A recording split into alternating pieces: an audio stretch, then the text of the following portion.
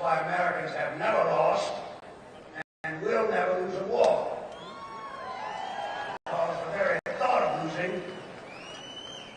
is hateful to America. Now, the Army, the team. Lives, eats, sleeps, fights as a team. This individuality stuff was crack. Various bastards who wrote that stuff about individuality for the Saturday Post don't know anything more about the real battle than they do about fornicating. We have the finest food, the best spirit, and the best men in the world. You know, thank God I actually paid those poor bastards we're going to be. By God, we're not just going to shoot them. We're going to cut out their living guts and use them to grease the treads of our tanks. We're going to murder those lousy young bastards by the bushel. Some of you boys, I know, are wondering whether or not you chicken out on fire. Don't worry about it. I can assure you that you will all be good to you. Nazis are the enemy. Wade in them. Spill their bombs. Shoot them in the belly. When you put your hand into a bunch of goo that a moment before was your best friend's face,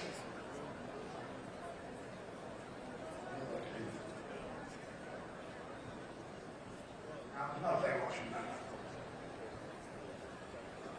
I don't want to get any messages saying that we are holding our position. We're not holding anything. Let the Hun do that. We are advancing constantly, and we're not interested in holding on to anything except the enemy.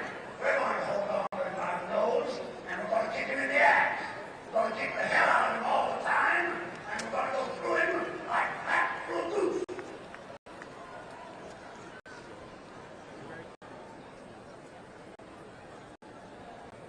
There's one thing that you men will be able to say when you get back home. Thank God for it. 30 years from now, when you're sitting on your fireside with your grandson Nominee, he asks you, what did you do in the Great World War II? You won't have to say, well, I shoveled shit in Louisiana.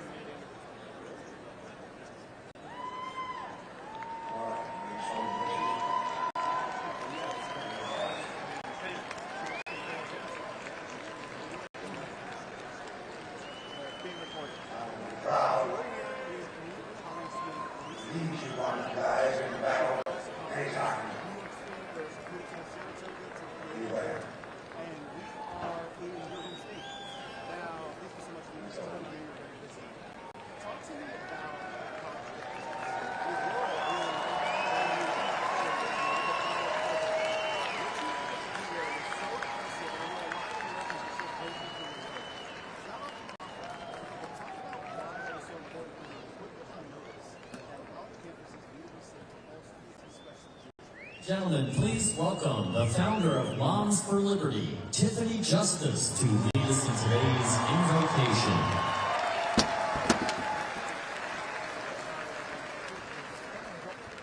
Heavenly Father, we come before you today seeking your divine wisdom and guidance. Lord, we recognize that true wisdom comes from you alone. Help us to discern your will in our lives, especially in these challenging times for our beloved nation. May we seek to honor you, not just with our words, but through our actions each and every day. Father, we ask for a deep-rooted love for America in our hearts. We thank you for blessing us all to live in the United States of America. We thank you for our founding fathers, who by your guidance set the framework for our republic. We thank you for the people in attendance attendance here today who love this country and ask you to protect it.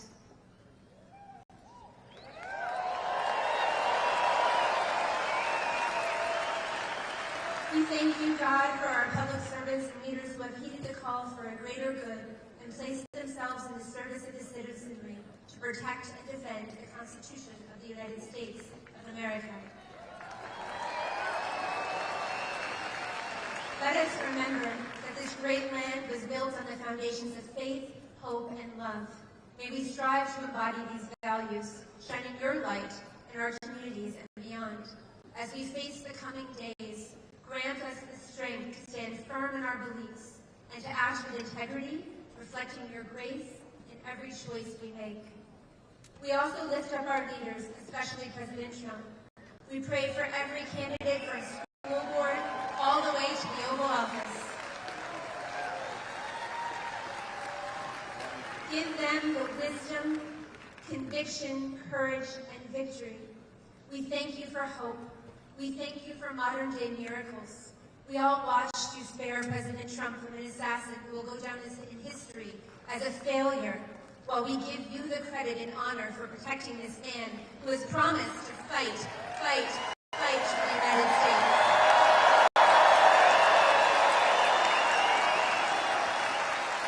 Surround him with your protection and strength, Lord.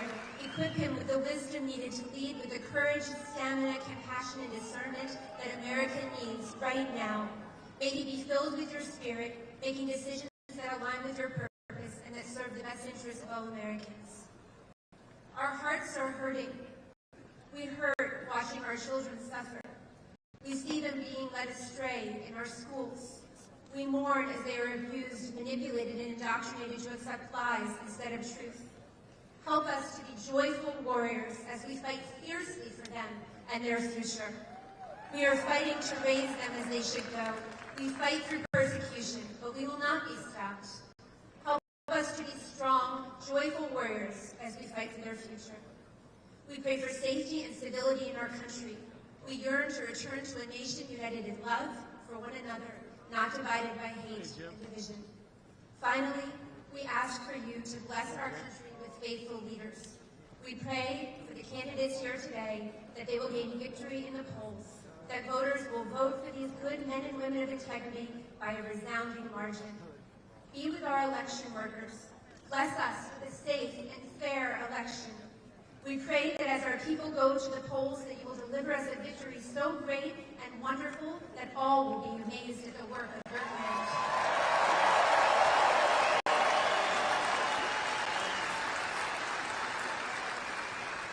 We also thank you for what you're going to do in our future as we continue to serve you.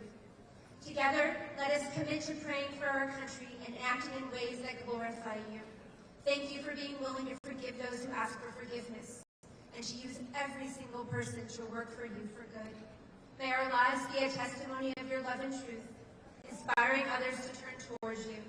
We thank you for hearing our prayers, and we trust in your perfect plan. We pray and ask for all of this in your heavenly name. Amen.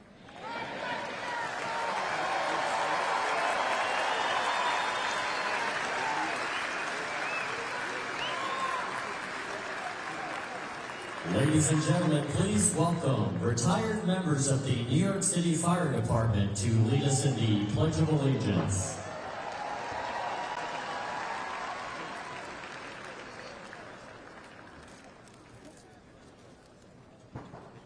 I pledge allegiance to the flag of the United States of America and to the republic for which it stands, one nation, under God, indivisible, with liberty and justice for all.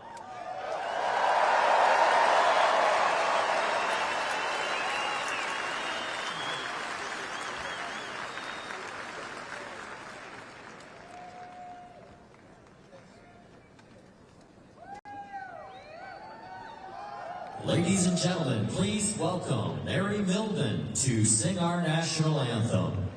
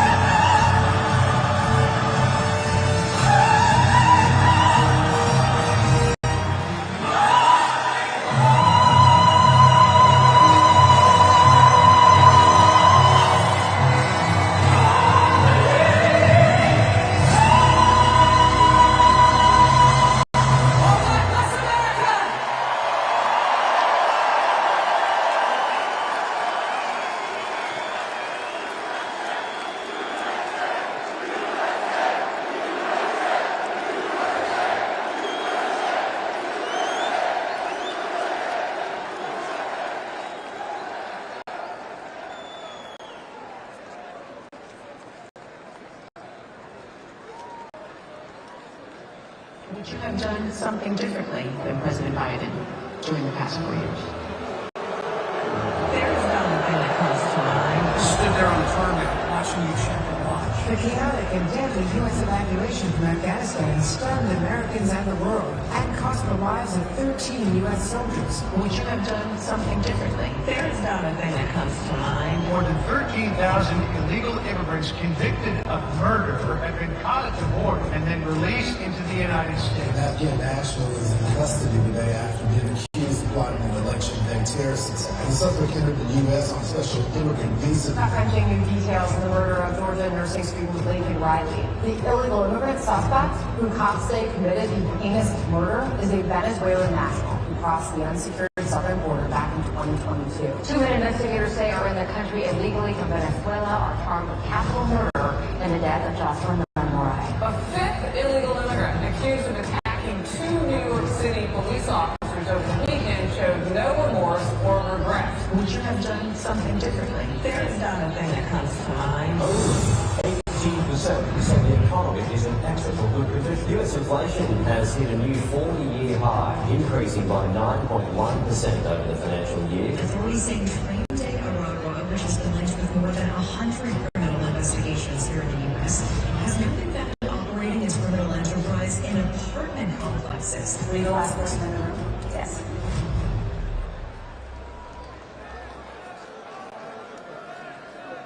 Ladies and gentlemen, please welcome to the stage comedian, roaster, and host of the Kill Tony podcast, Tony Hinchcliffe.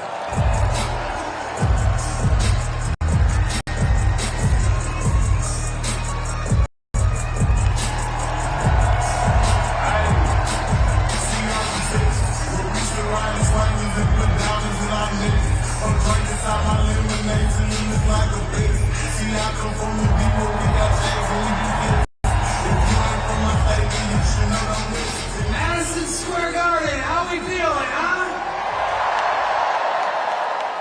Wow, isn't this special? 17 years ago, I was sleeping in my car behind the Comedy Store in LA, and I'm proud to say this is my 4th time performing at Madison Square Garden, the most famous arena in the damn world. The American dream alive and well right here. This is very different than where I'm used to performing, though. I'm used to nighttime with people drinking, not so many babies in the crowd, and people that are obviously only here for Lee Greenwood tonight. Normally, I don't make my political beliefs a known thing. It's divisive for a comedian to do that, but just know I sleep well at night knowing who I'm voting for.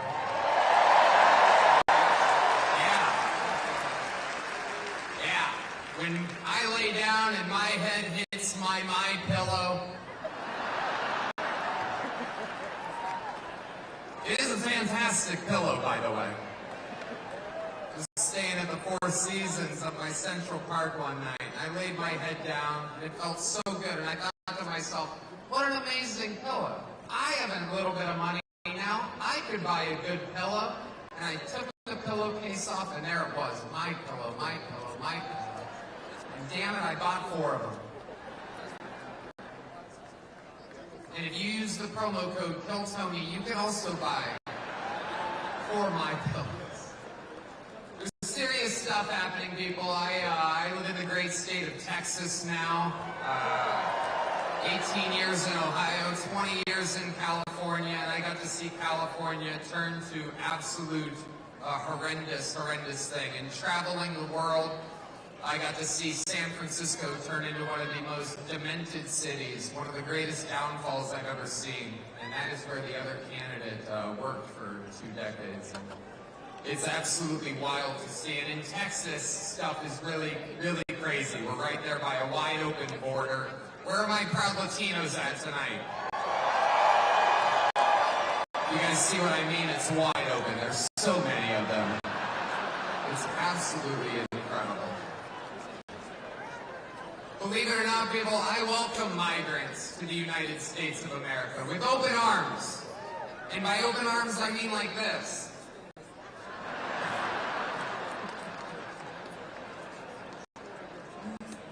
It's wild. And these Latinos, they love making babies too. Just know that. They do. They do.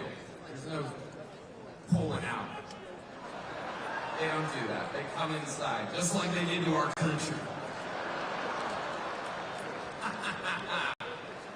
Republicans are the party with a good sense of humor.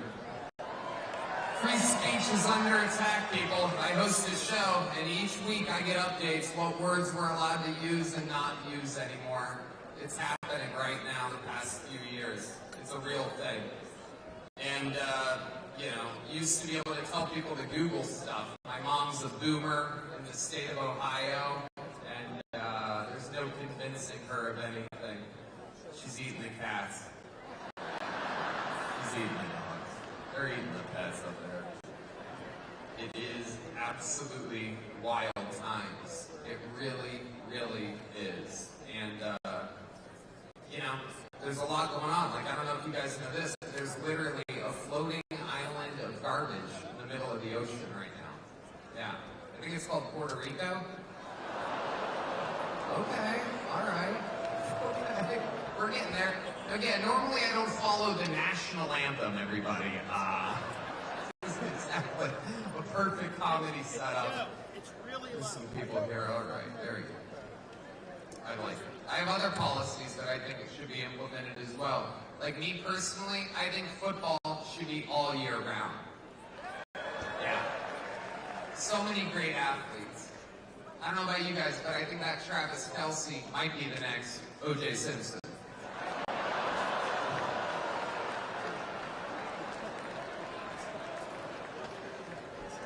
Feels good in there. The other side's got a lot of crazy endorsements. Swift, Eminem, Leo DiCaprio, Beyonce. Every day the Democratic Party looks more and more like a P. Diddy party.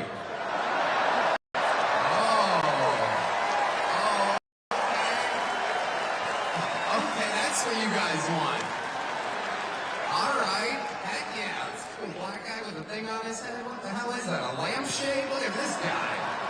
Oh my goodness.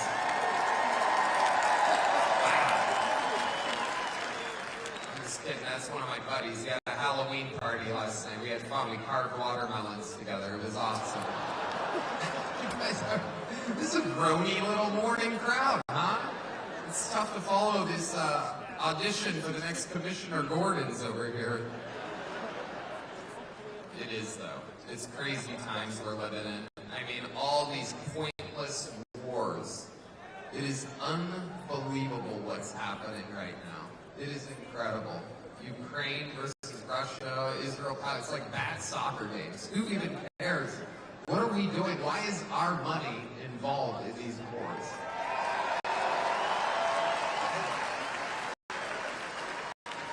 When it comes to Israel and Palestine, we're all thinking the same thing. Settle your stuff already. Best out of 3. Rock, paper, scissors. You know the Palestinians are going to throw rock every time. You also know the Jews have a hard time throwing that paper. You know what I'm saying? All right, we're having fun now. We're cooking. Hillary Clinton said that this is a Nazi rally here today.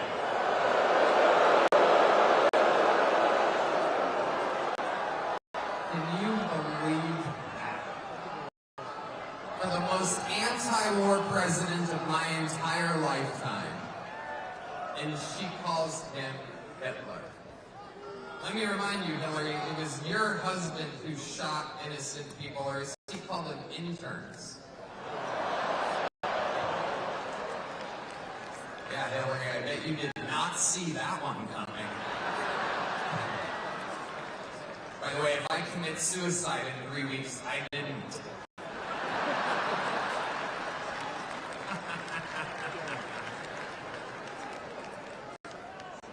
I mean, it's just obvious to me who the right candidate is. There's a guy out here dodging bullets.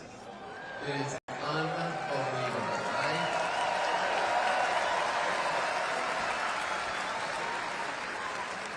He took it right in the ear. Unbelievable. I thought about this. I don't know if you have. Coolest place to get shot. Like, if you're gonna get shot anywhere on your body, that's where you want it. Right there. Technically, he got shot in the head, depending on if you're a Democrat or a Republican. Right? If you're a Democrat, his ear was grazed. If you're a Republican, he's survived a headshot. It is. It's the best place to get shot. It's the only part of the human body will drive a piercing through like a little girl's ear for no reason. Right? There's just no, it heals fast. Nobody cares. It's the best place to get shot. He went down, saw blood on his hands. I'd imagine he thought right then, I think I just won this shit.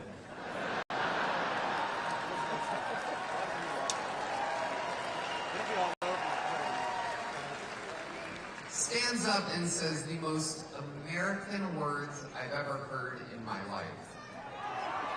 No. Before that, there was one more. Let me get my shoes.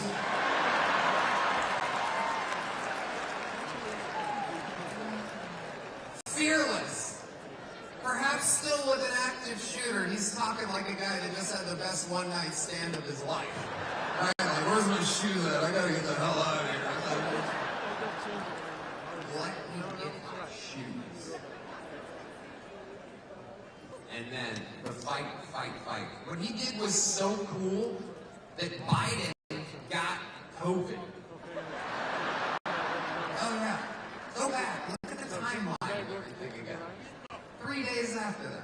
That means that Biden, he didn't get that from hanging out with sick people. He was in a sterile room in the White House, watching blood running down Trump's face as he pumps his fist. Biden's like,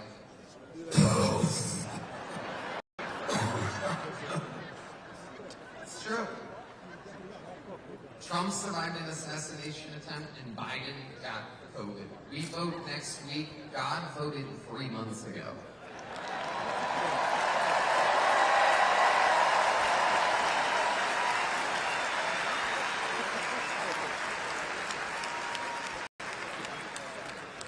Another great Austin, Texas resident, Elon Musk, will be speaking here later today.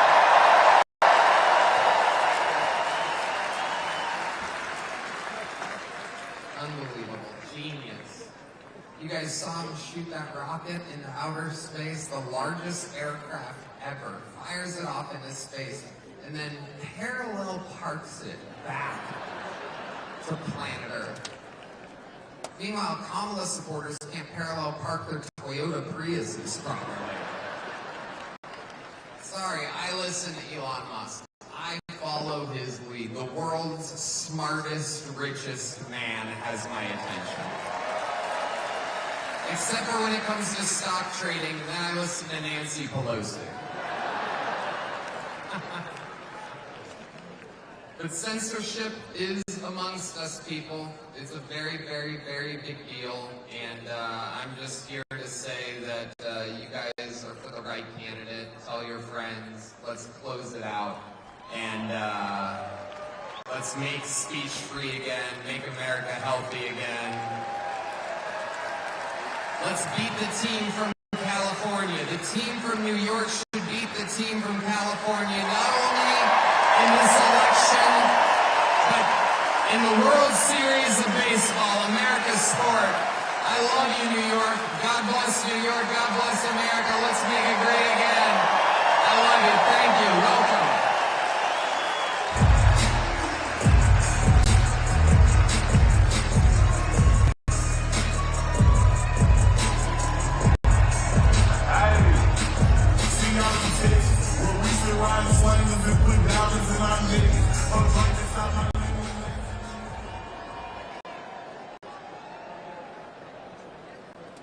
Ladies and gentlemen, before we bring up our next speaker, please bring your attention to the video screens.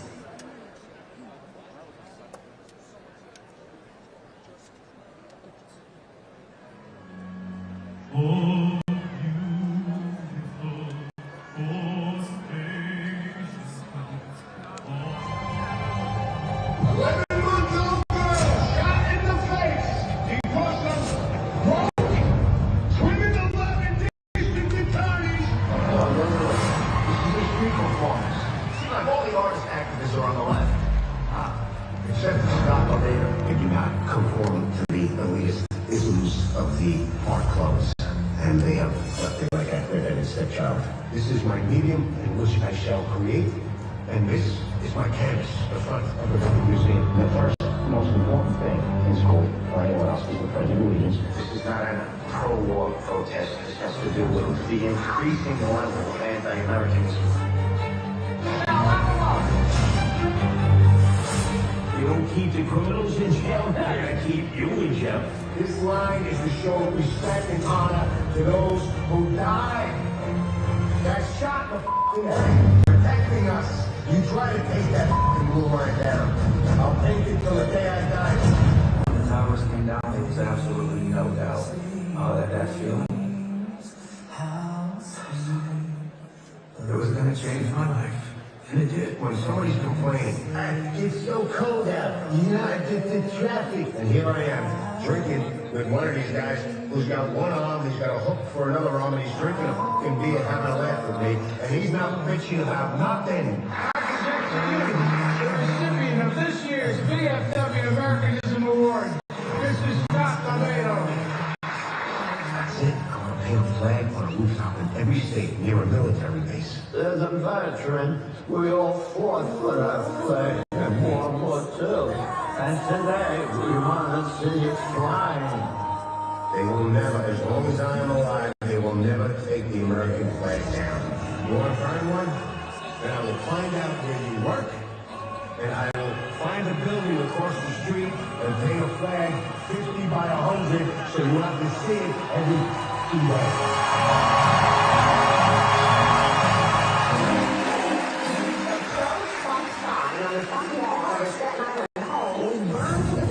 The hate I get is astronomical.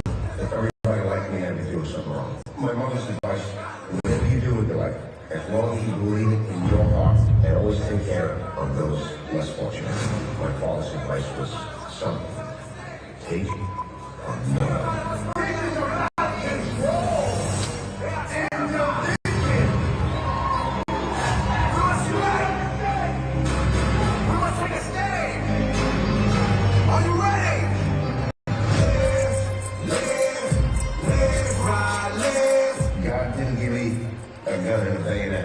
He gave me ink and brush, and I will fight in death for this country.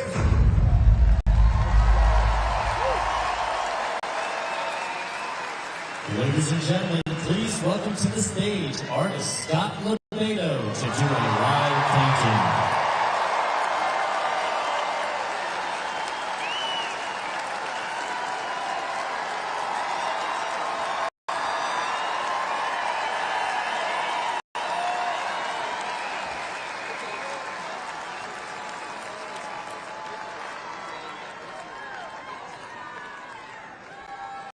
Before I create some art, I gotta say this.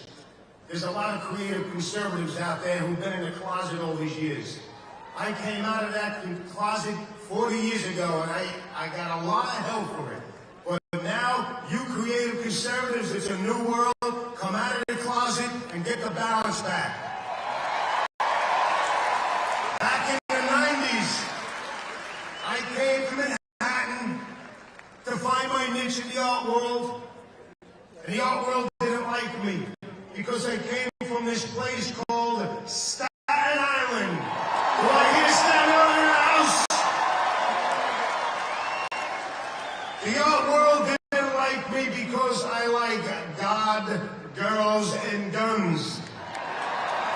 The art world didn't like me because I refused to succumb to the American-hating isms of their agenda. And they said I'd never make it in their world. Fast forward 35 years, I'm standing on the greatest stage in the world. In the greatest city in the world. In the greatest country in the world. And I'm opening up for the greatest fucking president in the world!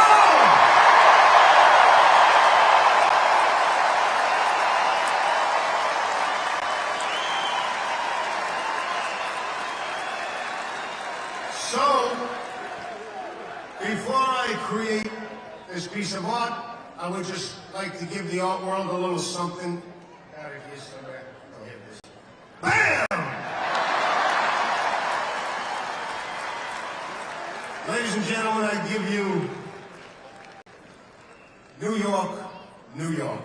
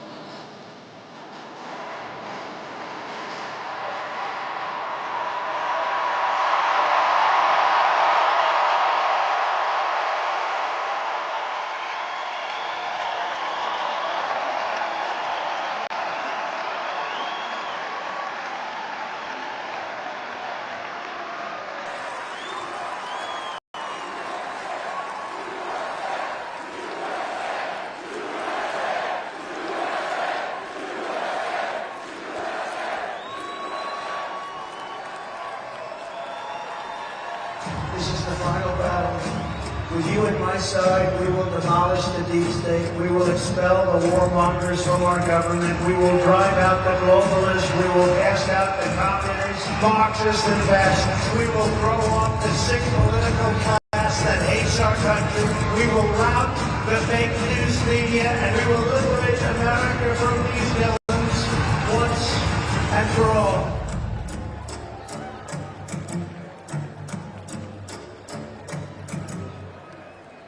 Trump's just outside of a fire station after leaving court. He's got pizza for the guys. Former President Trump always promised to deliver, and he did just that today. He handed out pizzas to members of both the New York Fire and Police Departments. This is the same fire station he visited in 2021 to commemorate the 20th anniversary of the 9/11 terror attacks. He also visited the plaque that honors a Green Beret who was awarded the Medal of Honor during Trump's presidency. They all love him because they remember what America was like under Donald Trump.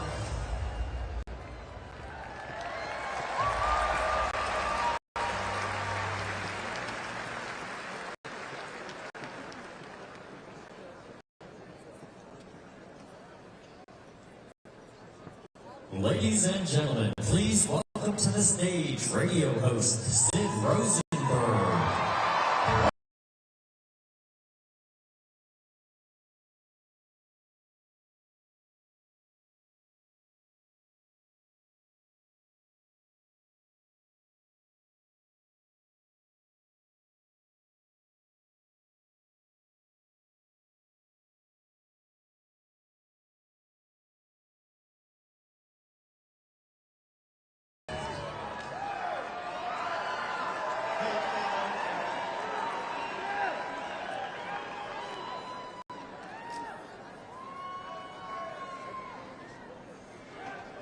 Well, I guess I'll start with this. I can't fucking believe I'm Madison Square Garden with all you people. I've been in this building many, many times. I've seen Mark Messier score game-winning goals.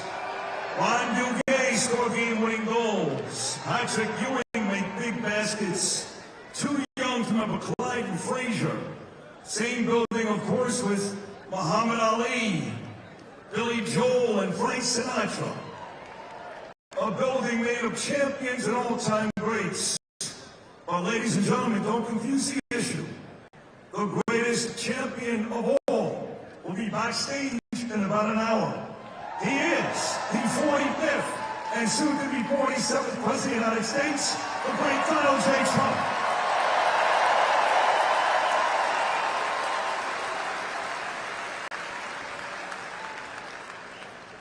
So, I just got back from Israel about 2 weeks ago.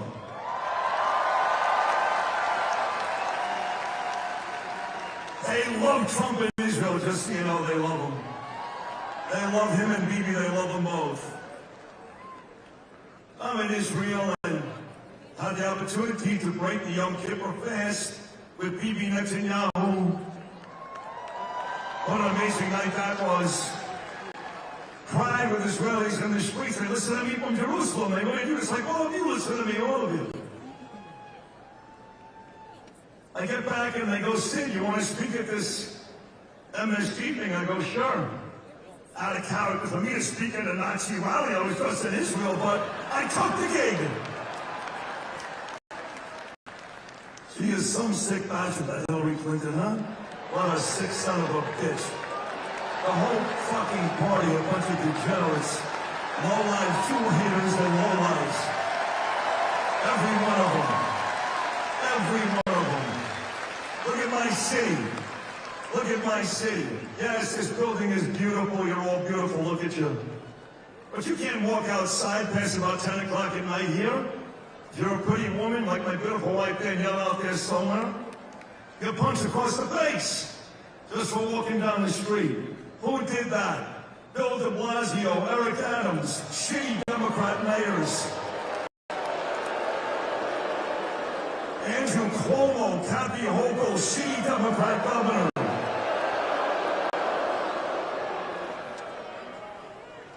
You got homeless and veterans, Americans, sleeping in their own feces on a bench in Central Park.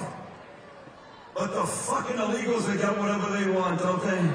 5-star hotels, cash, probably get Yankee Dodger tickets tomorrow night. That's all about the Democrat rule, folks. Whether it's blue cities, blue states, or a blue administration.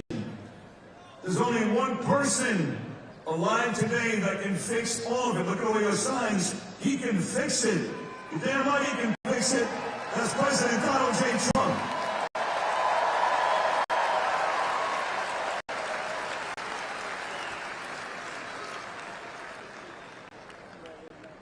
I said to my dad when I was a little kid, I was born in 1967 before John F. Kennedy was assassinated. I couldn't understand until Thurman Munson died, while grown men cried in the streets over Kennedy. But then they shot my friend President Trump in Butler, Pennsylvania.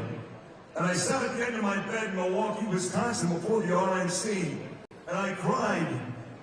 I know son, I knew what it meant to have a man like that. Scared the hell out of me. But as you've seen tonight already with just 2 speakers, the Muhammad Ali fought in this building. Is there a greater fighter ever in the history of our country than the great Donald J. Trump?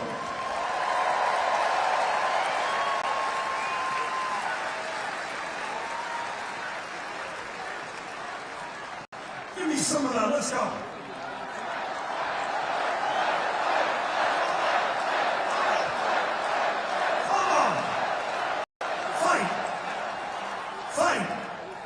Ladies and gentlemen, we're 9 days away.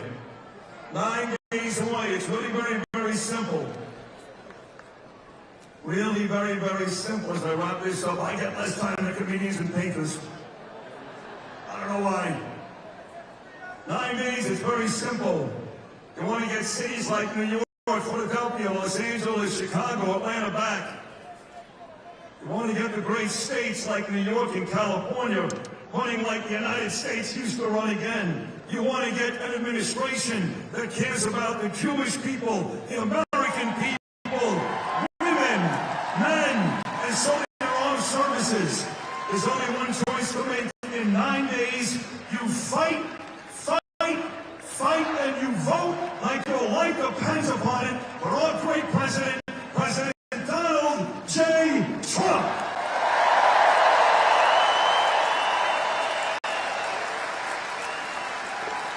So before this thing is all said and done today, do me a big favor, New York City. Show the world, New York, why we're still, why we're still the greatest city in the world, and tear the fucking roof off this place.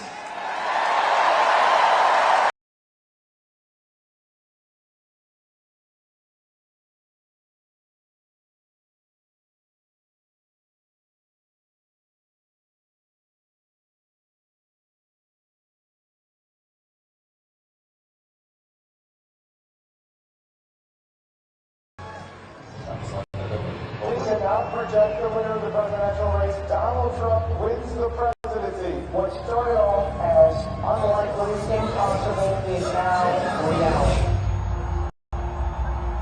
I will fight for you with every breath in my body, and I will never, ever let you down.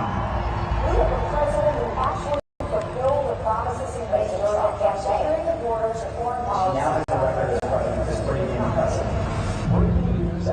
The FBI has executed an unprecedented search warrant at President Donald Trump's Mar-a-Lago estate. The president has both sides of the political aisle on the dangerous and unstable law within American history. The Justice Department has just indicted former President Donald Trump. For 7 years, they hated him, they targeted him, they hunted him. This is the epitome of the abuse of the prosecutorial power to preempt political decisions. I never thought anything like this could happen in America. The only crime that I've committed is to fearlessly defend our nation from those who seek to destroy it. The more that a broken system tells you that you're wrong, the more certain you should be that you must keep pushing ahead. They want to take away my freedom because I will never let them take away your freedom. They want to silence me because I will never let them silence you. They're not coming after me, they're coming after you, and I just happen to be standing in their way, and I will never be moving. On November 5th, 2024, justice will be done. We will take back our country, and we will make America great again. America will always rise to every challenge and overcome every danger. Donald Trump, it seems to always get stronger with challenge. These types of things, I think, give them strength. When I'm reelected, I will totally obliterate the deep state. As long as we have pride in our ways, courage in our convictions, and faith in our God, will not fail.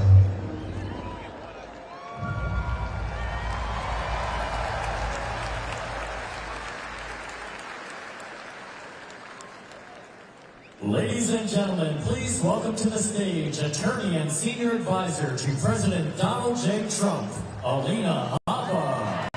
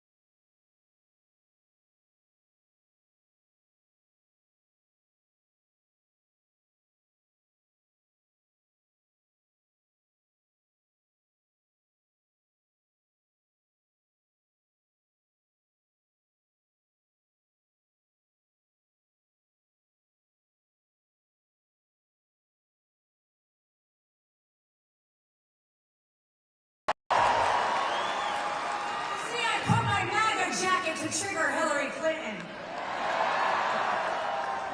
There you go, Hill. Are you ready to make history tonight and make some liberals cry?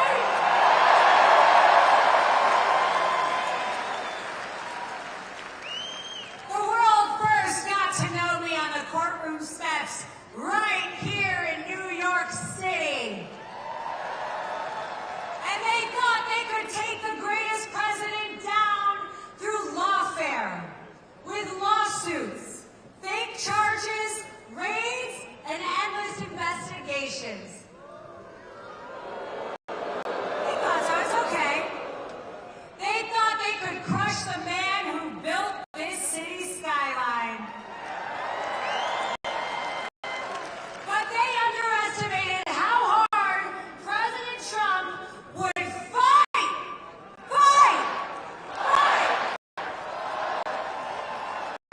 This rally has rattled some of my favorite swamp creatures. Hey guys, they're now scrambling and trying to call us Nazis and fascists and claiming, and you know what they're claiming, guys? It's very scary. They're claiming we're going to go after them and try and put them in jail. Well, ain't that rich? Kamala, you want to talk about a fascist? No one has ever voted for you to become a Democrat nominee.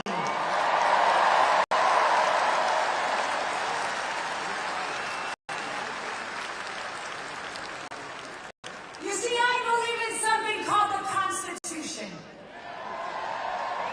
And I believe in someone called God.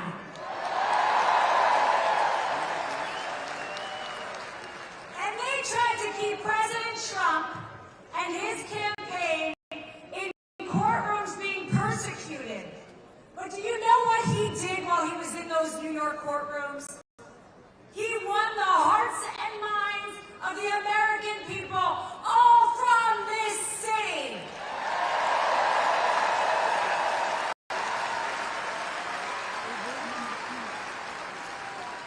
You see, the deep state, they underestimate how smart we are. And they want the American people to fall in line like a bunch of sheep. You know what they don't realize, New York? We're gonna be the ones herding sheep out of the White House on November 5th. Because Kamala Harris, you are getting evicted from my president's house.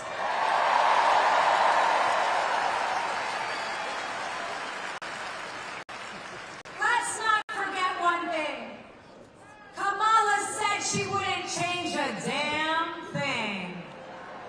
And look, it's okay.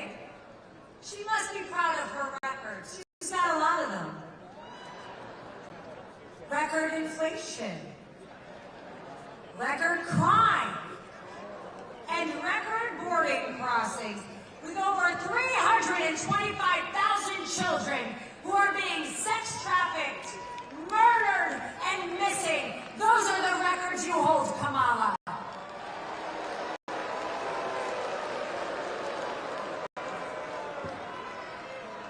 My family, I love my family. And that's my family right there. By the way, where's my Trump Bedminster people? Let's go, Trump. Don't get me started on my boy Tampon 2. You know, Timmy,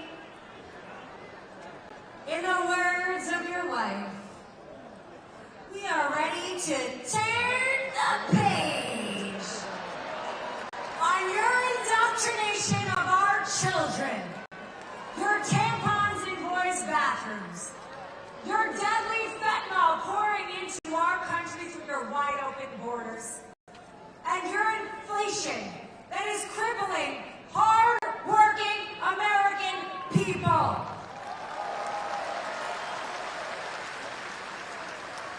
He claims to champion women, that he pushes policies that underwomen every single woman here. By the way, they can't even define what the hell a woman is. Get the hell out of here. They think we'll be fooled, that we'll believe their empty promises and be bribed with garbage like loan forgiveness and policies that will cost this country and my children's America trillions of dollars. But we are smarter than that, New York. This is the party of strength, resilience, and a voice that echoes around the world. Our voices cannot be silenced, and this movement will not be stopped. So when Letitia James, Alvin Bragg, Jack Smith, and the Harris-Biden administration came for my client, President Donald J. Trump, they didn't just come for him, they came for us. So on November 5th, New York, we are going to right this ship. In 9 days, you'll make the choice for an America that works for we the people, not the powerful.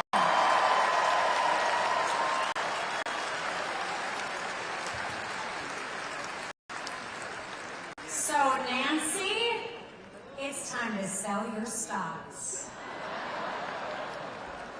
Take the cabal packing.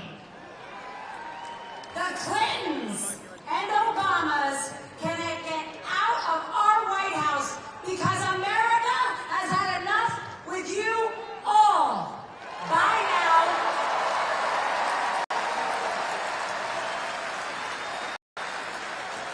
In 9 days, it's your turn to cast a vote for the man who's been in the trenches with you, the man who gets back up every time they try and knock him down.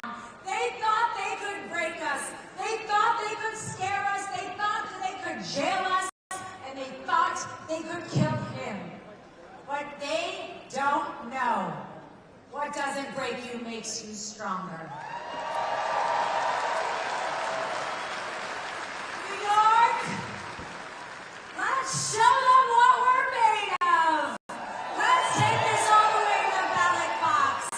Let's stand tall for our president, for our city, and for our nation, because New York, we don't just survive, we thrive.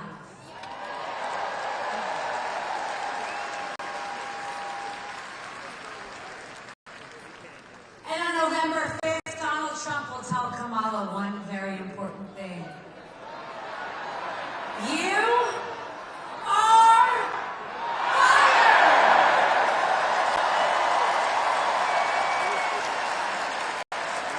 I will see you at the polls. Let's make history together.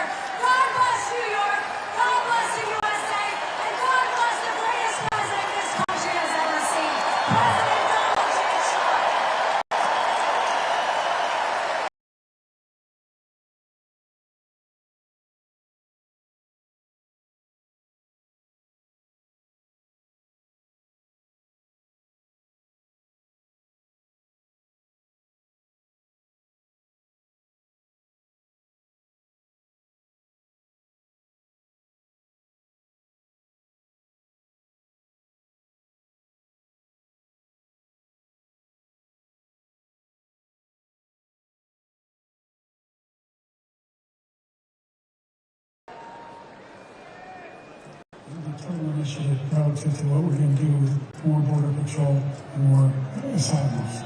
I really don't know what he said at the end of that sentence. I don't think he knows what he said either.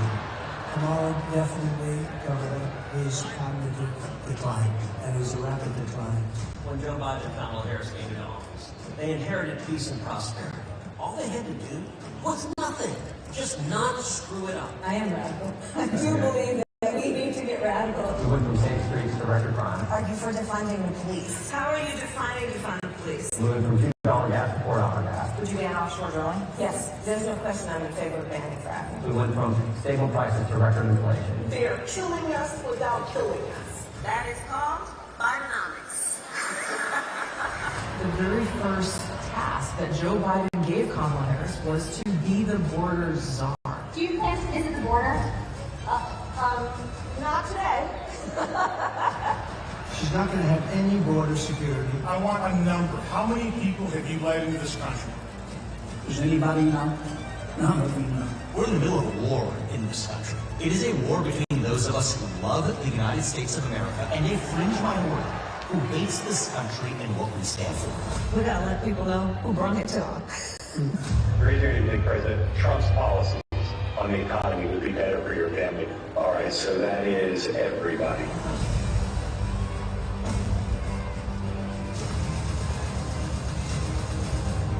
The chaotic and deadly U.S. evacuation from Afghanistan stunned Americans and the world. Afghanistan, yes. Were you the last person in the room? Yes. It was because of Kamala Harris's failed leadership while you had people hanging off the airplanes. When Putin saw how incompetent we were, he said, wow, I'm now going to go into Ukraine. This is what Russian President Vladimir Putin unleashed on Ukraine. It's almost like they intentionally tried to set the Middle East on fire. Hamas terrorists went door to door, slaughtering anyone they could find. I'll tell you what, we had a safe world. Now we have a very, very dangerous world. We're going to get rid of these people that have destroyed our country. He's doing this for one reason and one reason alone. It is a rescue mission for the American dream. Trump's rescue mission, saving America.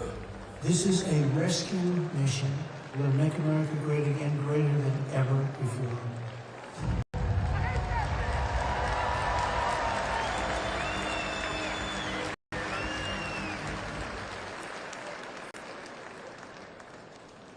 Ladies and gentlemen, please welcome to the stage CEO of 10X, Grant Cardone.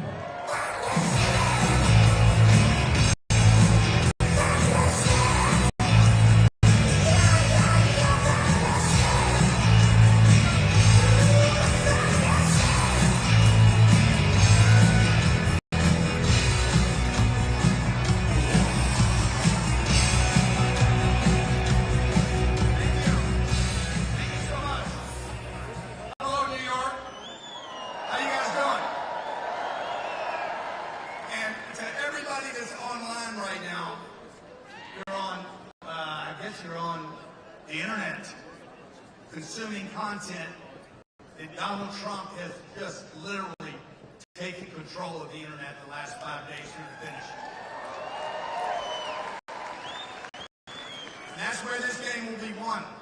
My name is Grant Cardone. I'm an educator, small business owner, and a real estate investor. And in February of this year, I came to this great city to make a real estate investment and had to discontinue the deal because of a scumbag liberal judge coming out with a $454 million judgment against Donald Trump. No, it needs to be bigger than that.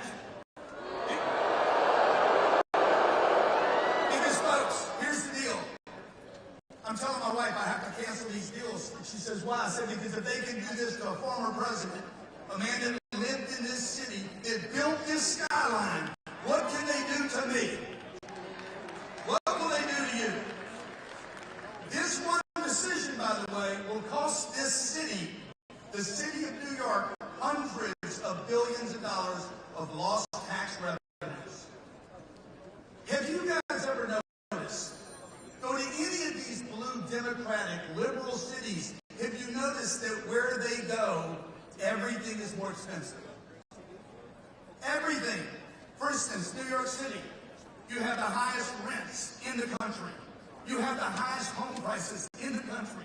You have the highest food prices, the highest transportation, and the most crime. And your politicians want more taxes, not less. This is insanity, folks. Okay?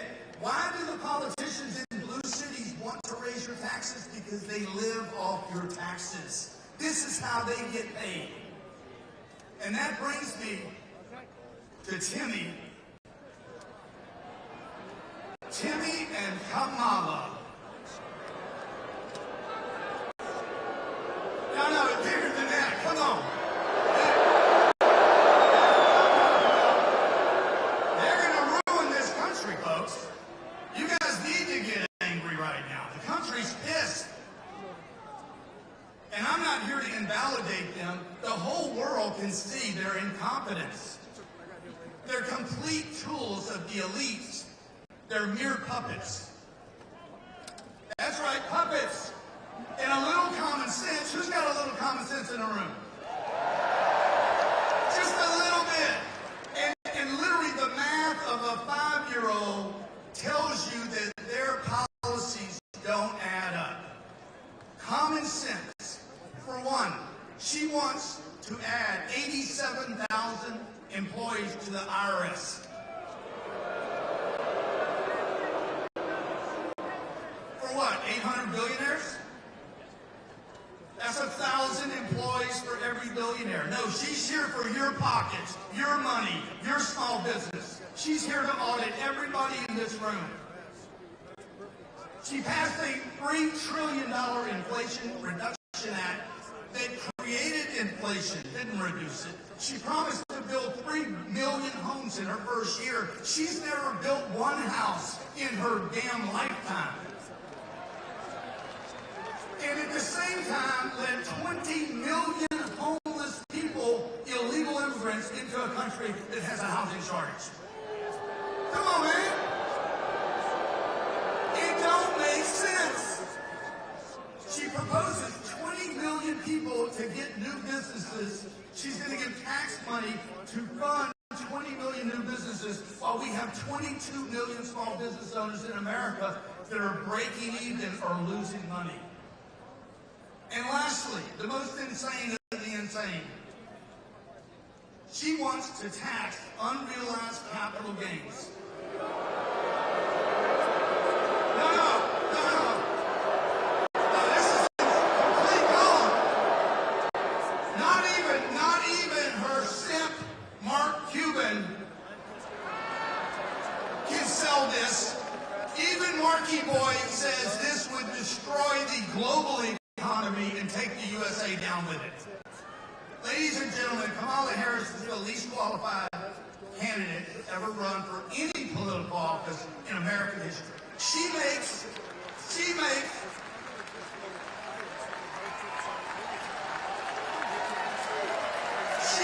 her boss look confident.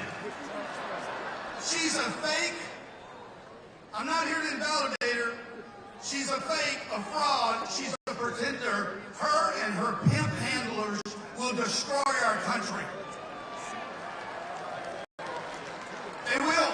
They've already crippled the dollar, manufactured inflation, imported a virus, censored their voices, funded transgender surgery, and made empty promises to the middle class for 50 years.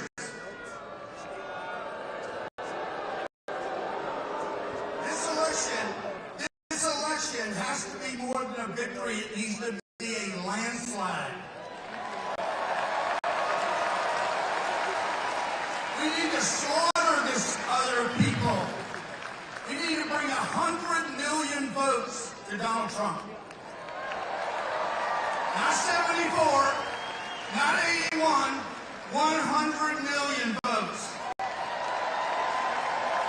Can you do it?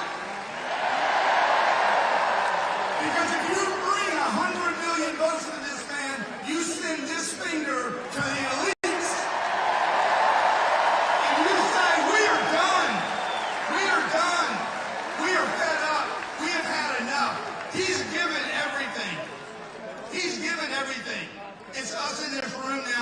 need to give the rest. We have to give everything for 9 days. Okay? That's not just coming to rallies. It's about putting a sign in your yard, a sticker on your car. It's about donating money. You've got to give, folks, today while you're here, everyone, $5, $10, $25. These elections cost money. If you do that, invest in this election, you will go down as a contributor that will make history. We will be in the history books 100 years from now. They will say in 2024, something happened in America. Something happened, a phenomenon, and it was galvanized around a bunch of people called MAGA. The MAGA people! The MAGAs! That's right, I'm MAGA! They will say it galvanized around people called MAGA and a man named Donald J. Trump. Thank you, God bless America.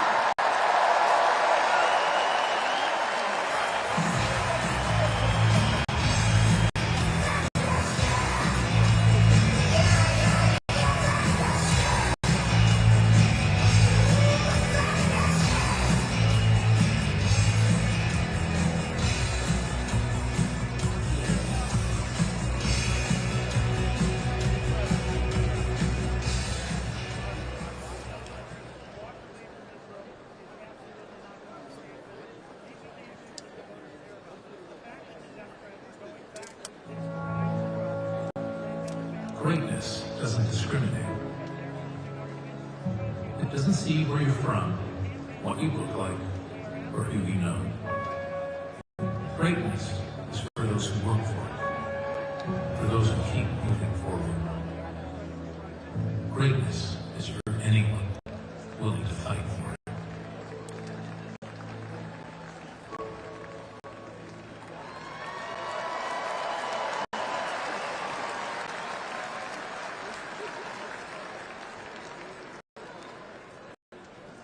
Ladies and gentlemen, please welcome to the stage former Acting Director of the Domestic Policy Council of the United States, Brooke Rollins.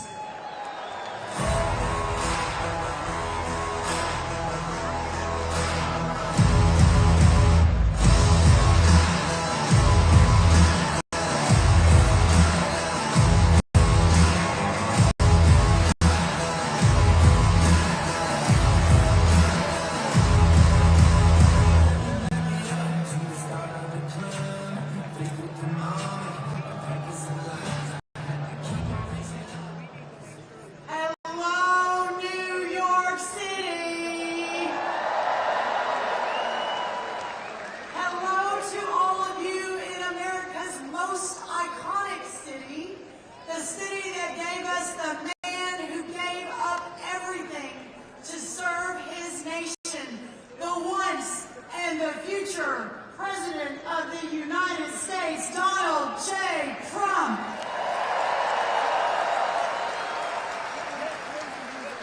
Only in America would a little girl raised by a single mom from a tiny town called Glen Rose, Texas, ascend to work in the West Wing for the most consequential president of our lifetime. And only in America would that same small town Texas girl end up here in this incredible city with all of you at the world's most famous arena. Let's go!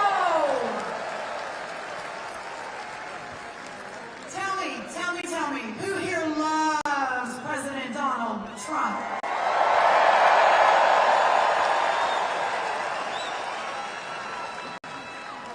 Then you are at the right rally.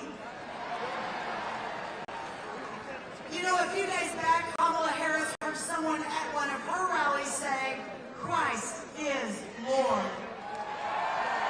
Let's give it up. She said, you know what she said? You are at the wrong rally, sir. But maybe for once in her life,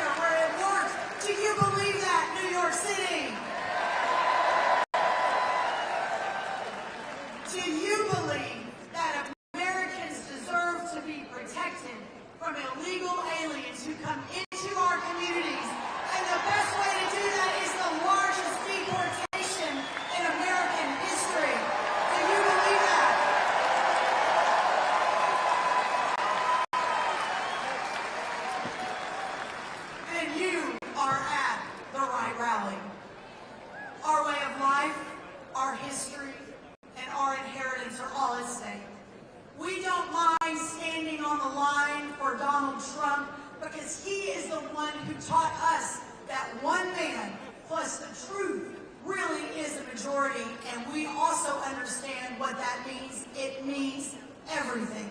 Everything we have been, everything that was meant, depends upon what happens right now. With just 9 days left, on behalf of an overcapacity, 6 times oversold Madison Square Garden Arena, tens of millions of grateful, patriotic Americans across this country, hundreds of millions of people across the world, I close today with this message to my friend, my mentor, my former boss. Mr. President, you put everything on the line for us, even your life, and you have always had our backs, and now it's our turn, and we will deliver for you, Donald Trump.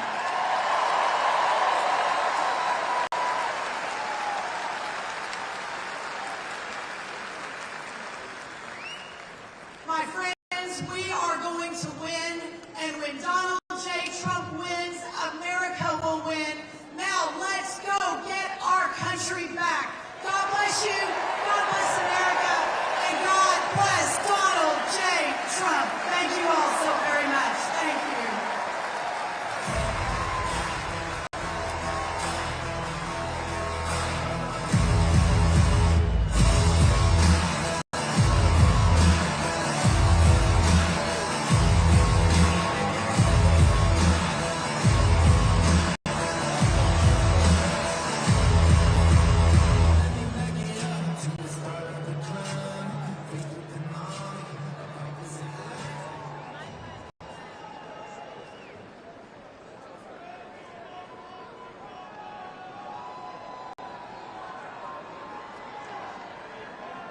Ladies and gentlemen, please welcome to the stage America's Mayor, Rudy Giuliani.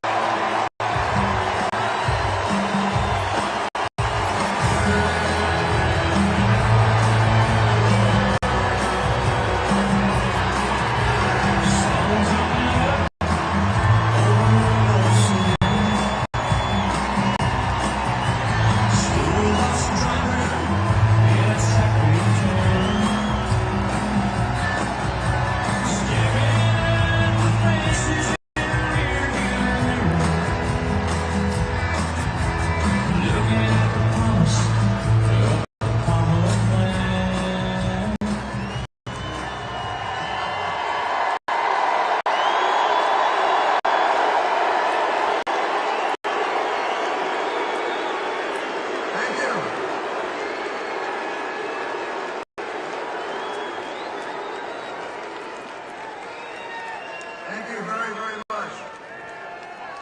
And welcome to the capital of the world.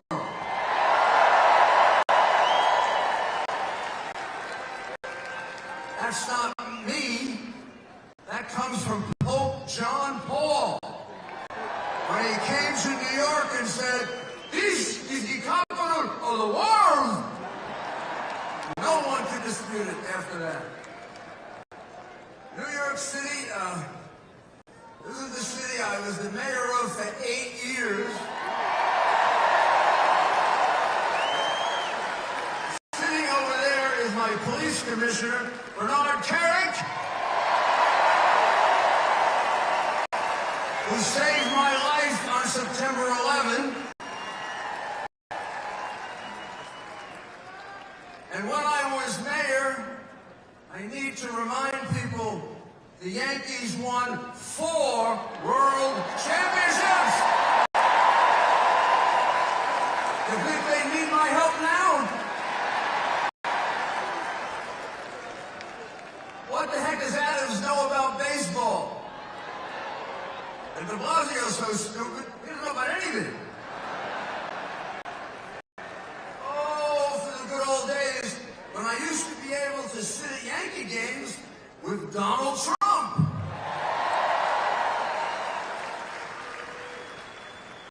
And George Steinbetter would make us pay for our peanuts. he was a great friend of both of us. And he shared in common with Donald Trump something that I know as the mayor that many people don't know, and they probably don't realize why he gets so angry when he's attacked and demonized. This is a very charitable, very good man. Yeah, I know he's a great president, but this is a very good man. He and George Steinbrenner would step up anonymously every time a police officer not just killed but hurt. Every time a firefighter not just killed but hurt. Every time something horrible happened in the city, they would call, they would offer services, money, help, a hotel room. And when I wanted to make it public, they would say no, because they said that you got to save that. The credit you get for that, you get from God. If you make too much of it here, it gets used up.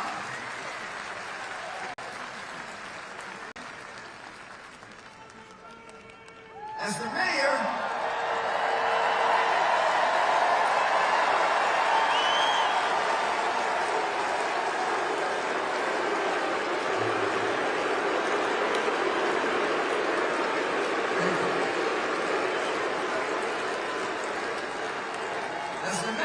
you know that I reduced crime more than any mayor in history. I improved the quality of life in 5 boroughs. I lowered taxes.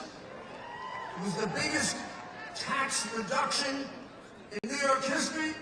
Not like Donald Trump's tax reduction, not as big. You know why it was the biggest? It was the only one. I mean, I was only the 3rd Republican mayor in 100 years. And we carried out the biggest welfare-to-work program in the world.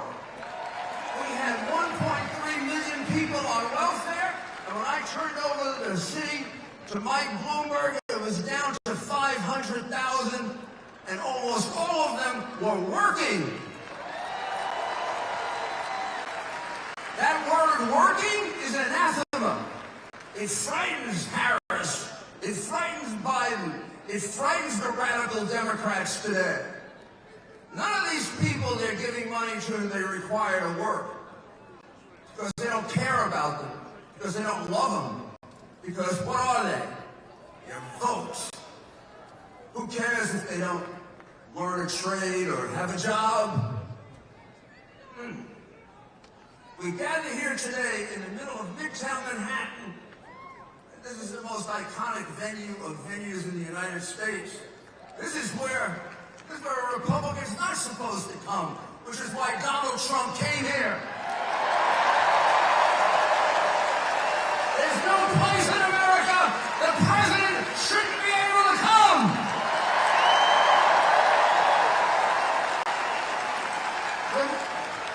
Remember New Palestine?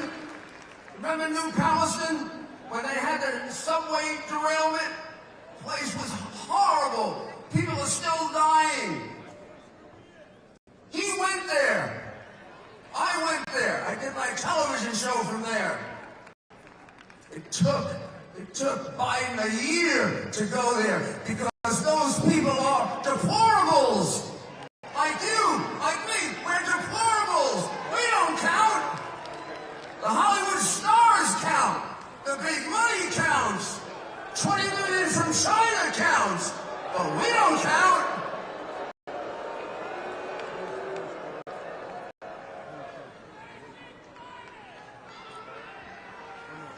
Just 4 miles from here, we had the worst terrorist attack in the history of our country. I'll never forget that through all the pain and misery, we came together. Places of worship, hundreds of funerals, praying to God. What's happened to God? We don't pray to him anymore.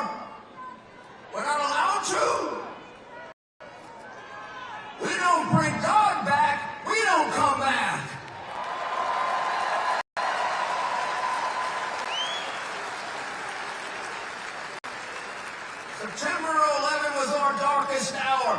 October 7 was Israel's darkest hour. They are our best friend. I worked for Ronald Reagan for 8 years.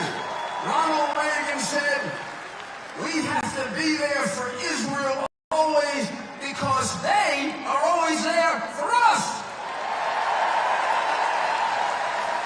Hamas is not there for us. Iran is not there for us. They want to kill us. And the Palestinians are taught to kill us at 2 years old. They won't want a Palestinian in Jordan. They won't want a Palestinian in Egypt. And Harris wants to bring them to you. They may have good people. I'm sorry, I don't take a risk with people that are taught to kill Americans at 2. I'm on the side of Israel. You're on the side of Israel. Donald Trump's on the side of Israel. And they're on the side of the terrorists.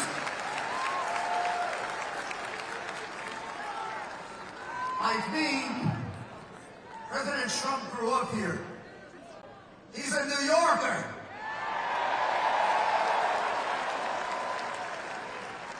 That's why some people get a little annoyed at him. He speaks his mind. But wouldn't you rather have a president that communicates with you than one who sits in a basement babbling? Or another one who, when asked, why do you want to be president? She says,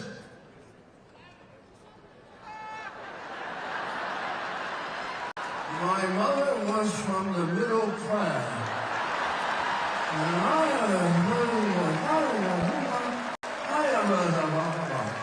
Then CBS puts in something done by a Harvard PhD. I want to be president. Even that was stupid, the one they put in, but at least it was in English.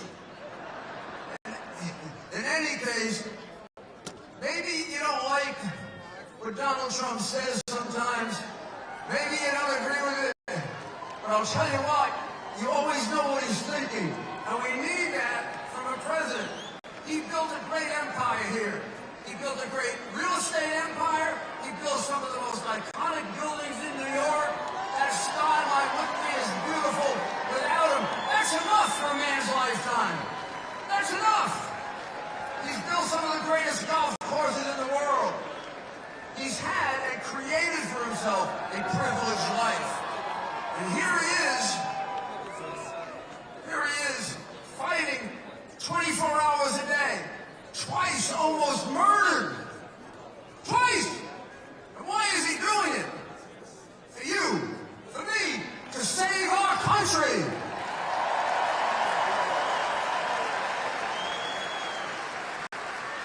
He saw that we were on the path of destruction, and he couldn't sit by. He saw that the backbone of America, the people that he grew up with, the laborers that he and his father used to build their business, are people they cared about, people they love. People say, well, how can this billionaire relate to regular people? Because he is a regular person. His father taught him how to relate to everyone.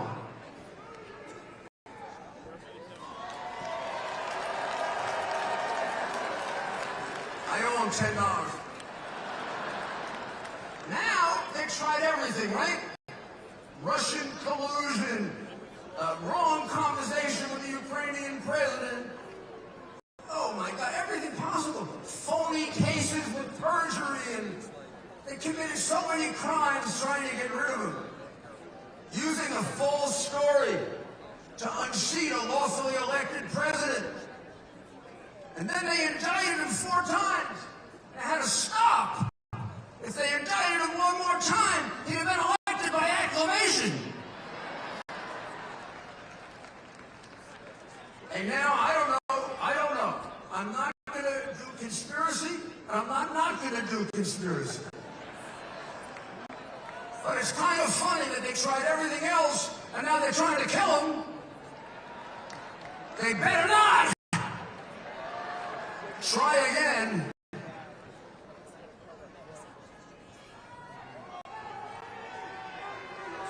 Donald Trump answered the question without a doubt as to who can lead us out of this morass of socialism, fascism, and communism that the Biden regime has put it in.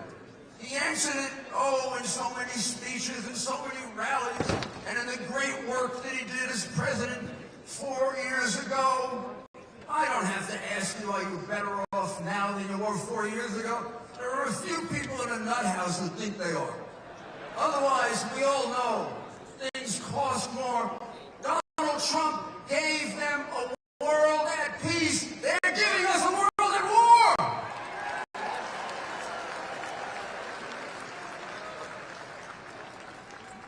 He'd have been a great president even if this didn't happen. But on July 13th of this year, after he came this close to death, when he was down on the ground, he couldn't possibly have any idea how bad it was. Within seconds, he got up. Did he run away? Did he hide? Did he crawl? Did he appease the people who might have been attacking him? He stood up, and he thought about you and me. I was really worried about him. And then when we saw him say, fight, fight, fight, fight, fight, that's the man to lead us back to the America we love. All right. You know, Thomas Jefferson and Abraham Lincoln believed that every American, because it isn't just Donald Trump, you got to do it. Every American should take an oath to make this country better than it was handed to him or her. If I died now, I would break that oath, because America is not better today than it was when it was handed to me, or than it was 4 years ago. But in a few weeks, we get a chance to change that. I want every one of you right now, every single one of you, to say yes. When I say this, do you swear to make America better and greater by voting for Donald Trump and J.D. Vance? Now go do it! Fight!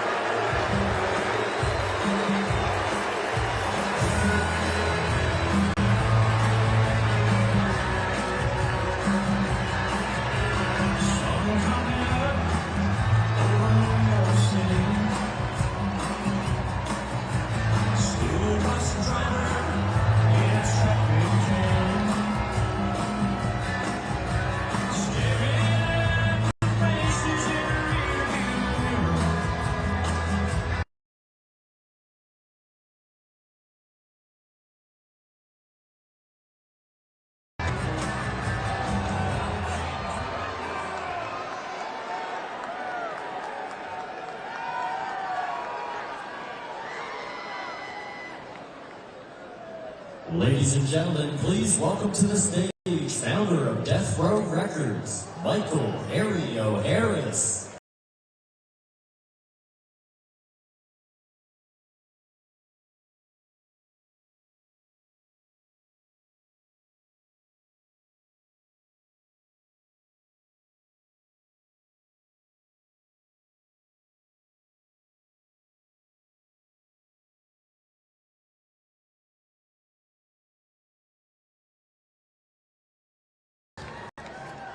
Thank you.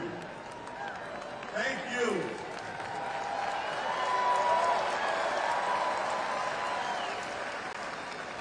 Madison Square Garden.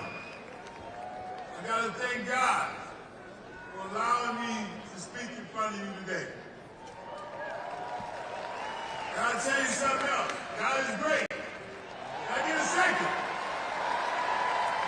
And I'll tell you the secret, though. If it wasn't for Donald Trump, I wouldn't be standing here today. So I want to thank President Donald Trump for allowing me to stand in front of you here today. It's the biggest story. I'll let you know about it.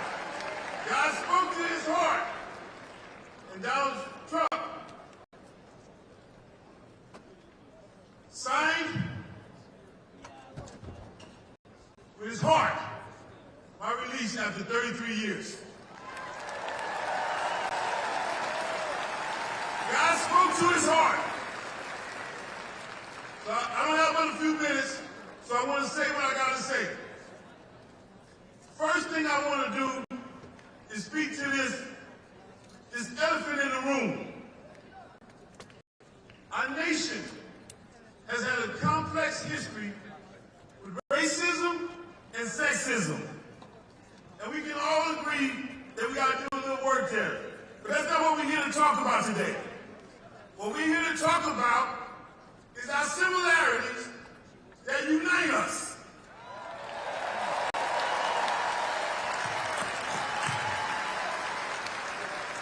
We want to talk about family security.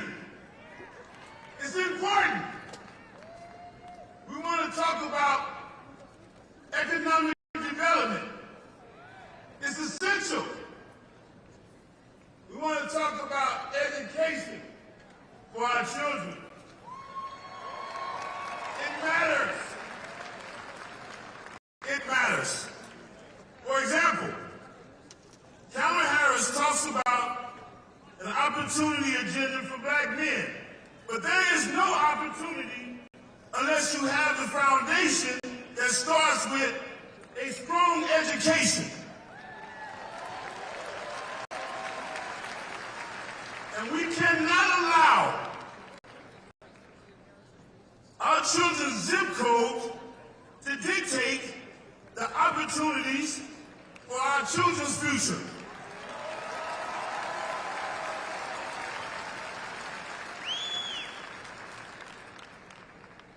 School choice is like the First Amendment of opportunity agenda. The rest of the Constitution can't work if you don't have the right enshrined in the First Amendment.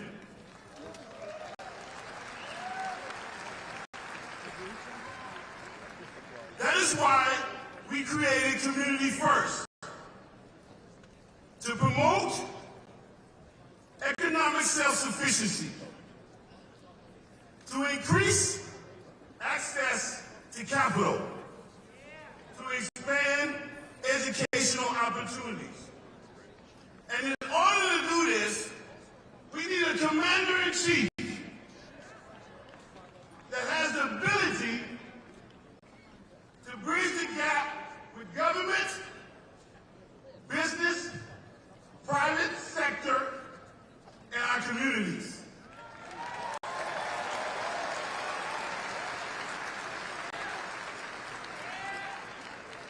Maybe I didn't mention it. I'm the founder of Community First.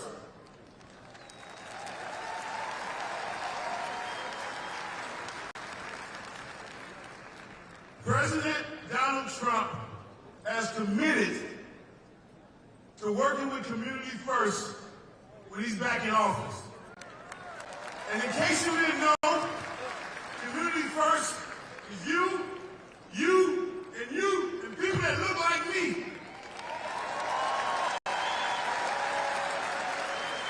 So Community First endorses Donald J. Trump to be the 47th president of these United States of America.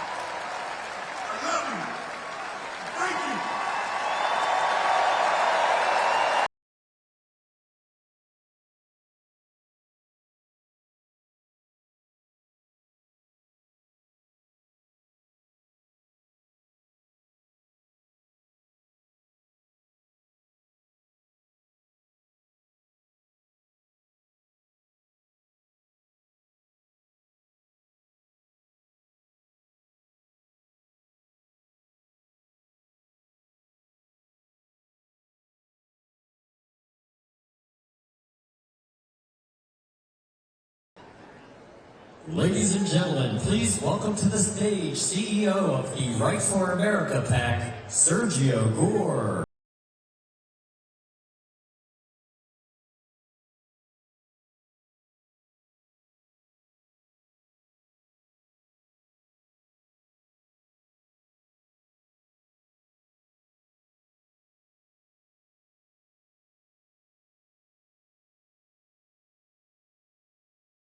Hello, New York!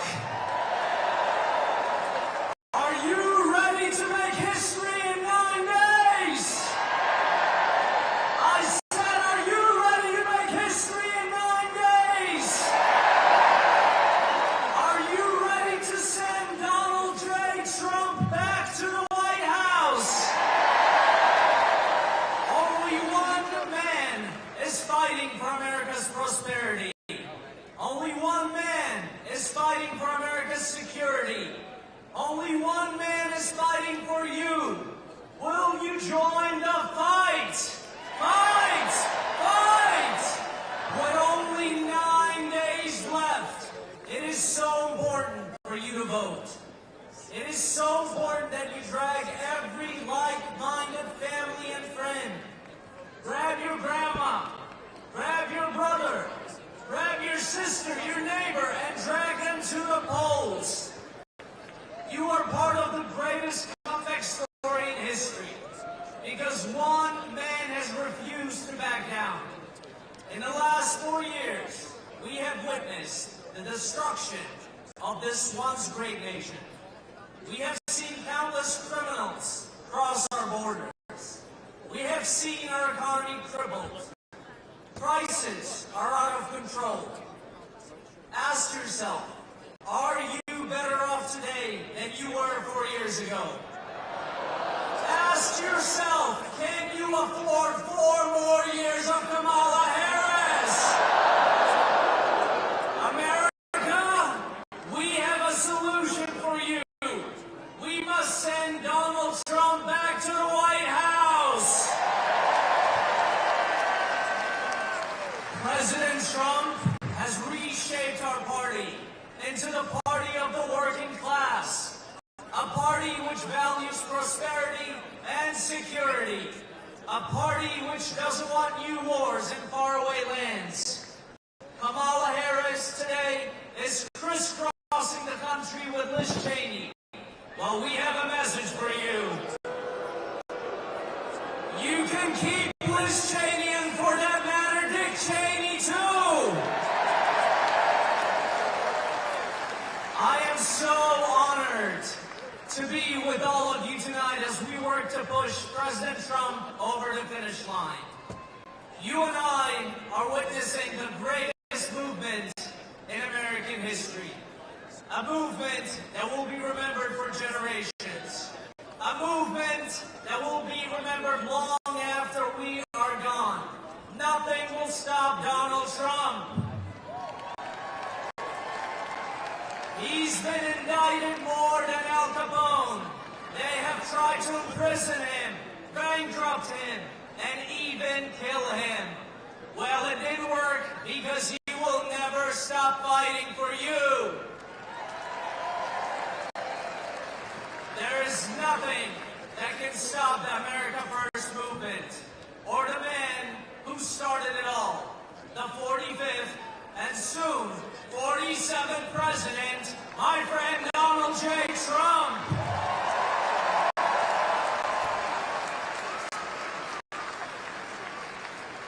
And if we do our job, we will be watching the CNN meltdown on November 5th. As Wolf Blitzer announces, Donald J. Trump has been elected the 47th President of the United States! Thank you, and onwards to victory!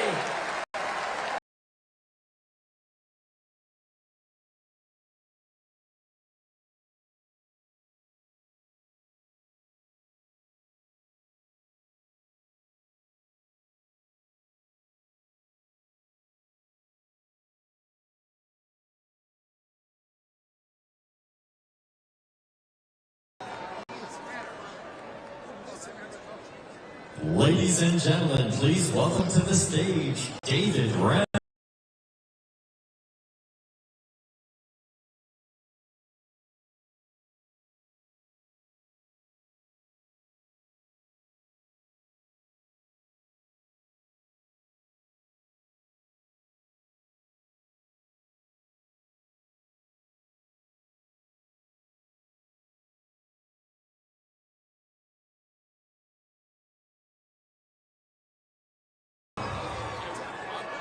Thank you.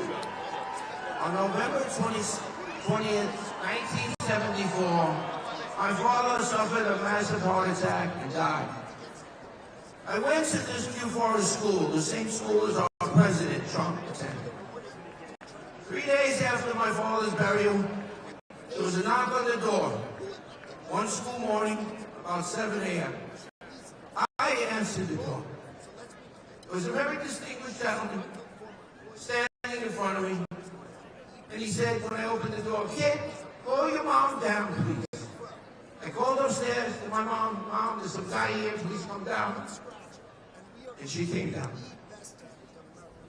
And he said to her, "I'm very sorry to hear about Joseph Burns' death. I'm Fred Trump, Donald's father." And my mom said, "Yes, I know Donald Trump went to Q Forest School." He said, "Yes, Mrs. Rem, but what you probably don't know is that I'm still on the board of trustees. And this morning, I let Philip Rogers, who's the headmaster at Q Forest School, know that from this day forward, I, Fred Trump, out of my own pocket, is going to be paying for your 3 children tuition at Q Forest. Because I don't want the kids to have to go back into the public school system." Now, who would do that except President Trump's father? And the fruit doesn't fall far from the tree.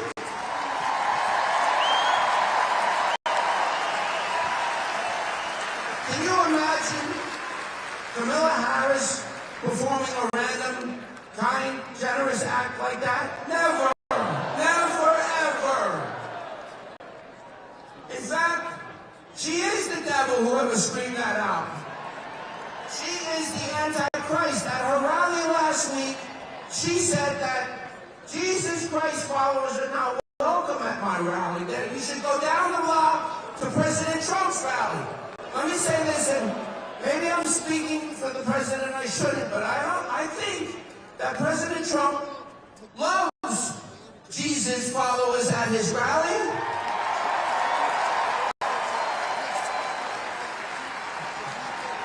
And I think that President Trump, in what he has experienced, knows that Jesus Christ is king.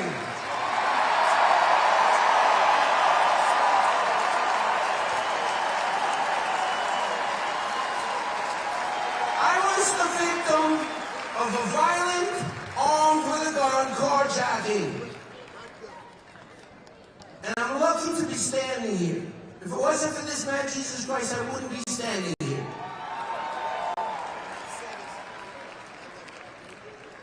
The mayor that we have here in New York, Eric Adams, is a disaster. I once called out Bill de Blasio. This mayor is worse than Bill de Blasio and David Dickens combined. I just want to say this. The cross that I'm holding is the cross that my mother, Beatrice Graham, used to hold in the air when she prayed at night, every night, for Donald Trump and his family. Because we knew 3 years ago that his life was going to be attempted to kill. Because they don't want to face Donald Trump at the ballot box. So they'll do anything they can to imprison him, kill him. And I'm just going to wrap this up, and I just want to tell President Trump that I'm fluent in Spanish, and I will follow you to the swing states, and I will speak in Spanish to the Latino voters, and I will make a difference. Donald, you need the Latino voters. The Latino voters will switch this election for your favor. I just want to drop an announcement here. I decided I'm going to make a run for mayor.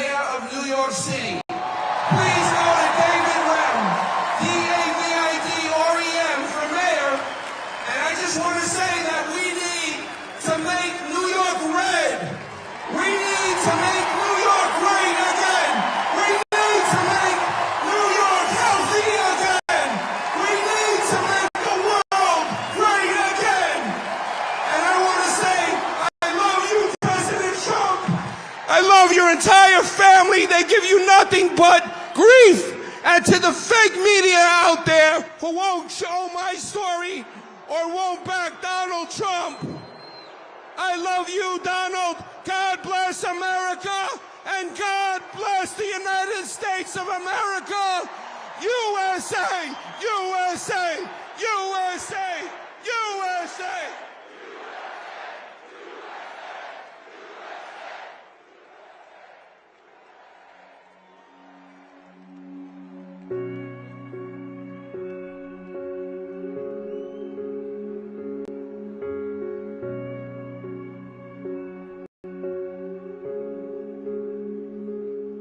Up and down,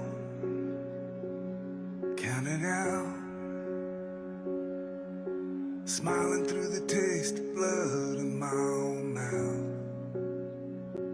I got bruises and broken bones, but they don't know I ain't in this ring alone. I'm a fighter. No one can say that I'm a running hider.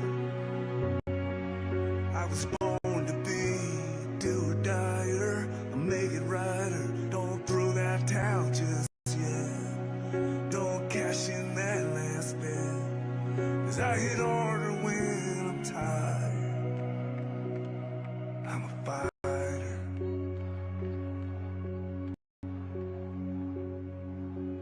Get back up, that's what I do.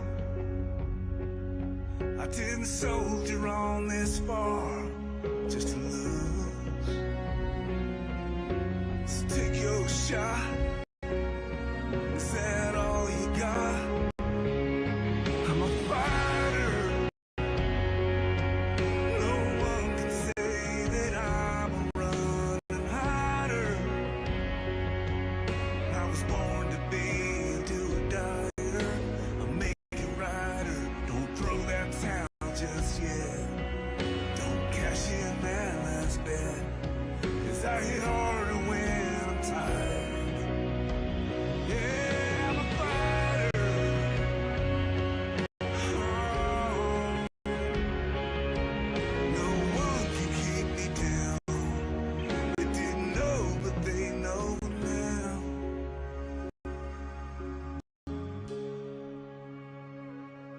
That I'm a fighter. No one can say that I'm a running hider. Don't cash in that last bet. Don't throw that towel just yet. I'm a fighter.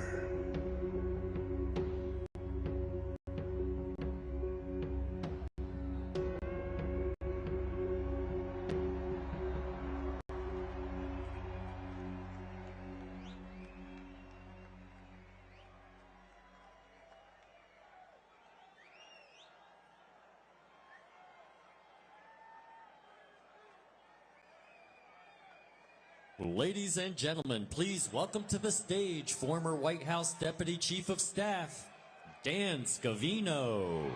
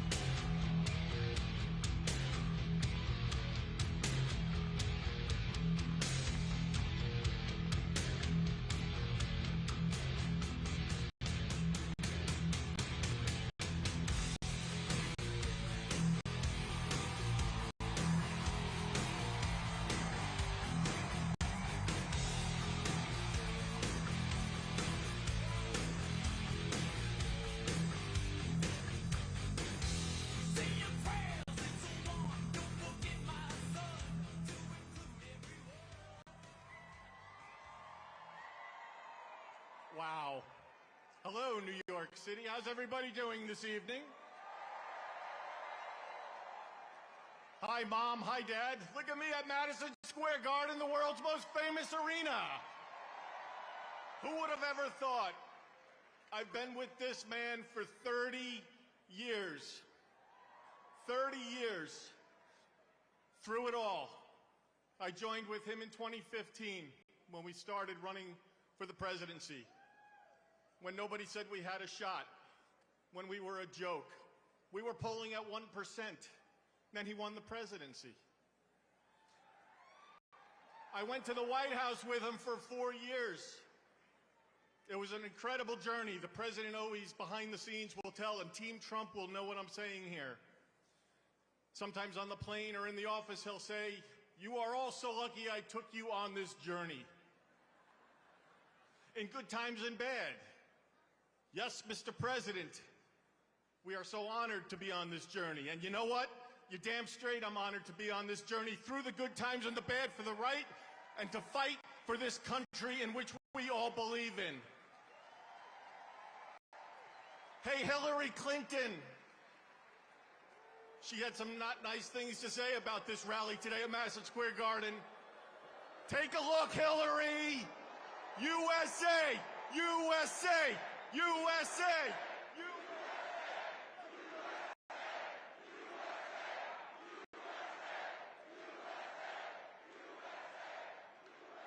This has been the journey of a lifetime. The last 9 years have absolutely been incredible. But guess what? We've got 9 days. 9 days till we go to the polls and we vote for Donald J. Trump to be the 47th president of the United States of America. And it's going to happen, but you all need to get out and vote, vote, vote, and fight, fight, fight. Stay strong. The president loves each and everybody in this arena. Quick story, Butler, Pennsylvania. An attempted assassination. We went to the hospital. I'm going to give you a behind the scenes with the president. We go to the hospital, shot in the air, the entire world is watching on TV. He's in his hospital room, asking how things are going. I showed him that iconic photo of him raising his fist and said, "Sir, this is the most iconic photo, I think, in the history of not only politics, but of all time." He stared at the photo. I told him it was from Doug Mills, New York Times photographer, a great photographer. The president's reaction was, "How is Doug? Is Doug okay? Reach out to Doug. See how he's doing." Of which I did when we were in the hospital. Everything he had going on just shot in the damn head. And the guys cared and concerned about how Doug is doing, how his team is doing that's with him at Team Trump. The behind the scenes moments are things I could go, honestly, I could go for 10 hours here and tell you stories, but I only have 31 seconds left, so I will wrap it up. You've got a fighter behind the scenes and out in public. The guy loves the United States of America. He's working 24 hours a day, 7 days a week, campaigning, running all over the country. Loves this country. He's a patriot. You're all patriots. I cannot believe looking at this Madison Square Garden and just seeing it's packed to the brim. There must be 20,000 plus people. Love my family.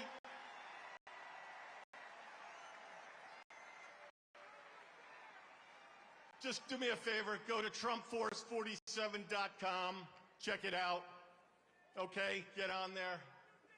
Get out and vote, vote, vote, please. We gotta win. We've gotta win. We are going to win. We are going to have Donald J. Trump as the 47th president of the United States of America. If you all go out and vote, vote, vote, and fight!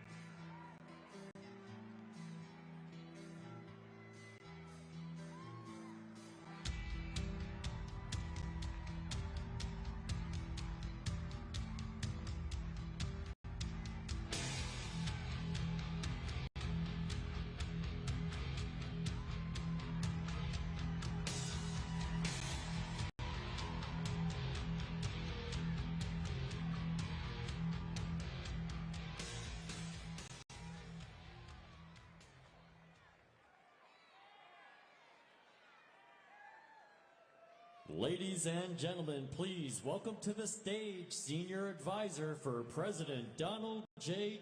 Trump, Stephen Miller.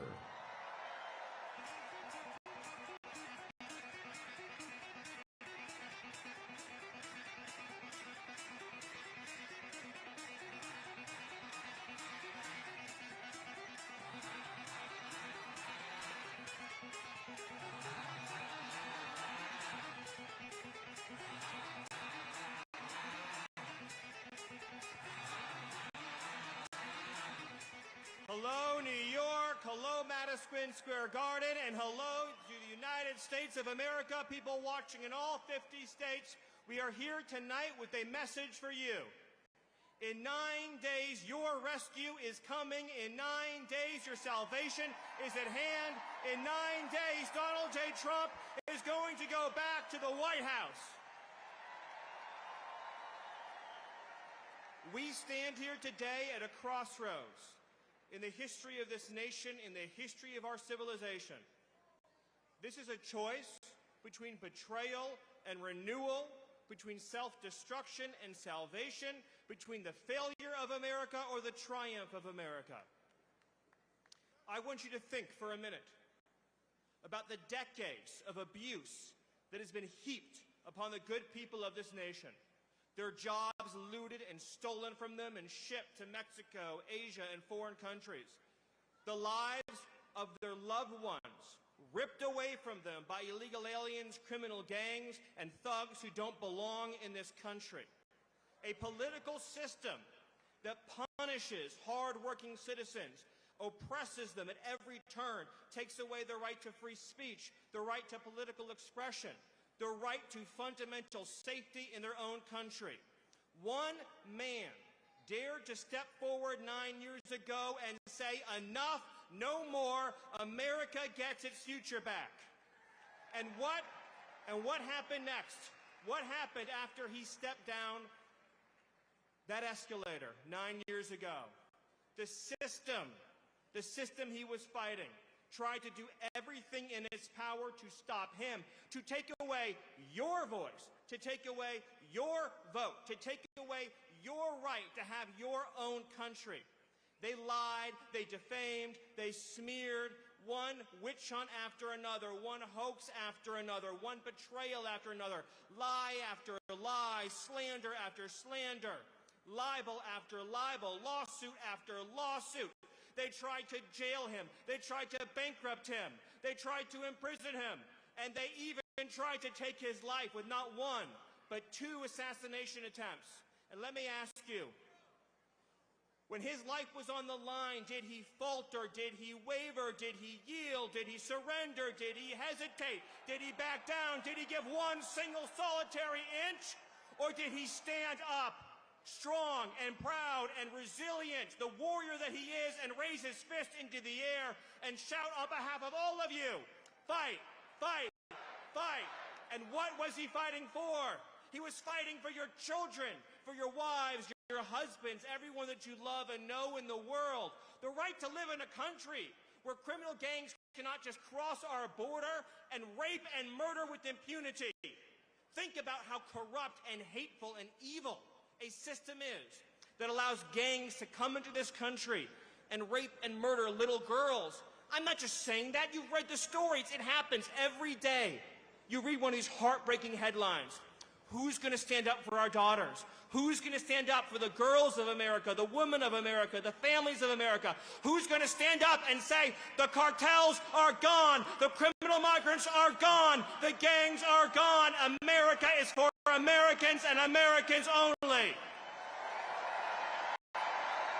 One man, and that man, ladies and gentlemen, that man took a bullet for you, he took a bullet for democracy. And all we are asking in return, is for 9 days, for 9 short, precious days. You have to vote, vote, vote. Vote for freedom, vote for liberty, vote for sovereignty, vote for your children, vote for your families, vote for the right of free speech, the right to the Second Amendment. Vote for the right to have a secure sovereign border and for the right to have a government that puts American citizens ahead of illegal aliens. With your votes, you can smash this broken establishment. With your votes, you can end the corruption and graft. And with your votes, you can deliver the future to your children that they so dearly deserve. So I'll end with this thought. Each and every one of you has been loyal to your country. You have loved your country. You followed the rules. You paid your taxes. You did everything right.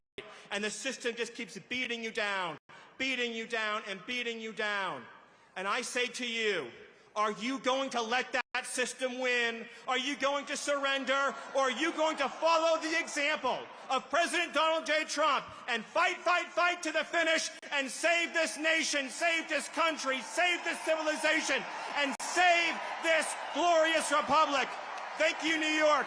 God bless you. God bless New York, and God bless America.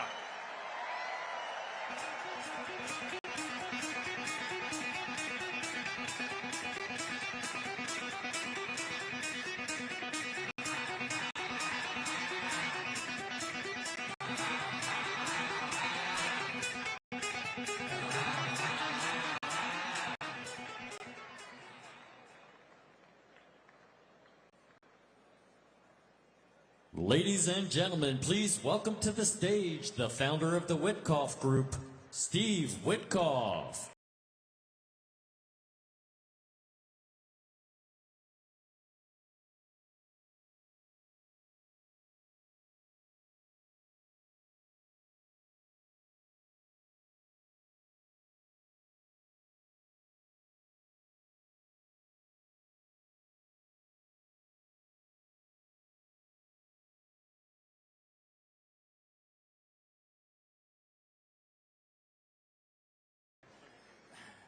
How good of a song is that? Reminds me of the president. His truth is marching on. Good evening, New York, and good evening to a special 6-year-old. Hi, Finley. It's a privilege to be here with all of you tonight, right in the heart of the city that means so much to me. This city shaped who I am, helped me to build my business, and gave me my roots. But I'll tell you, this is not the New York I grew up in. Our city has drifted away from what it once was, but if there's one man who can restore it to its greatness, it is my dear friend, President Donald J. Trump.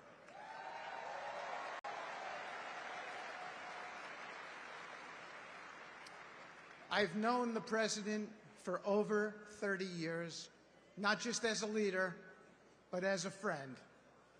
When I talk about him, I talk about someone with incredible compassion and humility. He cares deeply about people, even when the cameras are not rolling. His kindness is quiet but genuine, and it's a side of him the media rarely shows. It's unfortunate that a man who has done so much for so many has been painted in such an unfair light.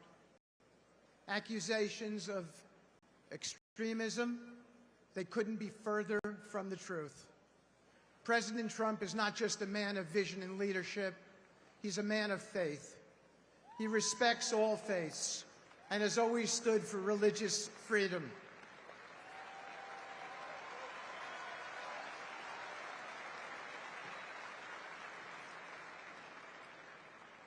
His unabiding belief in the value of every individual is grounded in his respect for God and country. President Trump embraces freedom and fights for the rights of all Americans. Despite facing constant opposition, he has persevered. He's been targeted with lawsuits and accusations, yet he's never wavered in his commitment to the American people. I know he'll fight for each and every one of you, as he's always fought for me. That's the kind of leader we need.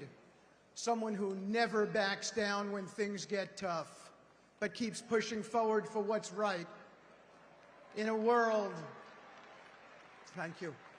in a world that often feels uncertain, President Trump offers each of us clarity. His policies are rooted in common sense. He understands the importance of strength both at home and abroad, and leads with courage. New York deserves someone who's ready to fight for it, as the country does. We need President Trump's leadership to bring back the city we all love. Now let me leave you with a quote from one of my favorite presidents, Ronald Reagan, who said, "Freedom is never more than one generation away from extinction. We didn't pass it to our children in the bloodstream.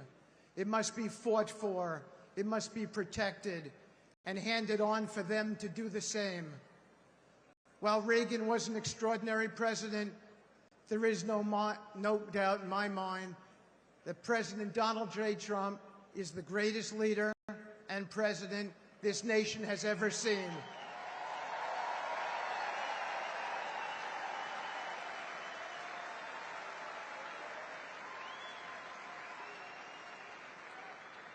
President Trump understands that the fight for freedom is never over.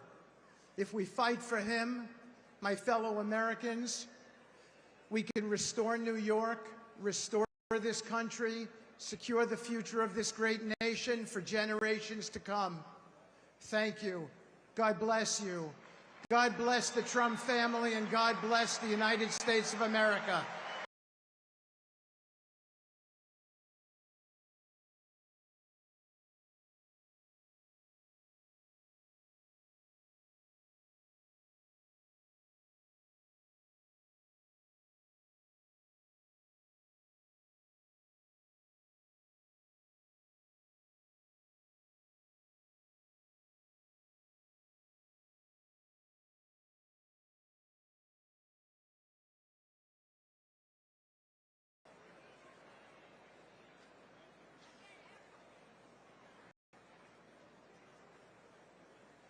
Ladies and gentlemen, please welcome to the stage Congressman Byron Donalds.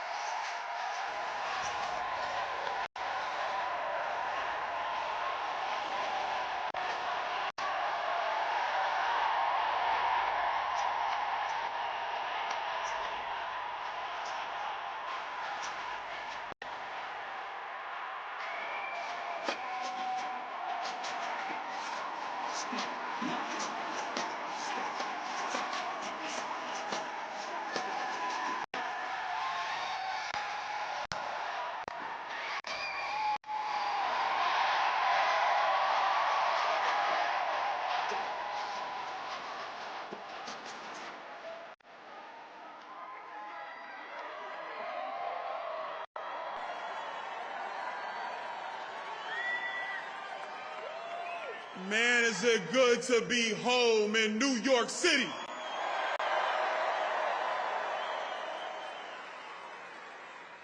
You know, usually I got a lot to say, but this one's special to me. I was born in Brooklyn, New York.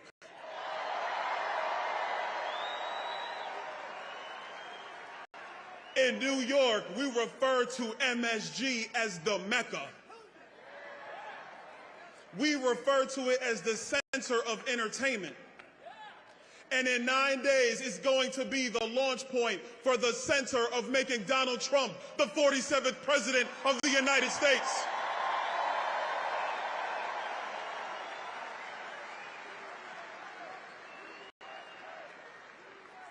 I don't even want to talk about Kamala. Why? Why would we waste our time? She doesn't even want to talk about herself. She tells us she grew up in a middle-class family. But I don't care, because it's families today in New York, in Chicago, in Philadelphia, in Milwaukee, in Phoenix. They are struggling because of Kamala Harris, and they are saying the same thing we're saying. We had enough. We need Donald Trump back.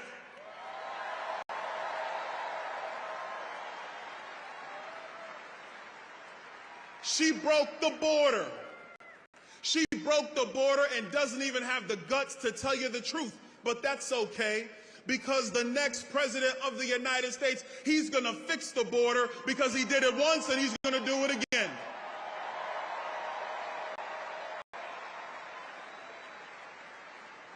She unleashed the massive inflation that has made it harder for every working family in our country.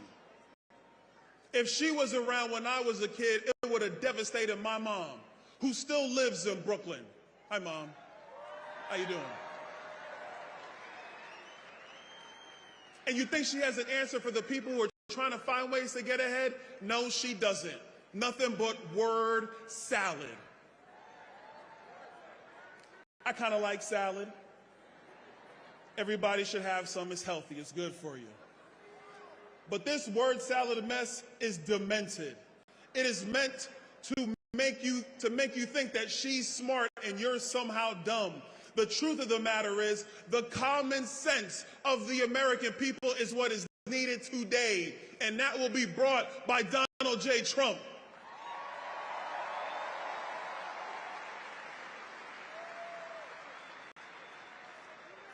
Then you look around the world.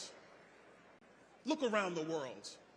She said she was the last person in the room after that disastrous withdrawal from Afghanistan.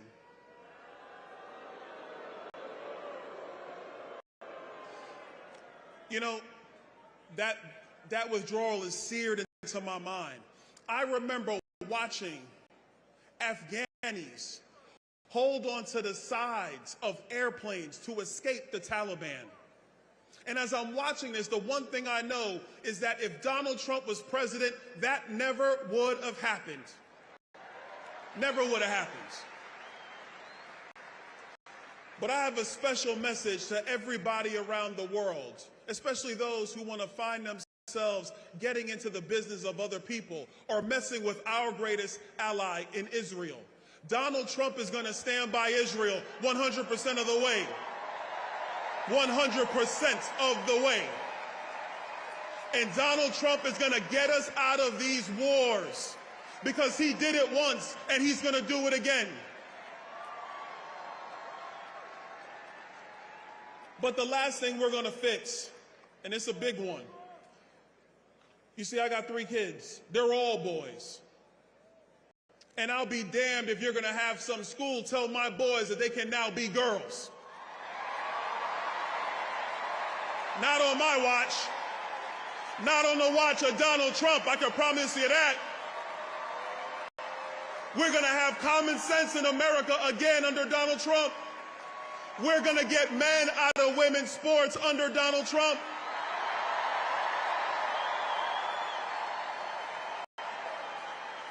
America will take its place again as the shining city on the hill, as the leader of the world, as the #1 nation, as the great experiment, because he's going to fix it once again. And together, New York and around America, we are going to make America great again. God bless you, New York.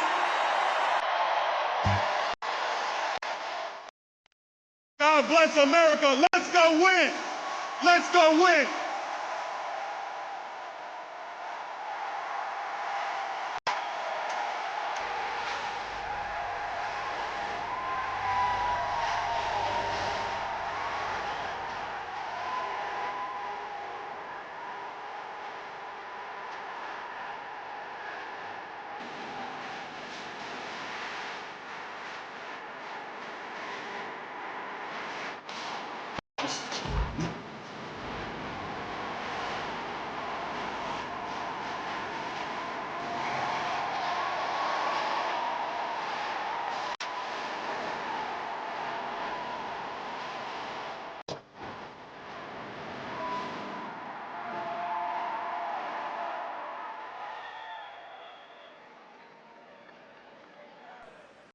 Ladies and gentlemen, please welcome to the stage Chair of the House Republican Conference, Congresswoman Elise Stefanik.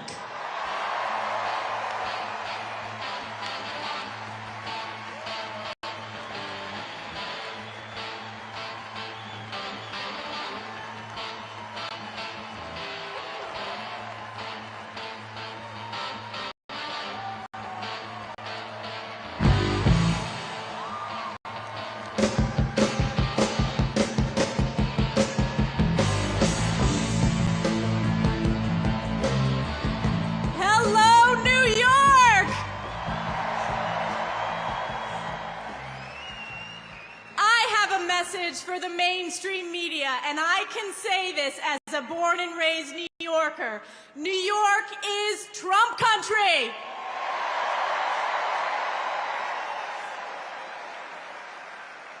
Wow, it is incredible to be here in the iconic Madison Square Garden. President Trump has been talking about this rally for years, and what a way to kick off the final week of the most epic campaign to save America.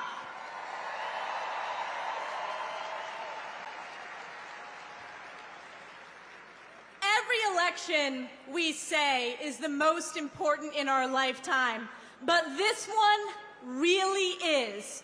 No matter where you go, whether it's in New York City, upstate New York, or in any of the swing states, people understand there is so much at stake. And it is we the people, when we vote for President Donald J. Trump, we the people will save America.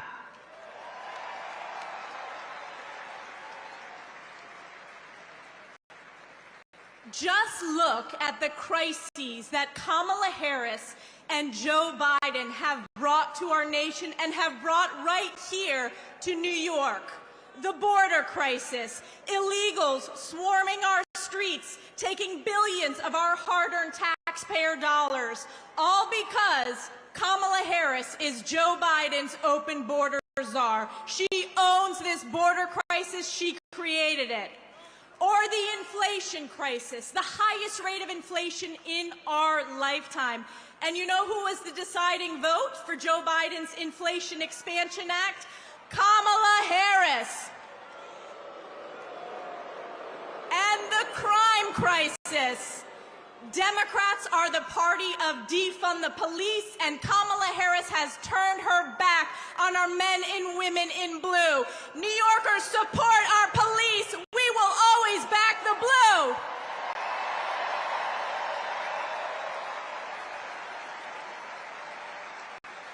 And then take a look around the world, what is happening. You had the catastrophic withdrawal from Afghanistan. Kamala Harris was the last person in the room advising Joe Biden of that horrific mistake. You had Putin invading Ukraine, and then just over 1 year ago, we had our most precious ally, Israel, under attack from Iranian-backed Hamas terrorists. And Kamala Harris has turned her back on Israel. And what did we see? What did we see on our college campuses? We saw a skyrocketing of anti-Semitism. Let me ask you all, did you see that committee hearing with those college presidents, now former college presidents? That's right.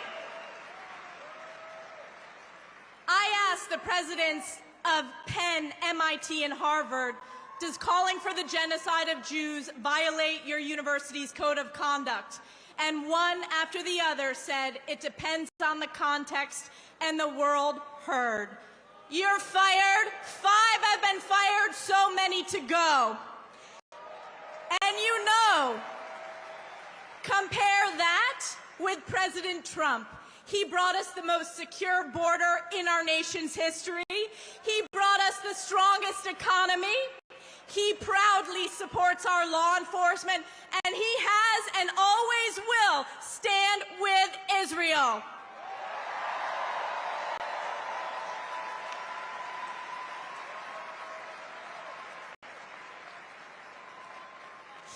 Donald J. Trump has fought for us, the American people, whether it was fighting against the sham impeachment, which I was a proud member of President Trump's impeachment defense team, whether it was standing up for election integrity, or whether it was facing the witch hunts by New York's own Tish James, Alvin Bragg, and corrupt judges. You know, after we fire Joe Biden and Kamala Harris, we're going to fire Kathy Hochul, Alvin Bragg, Tish James. You're fired.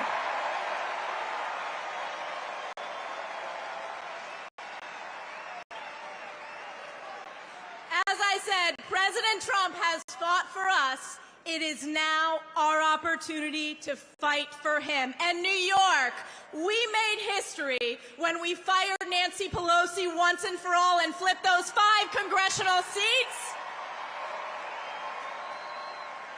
We need to make history again. So 9 days, flood the polls, vote for President Donald J. Trump to save New York and save America. God bless you. God bless the United States of America. Thank you very much.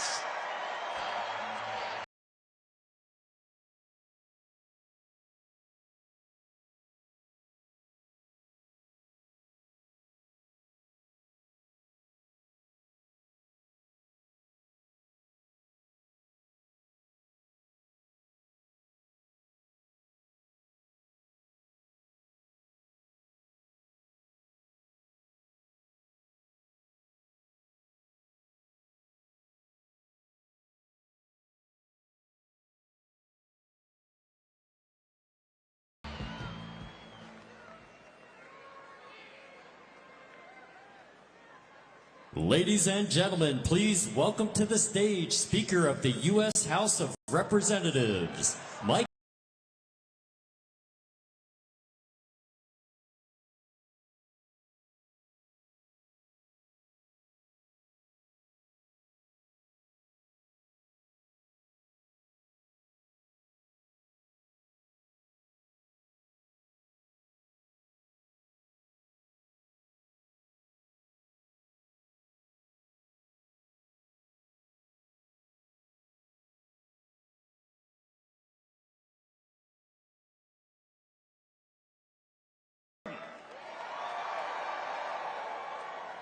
Is New York ready to make America great again?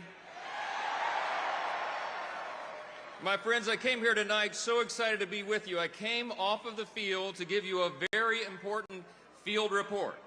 Now, I've been traveling all around the country, nonstop. We've been to the red states and the blue states. We've been to the safe districts and the swing districts. We've been all around America. And I'm going to tell you what's happening right now. I'm here to report something. There's something very powerful happening out there among the base, okay? I'm telling you, there's an energy out there that we have not seen before. And I am convinced that in 9 days, we're going to grow the House majority, we're going to take back the Senate, and send Donald Trump back to the White House.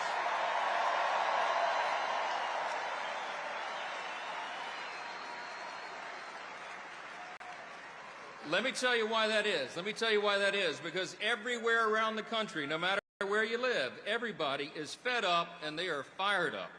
They're fed up. It doesn't matter what demographic they're in. It doesn't matter what walk of life. They know that we cannot afford 4 more years of Kamala Harris in the White House. And we can't possibly afford turning the House or the Senate over to the Democrats. Let me ask you a question. Let me ask you what I ask these groups all around the country. Do you want 4 more years of open borders? I don't think you do. No. Do you want 4 more years of high cost and inflation? You want 4 more years of rising crime in every community? No. How about 4 more years of woke ideology in our schools and our military? You want 4 more years of wars and weakness on the world stage? Nobody does. American voters are sick of it, and they want to change. Now listen, for the last 2 years, we've had a bit of a dilemma, right? The House has been the only firewall in Washington standing between Chuck Schumer and the Democrats in the Senate, Kamala Harris and Joe Biden, and the American people. Now, we played defense. We blocked their woke America Last agenda, and we passed solutions to all the great challenges facing the country. But here's the problem. They got stopped in the Senate. We also had the smallest Republican majority in U.S. history. But you know what the good news is? We're about to grow that majority. That's what's going to happen on November 5th. New York is going to make that happen. You're going to elect your incumbents here and our challengers, and you're going to make the big difference. And we need a Republican Senate so we can retire Chuck Schumer for good.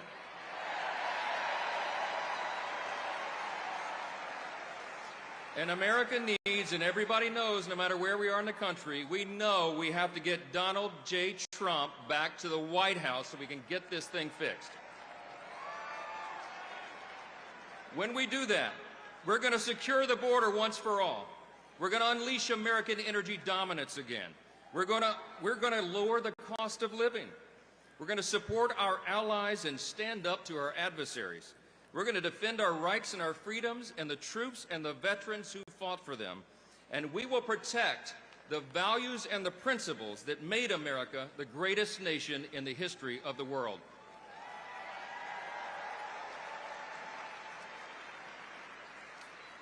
I'll just leave you with this thought. We're not in a battle this time just between two different political parties. It's much deeper than that. There's something much more fundamental going on. We're in a battle between two completely different visions for who we are as a nation and who we're going to be.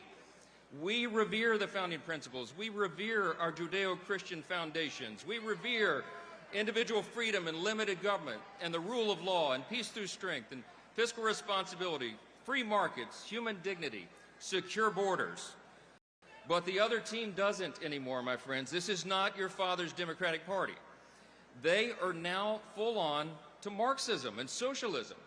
They don't envision for us to save the founding principles and the greatest nation in the history of the world. Instead, what they envision for us is that we would be some sort of European-style Marxist borderless utopia. We all know that's a dangerous fool's errand. You know what's going to happen in 9 days? The American people are going to let their voices be heard. We are going to take this country back.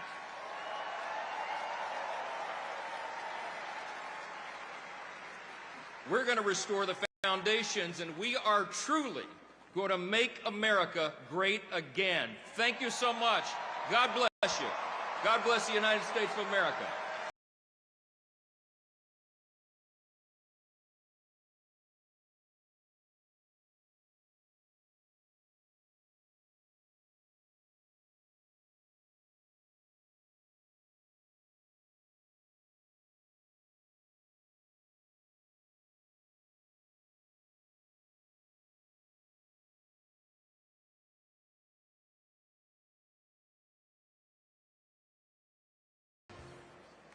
Ladies and gentlemen, please welcome to the stage Vivek Ramaswamy.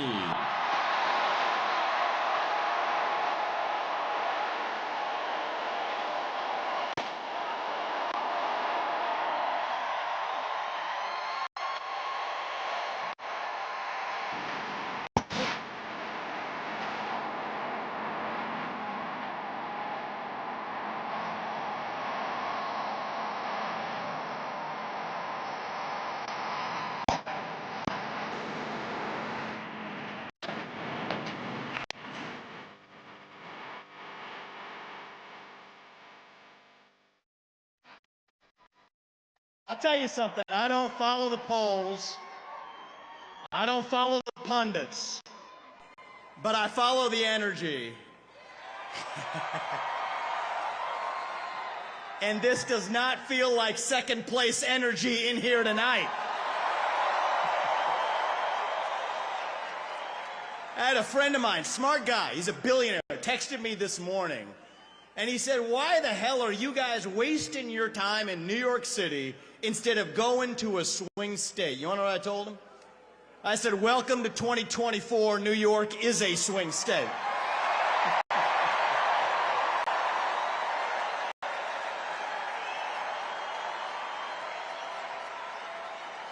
I got a message for Kamala Harris tonight.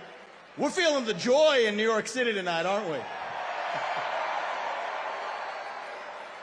And the only celebration bigger than this one right now is going to be on the evening of November 5th when we send Donald J. Trump back to the White House as your 47th president and commander-in-chief. And I'm looking around here. There's only one man who is going to be more happy than everybody else in this room when that happens. And that is going to be a man by the name of Joe Biden, actually. He is so pissed off about what they did to him. And you know, he's thinking it, but I'm going to say it. Identity politics never works in America. When you select somebody on the basis of their race and their gender, it always ends up being a disaster. And I'm actually talking about Tim Walz this time, by the way. It goes both ways. So listen up, guys. Last year, I became the youngest person ever to run for U.S. president as a Republican. And thank you. I appreciate that. And I'll tell you something about my generation. We are lost. We are hungry to be part of something bigger than ourselves. Yet we can't even answer what it means to be an American today. We're in the middle of a national identity crisis. Faith in God, patriotism, hard work, family. These things have disappeared only to be replaced by wokeism and transgenderism, climatism, COVIDism, depression, anxiety, fentanyl, suicide. These are symptoms of a deeper void of purpose and meaning in our country. And right now, we need to step up and fill that void with our own vision. Answer, what does it mean to be an American in the year 2024? It means we believe in the ideals of 1776. It means we believe in merit, that the best person gets the job regardless of their skin color, that you get ahead in this country, not on the color of your skin, but on the content of your character and your contributions. That's why we're done with the woke DEI agenda, bringing in meritocracy to America. It means we believe in the rule of law, and I say this as the kid of legal immigrants to this country. That means your first act of entering this country cannot break the law, and that is why if we've had the largest influx of illegals into this country in American history, we will have the largest mass deportation in American history. That is not racist or xenophobic. That is what it means to stand for the rule of law in the United States of America. It means we believe in self-governance, that the people we elect to run the government, for God's sake, ought to be the ones who actually run the government, not unelected bureaucrats in the deep state that are running the show today. So you want another mass deportation? Let's get 3 million federal bureaucrats out of the D.C. bureaucracy. That's the mass deportation that saves the country.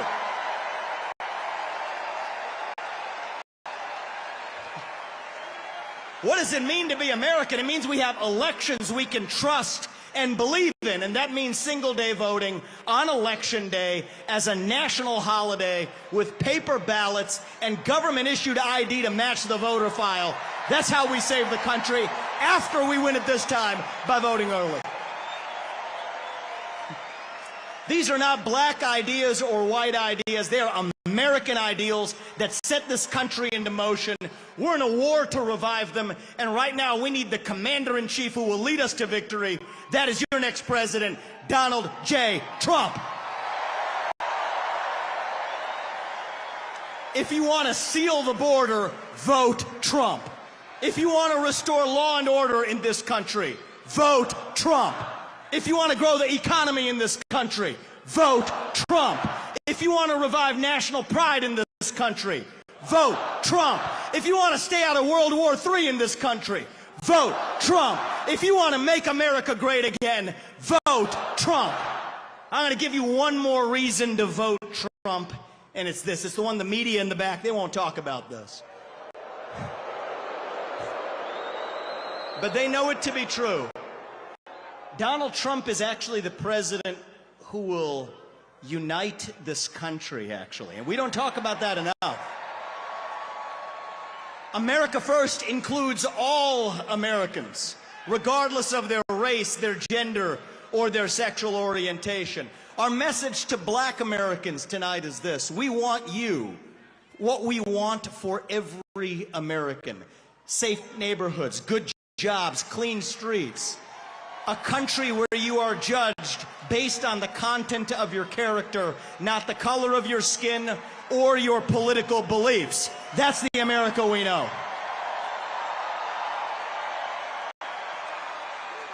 Our message to gay Americans tonight is this. You're free to marry who you want, if you want, without the government standing in your way. But that doesn't mean that boys get to compete with girls in girls' sports, or you do genital mutilation and chemical castration on our children. Our message to every legal immigrant in this country is this: you're like my parents. But our message to every illegal immigrant, if you came legally, you get the same American dream that everybody else does. Work hard, get ahead, make contributions to this country, love the nation, and that's our message to legal immigrants. But our message to every illegal immigrant is also this: we will return you to your country of origin. Not because you're all bad people, but because you broke the law, and the United States of America is founded on the rule of law. Our message to my generation, the millennials, is this: you were sold a false bill of goods. You were told you become a gender studies major in California. Somehow that gets you a head start on the American dream, when it hasn't worked out that way. Dead on your shoulders. The Iraq and Afghanistan wars. Yes, it's true you were lied to. But we can't just be cynical about our country, because this is still the last best hope that we have in the free world. And our message to Gen Z is this: you're going to be the generation that saves the country. You want to be a rebel? 18 years old, stand up on your college campus and call yourself a conservative. Be proud of it. Say you want to get married, have kids, raise a family, and have a good job. That's how we win in America. We don't have to be this nation in decline. We are still on our way up. We're still that country where we will look our children in the eye and mean it when we tell them, you get ahead in the United States with your own hard work, your own commitment, your own dedication, and that you know what? You are free to speak your mind at every step of the way. That is the American dream. That is what we are running to. And that is what we get when we send Donald Trump back to the White House this November. Thank you. God bless you and the great state of New York, and may God bless our United States of America. Thank you. God bless. Thank you, guys.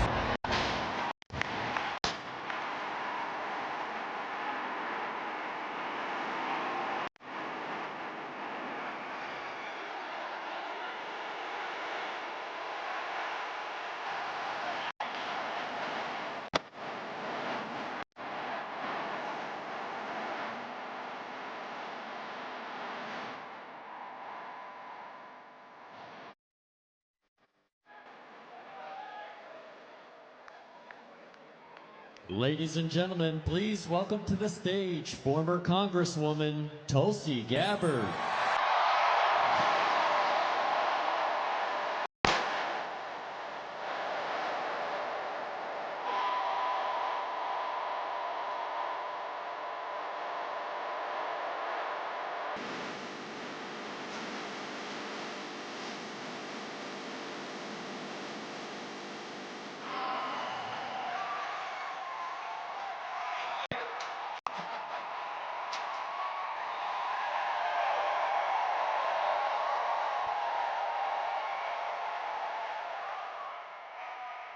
Hello, New York!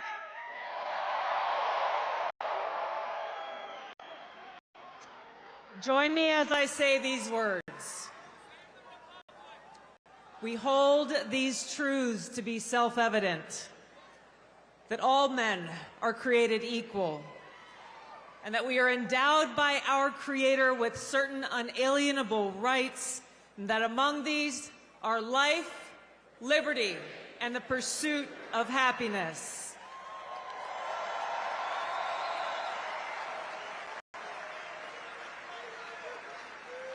As we gather here today on this historic occasion, we stand together as proud Americans in understanding that these very rights are under attack. So we face this historic crossroads where our freedom and our future is in our hands.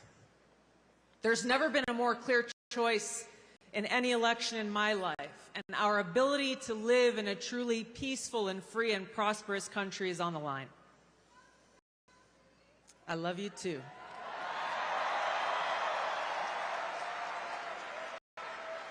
And it is that love that brings us together here today, that love for freedom, that love for our country and love for each other as fellow Americans, as children of God, that compels us to take action to save our country and defend our freedom.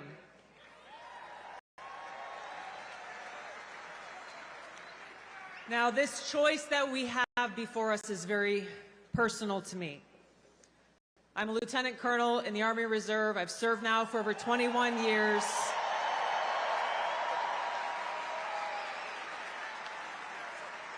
I've deployed to different war zones 3 times over that period, and I've seen the cost of war.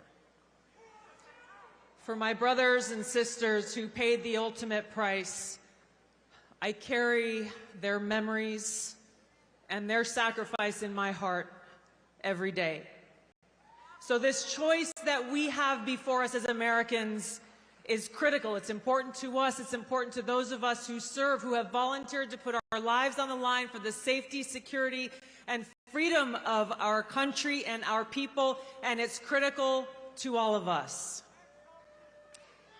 Here is the choice that we have.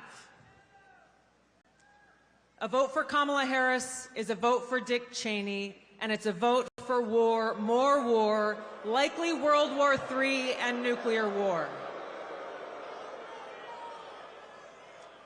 A vote for Donald Trump is a vote for a man who wants to end wars, not start them,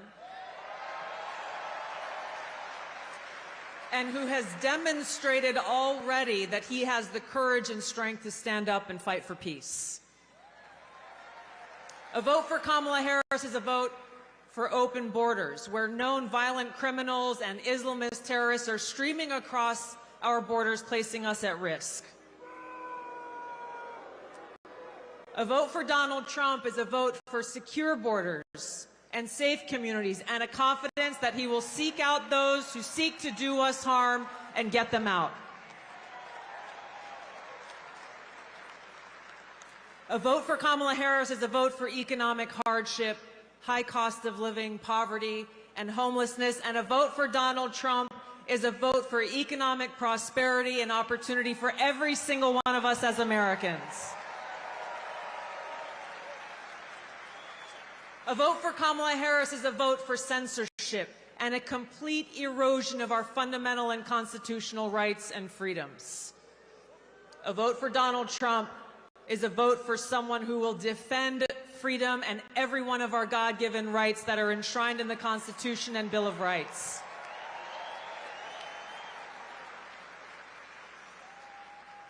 So the choice is ours. History will look back on us at this moment for the choice that we make. Did we choose war or peace? Did we choose poverty or prosperity? Did we choose censorship or freedom? Our freedom and our future is in our hands. We have just a few days left to complete this no-fail mission that we have before us to save our country. Nothing short of our future is on the line. So now, just as we've gathered here today in this historic place and this historic time, we will gather together all across this country, people of every race, ethnicity, religion, and creed, to stand together and defend our freedom and ensure our right to life, liberty, and the pursuit of happiness.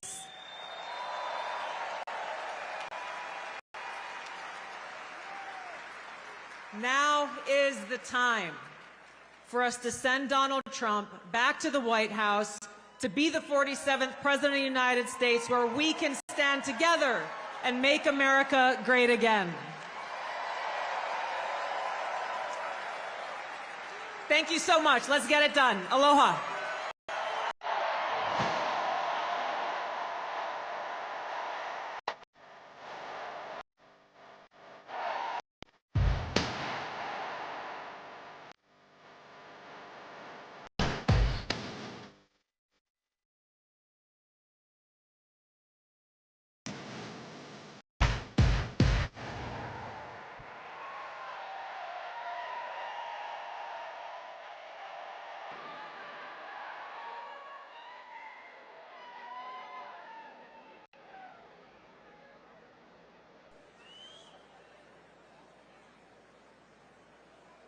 Ladies and gentlemen, please welcome to the stage former presidential candidate, Rob.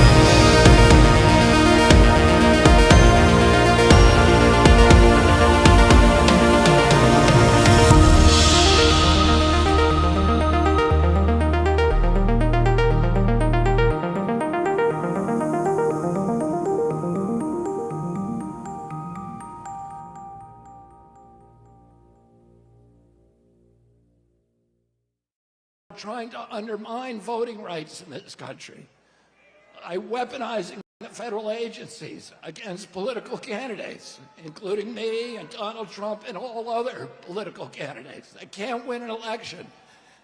And instead of bringing in a candidate who wins the primaries, abolish the primaries, and then pick two candidates, anointed them without receiving votes. We don't even know how Kamala Harris received the nomination.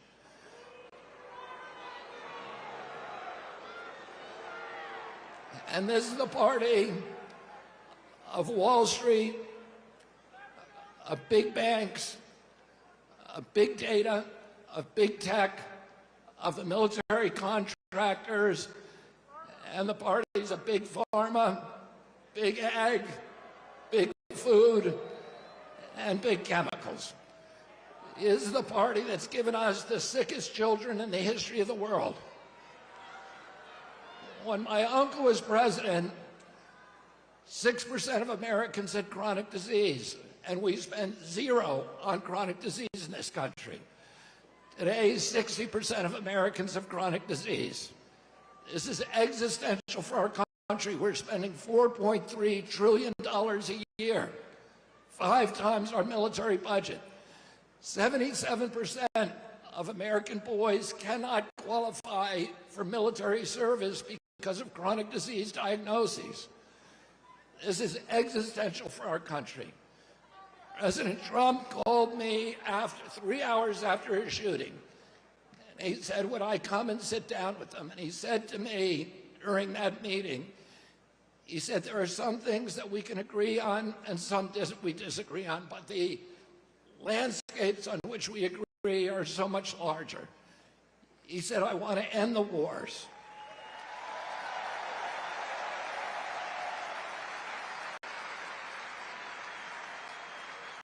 I want to end this surveillance and censorship. I want to protect the Constitution. I want to protect freedom of speech. I want to end the surveillance. I want to end the weaponization of government against American politicians. And I want to end the chronic disease epidemic. Now,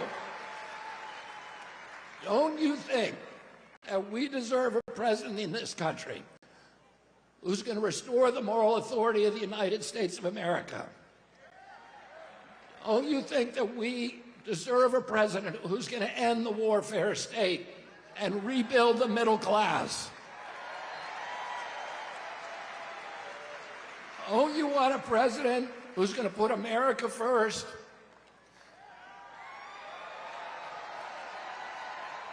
And don't you want a president who's going to protect our children? And who's going to protect women's sports? And who's going to stop dividing this country along racial lines?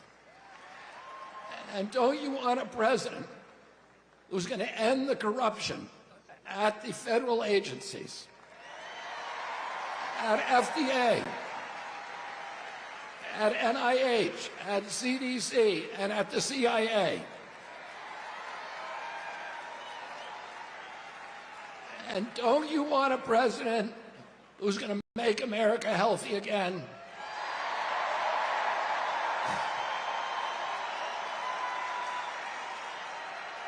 And don't you want a president who's going to make America great again?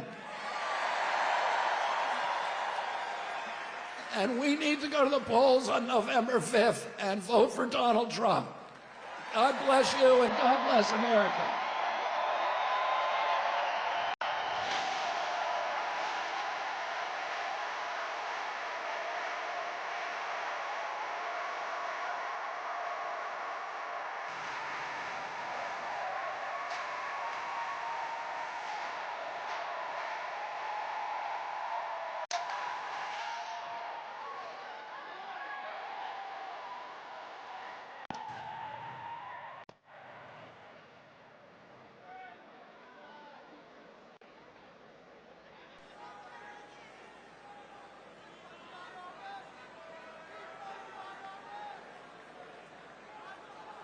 Ladies and gentlemen, please welcome to the stage Tucker Carlson.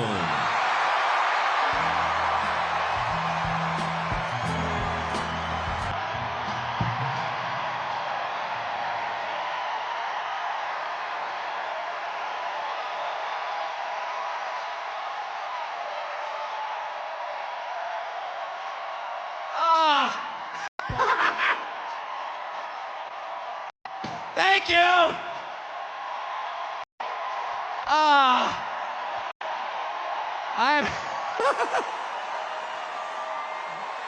I saw the Grateful Dead in this arena in 1987. I was seated right there.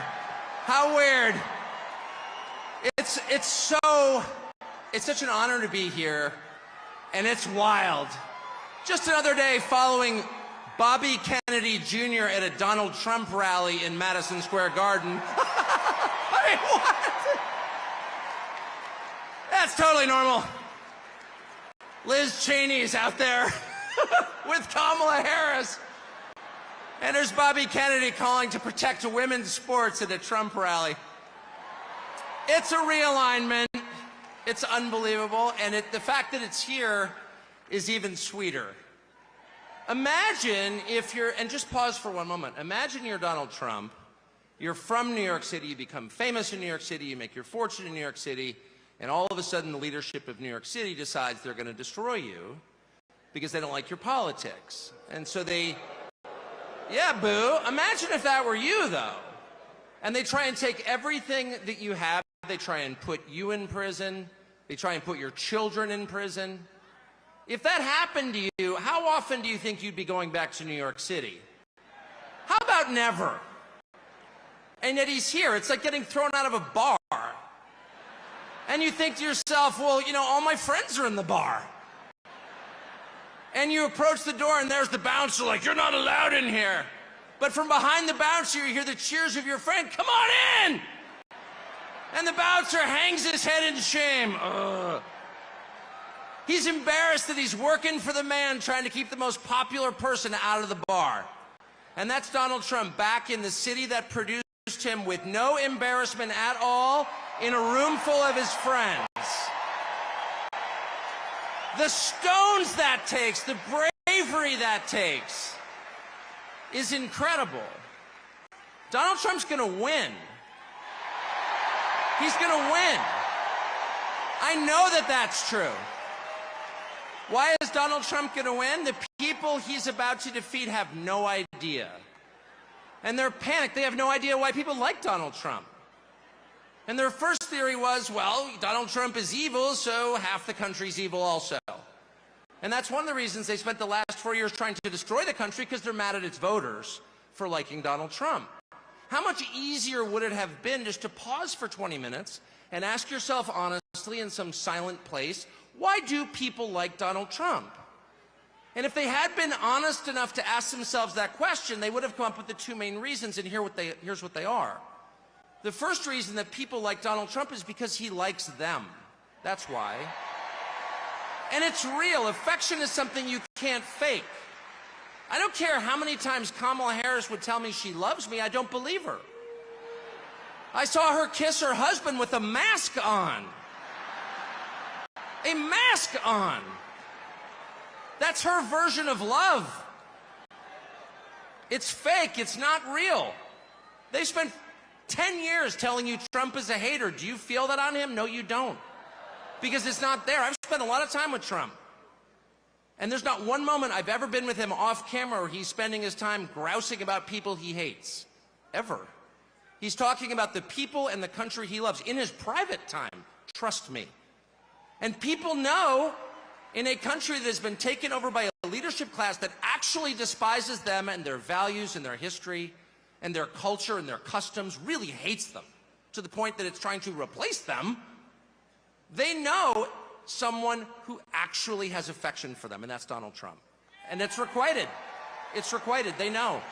When he goes to McDonald's and serves fries, like, he's not faking that at all. That's why that worked. Democratic media consultants are like, how is that working? Because it's real. That's why.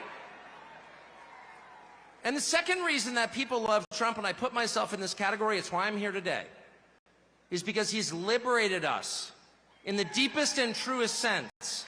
And the liberation he has brought to us is the liberation from the obligation to tell lies. Donald Trump has made it possible for the rest of us to tell the truth about the world around us. And that's the single most liberating thing you can do for people. If you want to enslave people, if you want to degrade them, force them to tell lies. And they have.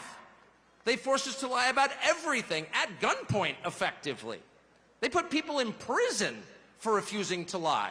And not just the obvious lies that men can become women, or Vladimir Putin blew up the Nord Stream pipeline. No, honestly, he did. January 6th was an insurrection. They were unarmed, but it was very insurrection-y. Not even the obvious ones, but the big lie. You know what the big lie is? The big lie is that they're impressive. That's what the big lie is. That the people in charge have somehow earned the right to rule over you, and they haven't. And you know that. These are the single most useless people in the United States. They have no skills whatsoever. They've got 3/4 of the money, and they didn't earn it. They set up a system precisely for the purpose of awarding themselves wealth and power when it's undeserved. You look at Liz Cheney and you ask yourself honestly, what skill could she possibly have that allowed her to send hundreds of thousands of people to their deaths? Did she earn that? I don't think she did. No fair system would make Liz Cheney powerful. No fair system would make Larry Fink rich. No fair system would elevate someone like Kamala Harris to a presidential nomination. She's never been accused of doing anything useful. She has precisely no achievements. She's a nominee without getting a single vote. She is a metaphor for the system they created to make themselves rich and powerful, and then they have the gall to lecture you, the people who can actually change a flat tire and repair a power grid, who have useful jobs, who pay your taxes and work 40 hours a week, lecture you that you are somehow immoral. And Donald Trump has empowered the rest of us through mostly just sticking around in the face of their hate and abuse and persecution. He has given the rest of us the right to call BS on the charade. No, you are not better than us. No, you are not smarter than us. No, you do not deserve what you have. You probably stole it. No, you're not going to bully me into silence anymore. And I can promise you at this point, 9 days out, when Robert F. Kennedy Jr. and Elon Musk and Tulsi Gabbard and pretty much every high school senior and college shorty girl in the country has come out finally say, yeah, I am for Donald Trump, actually. When the entire country has realized there is nothing embarrassing about this, what's embarrassing is to take a perfectly great country and destroy it, as they have. I'm not ashamed. You should be. At that moment, it's going to be pretty tough for them 10 days from now to look in the eye to America with a straight face. It's going to be pretty hard to look at us and say, you know what? Kamala Harris, she got 85 million votes because she's just so impressive. As the first Samoan, Malaysian, low IQ, former California prosecutor ever to be elected president, it was just a groundswell of popular support. And anyone who thinks otherwise is just a freak or a criminal. At this stage of the game, after 9 years of listening to their lies and finding every single one of them totally false, no, it's not safe and effective, and no, she's not impressive. It's very hard for me to believe the rest of us are going to say, you know what, Joe Scarborough, you're right. You're right. She won fair and square because she's just so impressive. I don't think so. And to me, that is liberation. It's the freedom to say what's obviously true as a free man and not a slave. And I just want to say thank you, Donald Trump, for that.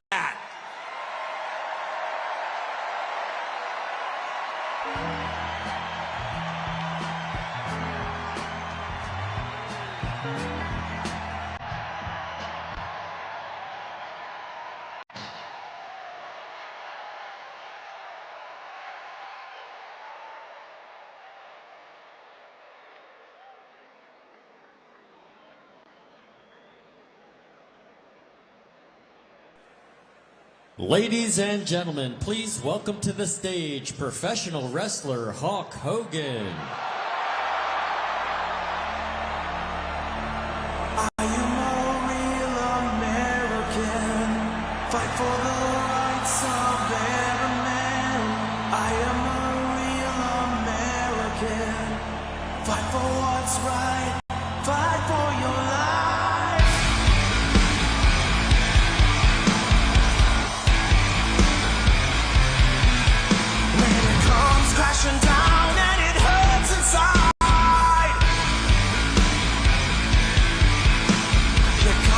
take a stand, it don't hurt to hide. If you hurt my friends, then you hurt my pride. I gotta be a man, I can't let it slide. I am a real American, fight for the rights of every man. I am a real American, fight for what's right, fight for your life.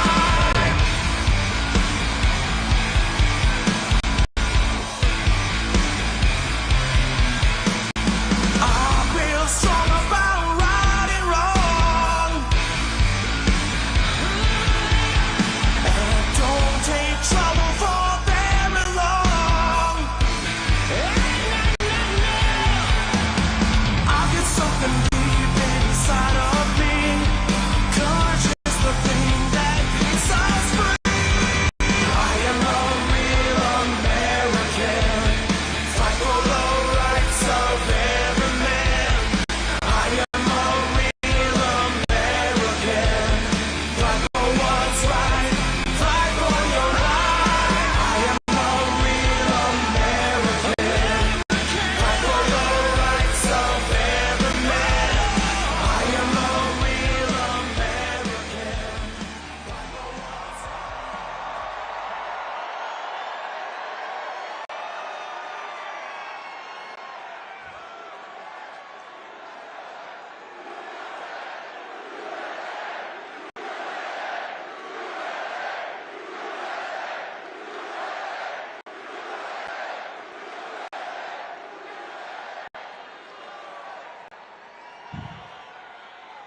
Well, let me tell you something, Trumpomaniacs.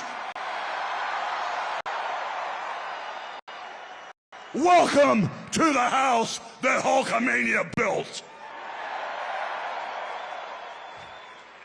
You know something? Usually when I'm in Madison Square Garden, I'm body slamming giants. I'm winning world heavyweight titles, and I'm cracking people over the heads with steel chairs. And the energy in Madison Square Garden is off the Richter scale. But today, Trumpomaniacs, the energy in here is something like I've never felt. The energy of all these Trumpomaniacs is the most powerful force in the universe. And today, this is Donald Trump's house, brother.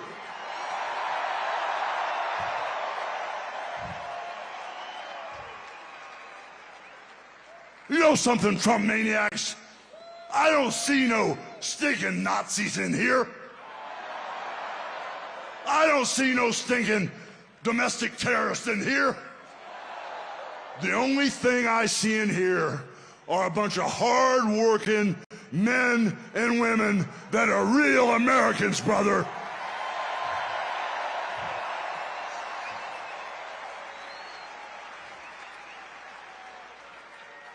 You know, when I hear my president and our president, Donald Trump, speak, he sounds for real, brother. He sounds like he has a heart of gold that's all for the USA. But when I hear Kamala speak, it sounds, yeah, it sounds like a script from Hollywood with a really, really bad actress.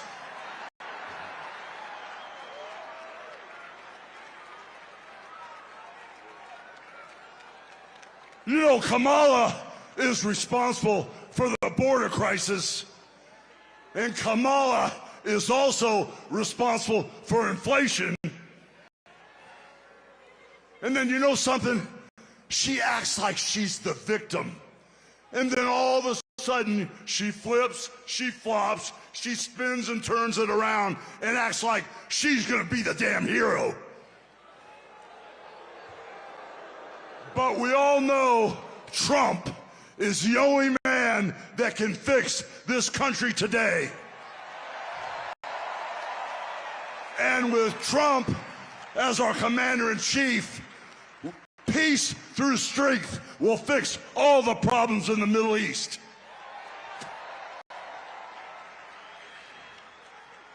You know, I've been coming to this building month after month after month.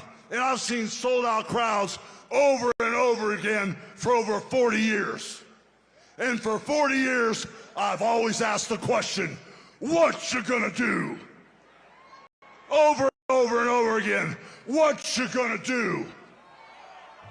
Well, today, after feeling the energy in this building, I finally got the answer.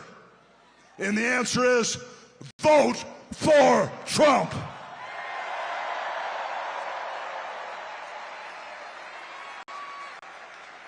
So now, I got a couple questions for you. What you gonna do about the border invasion? What you gonna do about inflation? What you gonna do about keeping America safe, brother? And what you gonna do about putting God in our homes, in our country, and our schools? So I guess we're all on the same page. So I got one final question for you. What you gonna do and who's gonna make America great again? God bless Donald Trump. He's our next president.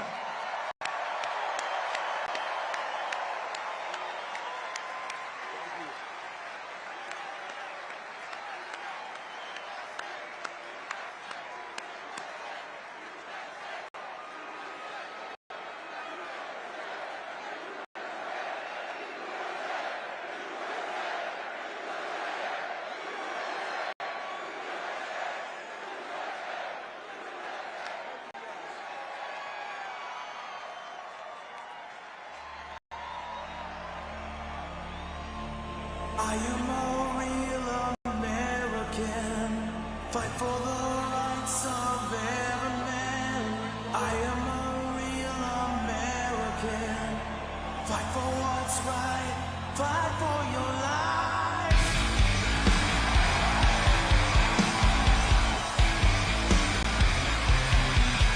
When it comes crashing down and it hurts inside.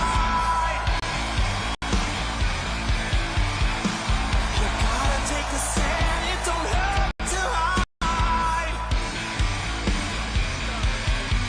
If you hurt my friends, then you hurt my pride. I gotta be a man, I can't let it slide. I am a real American, fight for the rights of every man. I am a real American, fight for what's right, fight for your life.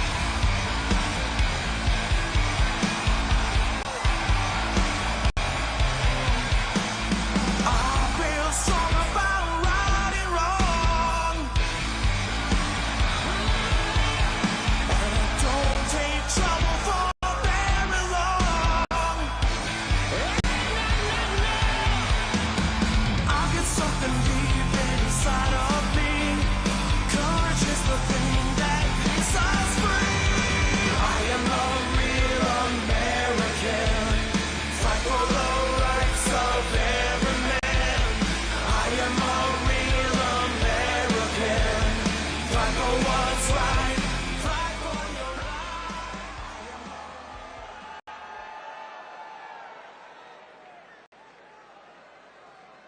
Ladies and gentlemen, please welcome to the stage founder of Merit Street Media, Dr. Phil McGraw.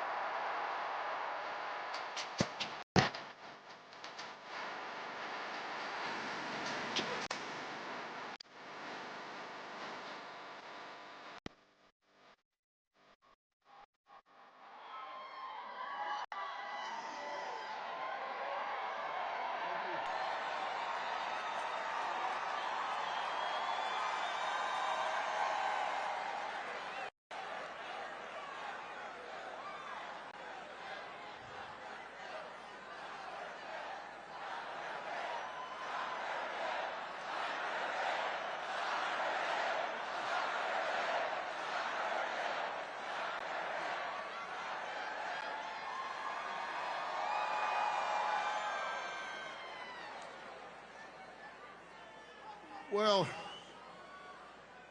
you guys look just like you do when I'm on TV. Except for you, you look a little different. Listen, I love you guys for caring enough about the United States of America to come out here tonight. Thank you so much for caring enough to come out here tonight. I have to tell you, I love this country.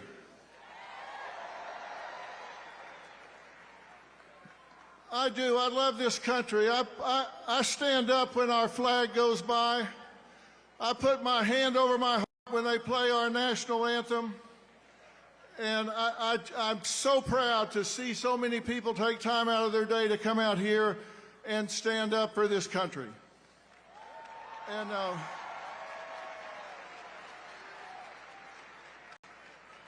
And strangely enough, I'm not here just to stand up for Donald J. Trump. Lord knows he doesn't need me to stand up for him. He's tough as an old army boot. He's got lots of enemies, different groups that are scared, and between them, they have impeached him, indicted him, raided him, railroaded him, shot him, and sued him. And where is he? He is still standing.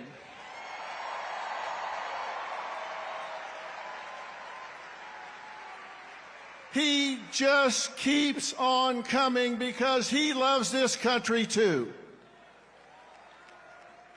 I can be honest and say, I can be honest because we have free speech in America. I can be honest and say I don't like or agree everything that Donald J. Trump does or says. I mean, come on. Nobody agrees with everything or likes everything somebody else says or does, right? No human is perfect. We don't strive for perfection, we strive for excellence. But you don't have to love everything about someone in order to love them. And the last thing he needs is some celebrity endorsement. What the hell do I know? I know I'm no celebrity to begin with. And celebrities don't know anything about policies or politics. So,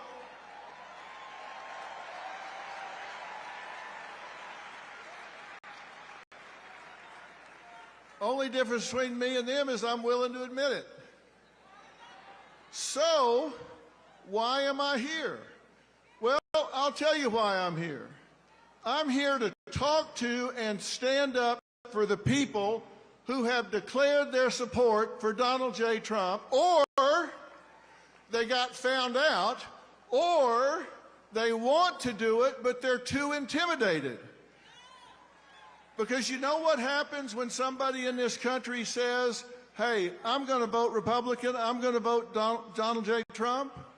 They get canceled, intimidated, marginalized, excluded, or even fired or boycotted. And you know what that means? In short, that adds up to being bullied. And now we're talking about something I know a hell of a lot about. Now you're in my wheelhouse, buddy. I may not be an expert in politics, but I am an expert about bullying. And bullying is when you seek to harm somebody, you seek to intimidate, coerce, cause distress, fear, risk to their well-being. And it can be physical, verbal, relational, or cyberbullying. And it's always wrong. You said it, my friend. It is always wrong when you bully somebody. And that's what's going on. Now, let me tell you what the critics are going to say when they hear me talking about this. They're going to say, well, now, wait a minute. Come on. Isn't Trump a bully? And let me tell you why the answer to that question is no. Because to be a bully, there has to be an imbalance of power. And when there's not, it's just called a debate. And he's just better at it than anybody else.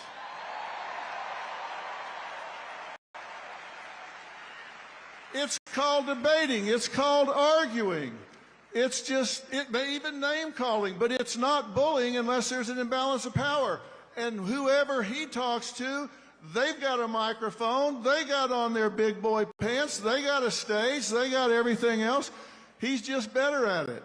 And the same thing is true. When the Democrats or Harris call him fascist, Hitler, racist, misogynist, or a crook, is that bullying? Well, not really. It's ugly. But with the First Amendment, which we all want to keep, there's no imbalance of power, so it's not bullying. It's just like when he does. It may not be the best use of energy, but when you attack civilians, when you attack a citizen, and you use the power of the internet, you use mob mentality, you incite people to gang up and cause boycotts, then it's beyond ugly. And that's what's happening in this country right now, and that's not okay.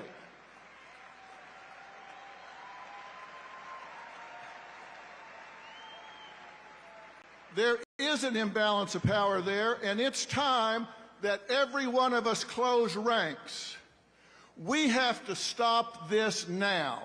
It's time that we push back against cancel culture.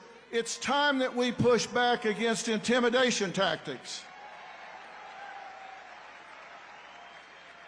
And that is exactly the reason that I launched Merit Street Media, which, by the way, we didn't choose the name for that by random. Merit Street Media. This country was built on hard work, added value, and talent, not on equal outcome, not on DEI. This country was built on hard work, and it needs to continue to be built on hard work. And the legacy media has sold out. The legacy media has sold out. And I'll tell you, one night I was sitting at dinner with my wife, Robin, and I was complaining as we were flipping around and listening to the spin on what's supposedly news. And I said, damn, I'm tired of listening to all this media spin and everything. And without even looking up, she said, well, you are the media. Why don't you do something about it? She said, you got bigger ratings than the four of them combined. Why don't you do something about it? Well, as usual, she was right. And that's why I launched the new network, because we want people to think for themselves. You guys aren't dumb. You don't need to be told what to think. You just need the facts. And you're here because you have the facts, right? You're here because you recognize when legacy media edits answers and gives you what they want you to hear instead of the truth. And when they start editing their candidates' answers, they've lost their moral compass. They've lost their way. And I would love to say it's equal on both sides, but I'll guarantee you, when Beyonce, George Clooney, De Niro, and Lizzo come out and say they're for Kamala Harris, when they all come out and say they're for Kamala Harris, did you read anything or hear anything in the media criticizing it? No. But you watch what happens tomorrow morning when people find out I came here to talk to you.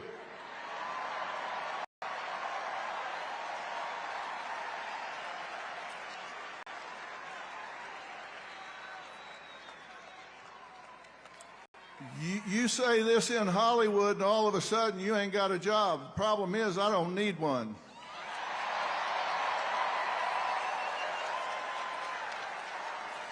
I don't need a job because I got you.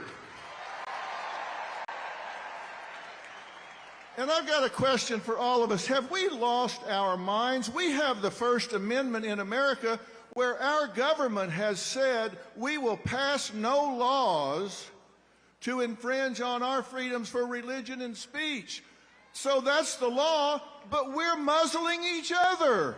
What is going on? We have a law that protects free speech, so we start taking it away from each other? Are you kidding me? We can't allow that to happen. We cannot encourage it. And let me tell you something about bullying. Bullies are bad, right?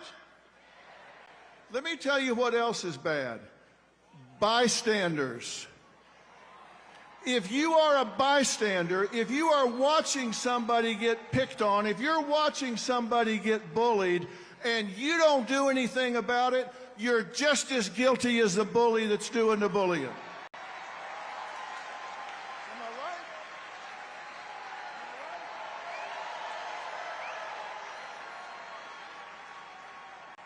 I have talked to so many children in schools that tell me the worst feeling they've ever had is being bullied and feeling alone and abandoned when they are picked on and intimidated, when they wished even one person, even one other kid would step up and say, hey, come sit with me at lunch. Don't sit in a stall in the bathroom and cry your way through lunch and eat alone. We're not going to let you be alone.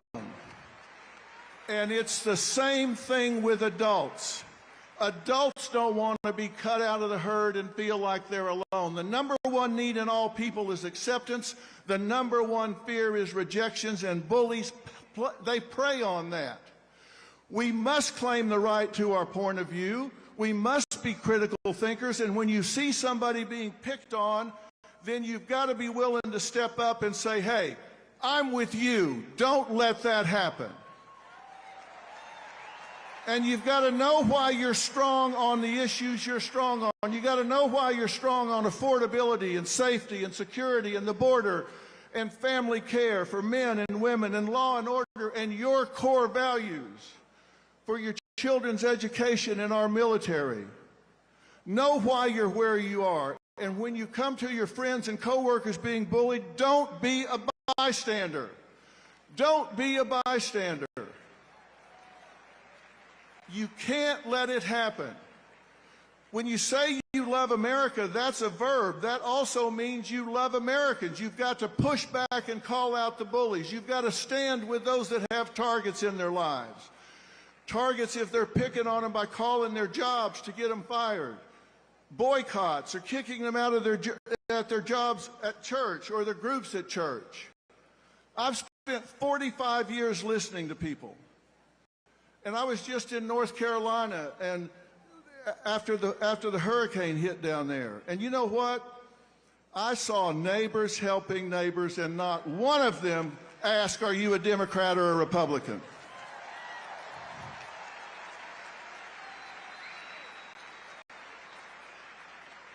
I saw neighbors helping neighbors, and we need to unify this country. You have the right to vote for who you want to vote for president, and we need to step up and claim it, and we need to stand with each other. There are so many who want to, but they're bullied, so they're afraid to. And let me tell you something.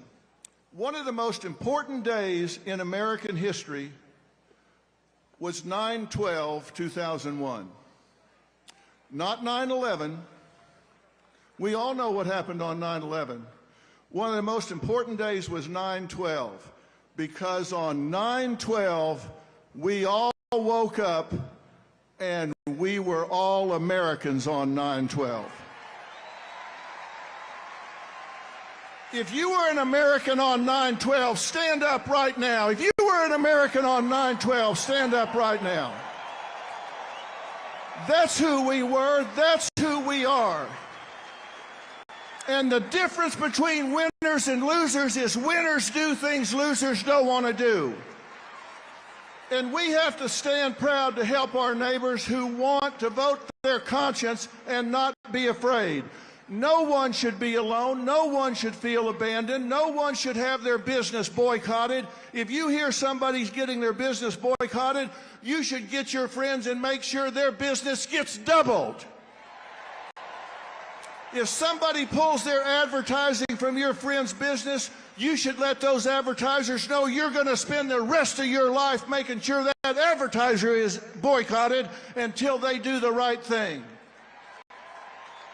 You need to let people know this is over in America. We're going to unify this country.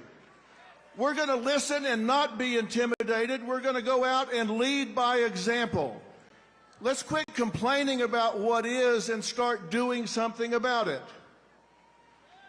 If your neighbor wants to vote the other way, say fine, go vote the other way. I'll love you anyway. Let's lead by example. If they want to do it, let them do it. Love them anyway. But as for you, the collective you, I don't want you to just listen and say, nice talk, Dr. Phil. I want you to march in your life. I want you to march with your beliefs. I want you to not be intimidated. Don't be stopped, and don't just vote. Take 5 people with you. Like I said, the difference between winners and losers is winners do things losers don't want to do. And what they do is they take actions toward known outcomes. They deal with the truth. They set goals, and they go after them with passion. And it's time for us to bring it home. It's time for us to bring it home. It's time for us to be winners. Winners, winners, winners.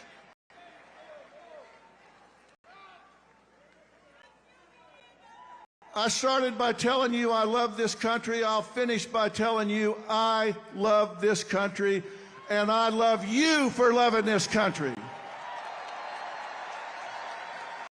God bless you, and God bless the United States of America.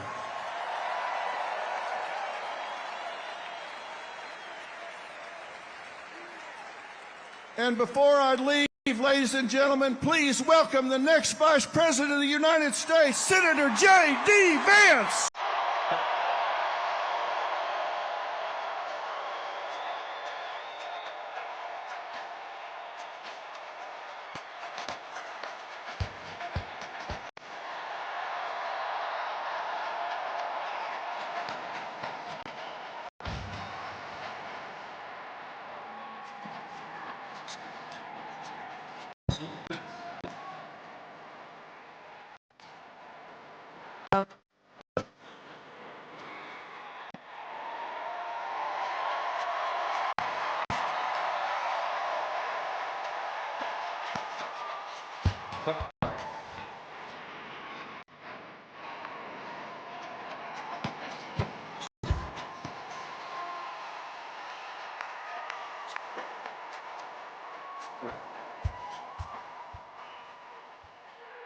Wow.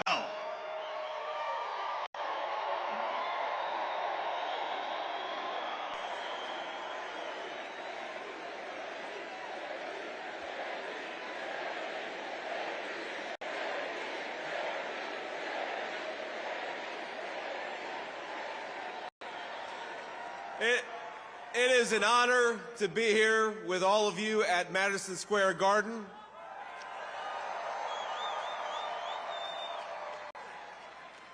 Now think about this, for more than a century, America's most celebrated heroes and legends have made history inside this iconic arena. This, where we stand, is where the greatest of all time, Muhammad Ali, faced Joe Frazier in the fight of the century. It's where the King, Elvis Presley, played for 80,000 screaming fans. It's where the immortal Hulk Hogan pinned the Iron Sheik and let Hulkamania run wild. And now, on the eve of the most important election in our history, the greatest champion of them all, Donald J. Trump, has come to Madison Square Garden.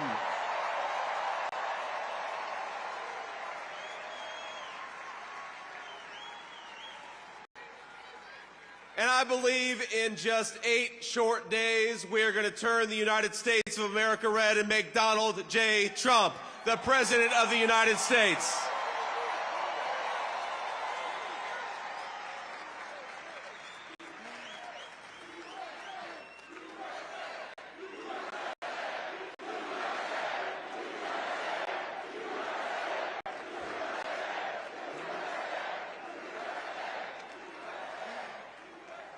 Now, my friends, I've got the easiest job in American politics. Think about this. All I've got to do is remind people what life was like when Donald J. Trump was President of the United States. We had peace. We had prosperity. Take-home pay was rising the fastest that it had in 40 years. Inflation was at 1.5%, the lowest that it had been in a generation. Gas and groceries were affordable. And when Donald Trump was president, we had the most secure border in the history of this country.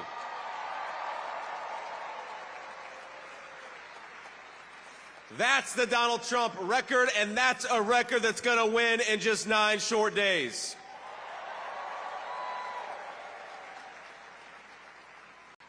Now, I'm going to maybe surprise a little bit of the folks in this arena, because I'm going to be a little bipartisan here. I'm going to talk about Governor Tim Walz, and I got to be honest with you, I feel bad for him. No. We ought to spare a prayer for Governor Tim Walz, because he's got the hardest job in American politics. He's got to convince the American...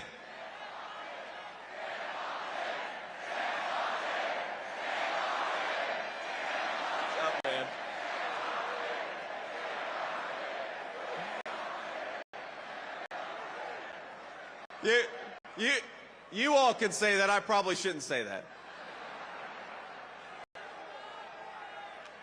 But think about our friend Tim Walz has got to convince the American people that Kamala Harris is going to somehow fix the very problems she's been creating over the last 3.5 years. He's got to pretend that Kamala Harris didn't open up the southern border and let millions of illegal aliens in, even though we know she did. He's got to pretend that Kamala Harris didn't cast the deciding vote on trillions of dollars of new spending, which created the worst affordability crisis in 40 years in this country. And he's got to pretend that Kamala Harris actually has ideas in her head for how to govern the United States of America. Now, if you are the praying type, and I imagine a lot of us are, please say a prayer for Tim Walz, because they're asking him to do the impossible. Kamala Harris acts like she's the candidate of change when she's been in office for 4 years. She says she can fix everything, but Kamala, day one was 1,400 days ago. What the hell have you been doing that whole time?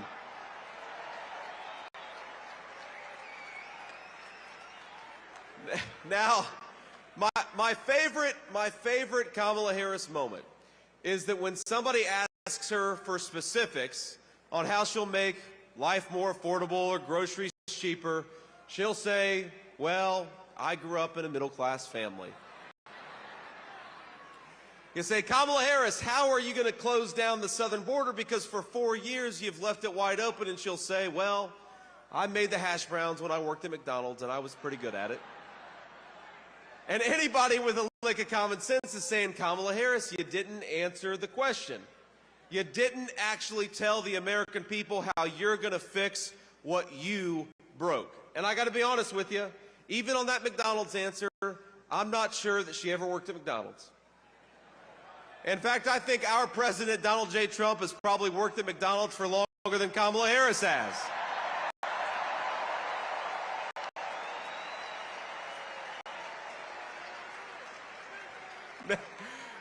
Now, I will say, I'm going to say one thing in Kamala Harris's defense. She does one thing very well. Look at this. You guys, you weren't expecting me to be so bipartisan, but I will say this for Kamala, that every time she does an interview, I think Donald Trump picks up about 100,000 votes.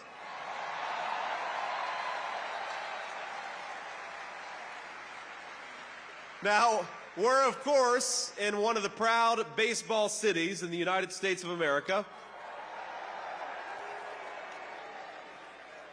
So you know the problem with a softball interview is that you've got to be able to hit a softball still, and That's the problem with Kamala Harris, is I don't think that she could hit a T-ball based on what we've seen over the last couple of weeks. When she was asked what she would do differently compared to Joe Biden, she said, "Nothing comes to mind." She's running on how she's going to be different, but she couldn't name a single thing that she would do differently than Joe Biden. Now, I will say that could be the Kamala Harris official campaign slogan. Kamala Harris, nothing comes to mind.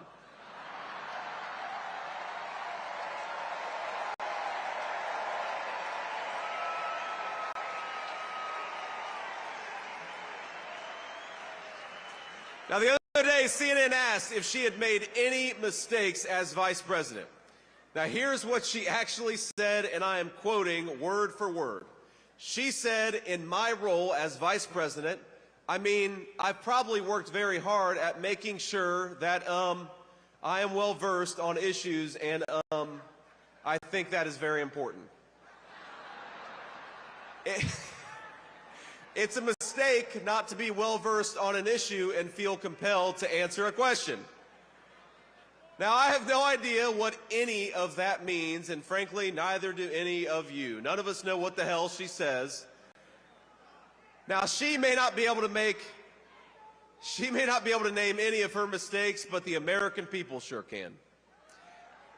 And 9 days from now, we're going to tell Kamala Harris, "You're fired. Go back to San Francisco where you belong.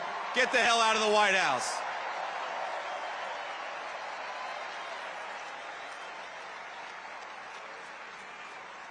Now, together, Donald J. Trump and all of us as part of this movement are going to unleash a golden age of American prosperity. We're going to make life affordable again in the United States of America. We're going to put the American dream of homeownership within reach for millions of American young people. We're going to secure our border, and we're going to keep our families safe. We're going to protect your right to free speech and religious liberty. And we're going to do it all thanks to the leadership of one man. Now, we have to remember, that one man, Donald J. Trump, 8 years ago, go back 8 years, he had everything. He had fame, he had fortune, he had family, he had friends. But he gave up the easy life to save the United States of America.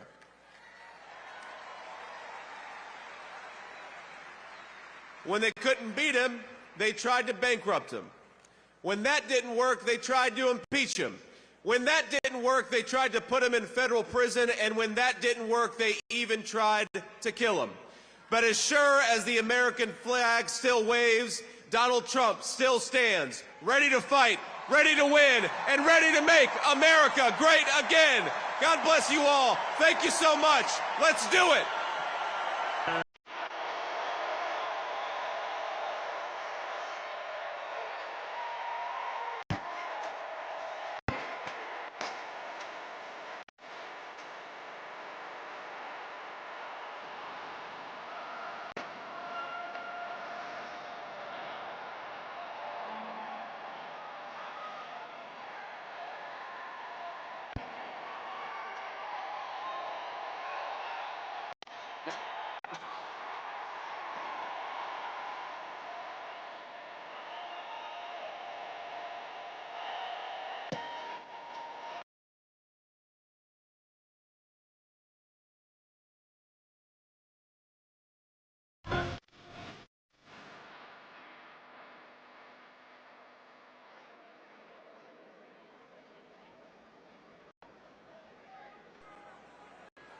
Please welcome Executive Vice President of the Trump Organization, Eric Trump, and co-chair of the Republican National Committee,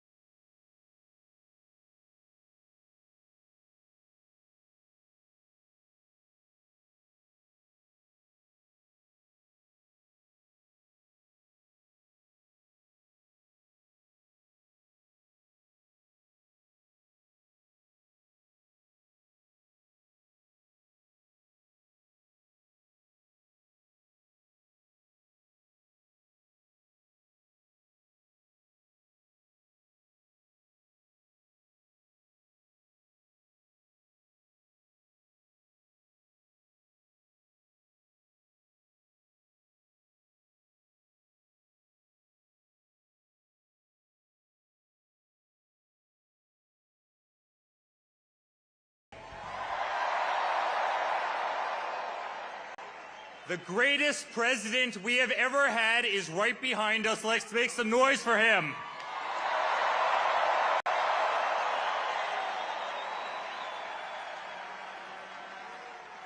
Guys, this isn't politics. This isn't politics. This is a family. It's hard. We love you too. We love you too.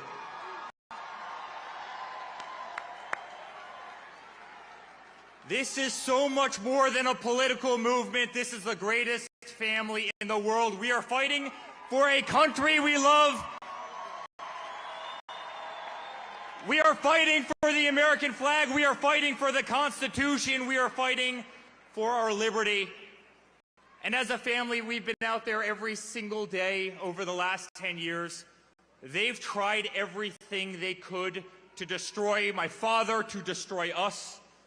Dirty dossiers, Russian hoaxes. They tried to impeach him twice. They went after his Supreme Court nominees. They threw him off of Facebook. They threw him off of Twitter. They threw him off of Instagram. They tried to take away his First Amendment right. Guys, they tried absolutely everything. They weaponized every DA and every AG in this country to try and take down my father. Here in New York, they did exactly that. Alvin Bragg, Letitia James.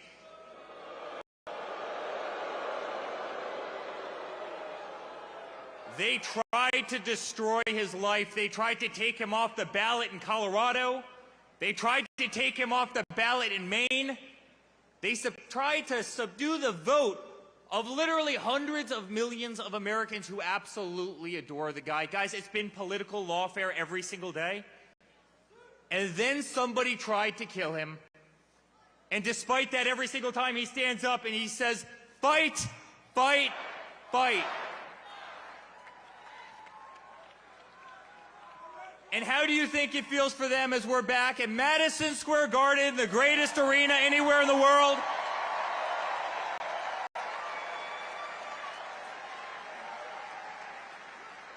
Guys, I saw the Rangers play here and win the Cup in '94. Every Knicks game, every concert, the greatest arena anywhere in the world. And you better believe the entire party who has failed at taking down Donald Trump, an entire party who has failed at taking down his family, they're sitting there on those cameras right now watching all of us, watching all of you.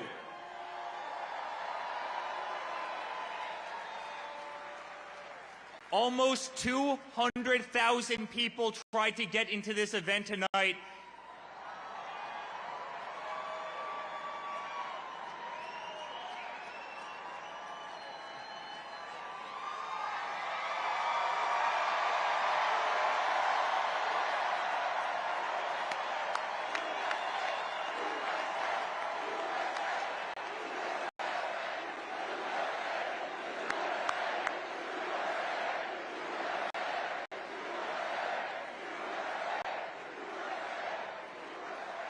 The streets, Fifth Avenue, all the way from Trump Tower, all the way down to Madison Square Garden, 10 people deep.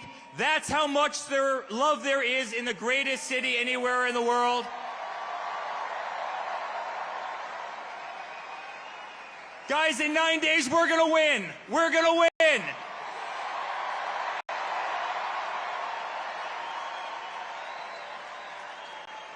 And not only is he going to make America great again, he's going to make New York City great again.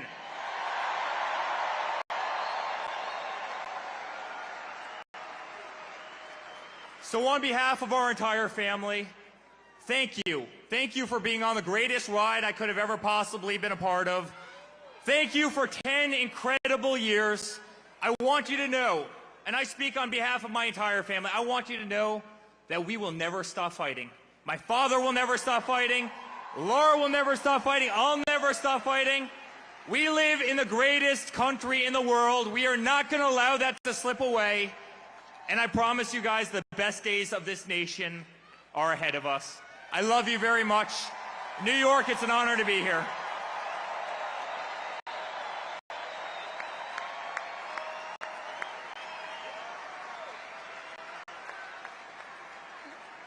All right, y'all aren't done with us just yet. I'll say a few things if that's okay with everybody here. Can I just say how honored I am to be the co-chair of the Republican National Committee for you guys? I'll tell you something, we're making sure that we have free, fair, and transparent elections and nobody's cheating in 2024. Guys, we are 9 days away from making sure we send a loud and clear message to the mainstream media, to the establishment, to the Democrats, to Hollywood, that it is not them. It is we, the people, who choose our president, and we're choosing Donald J. Trump.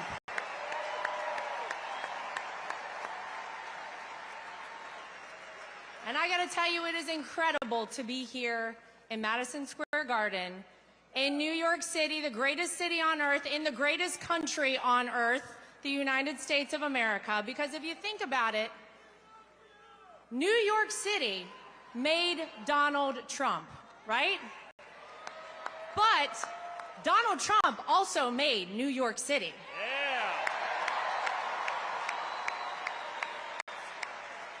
He changed the skyline of this city, rebuilt it. Remember whenever they couldn't get an ice skating rink, Woolman Rink in Central Park? Donald Trump rebuilt the ice skating rink for New York City. By the way, under budget and ahead of schedule, if I'm not mistaken, because that's how we like to do things in the Trump family.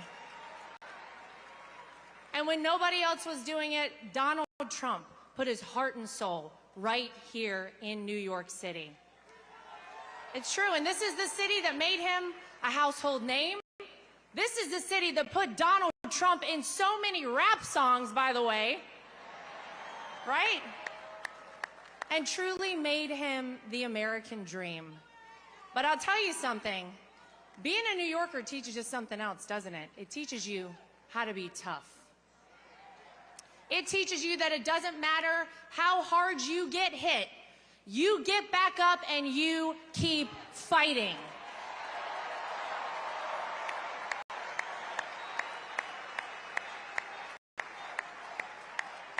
When they impeach you, you keep fighting. When they indict you, you keep fighting. When they take a mugshot of you, the greatest mugshot in the history of the world,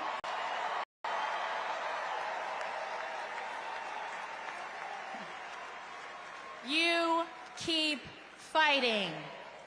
And when an assassin's bullet strikes you, you don't lay down.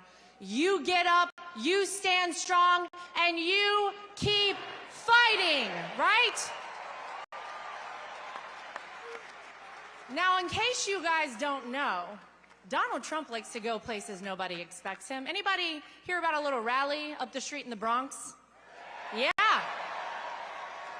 Does anybody know the last time a Republican president campaigned in the Bronx? It was Ronald Reagan, and ladies and gentlemen, he turned New York red. I'm just saying.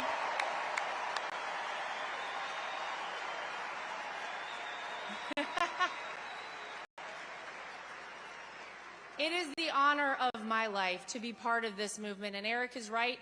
This is not just about politics. We are all a big family, and we're a family who loves this country.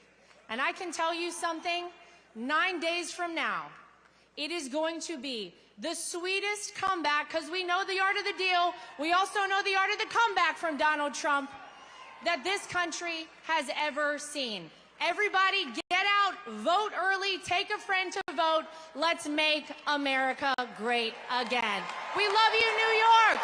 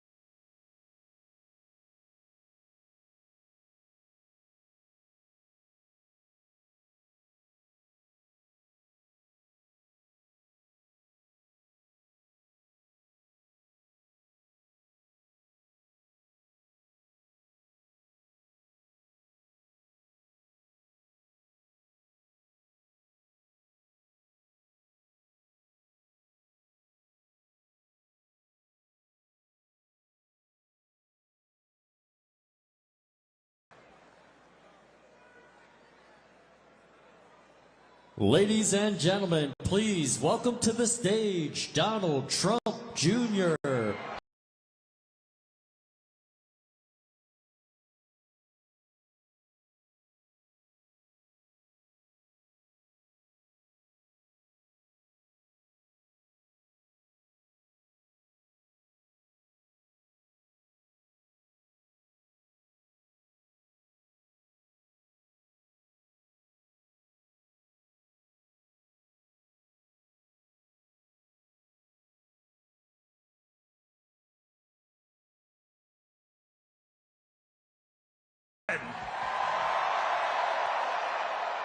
Are you guys ready to take your country back? Are you sick of the insanity? Guys, this is not my first rodeo. It's the third go-around, but you think this could have ever happened 4 or 8 years ago in the heart of New York City?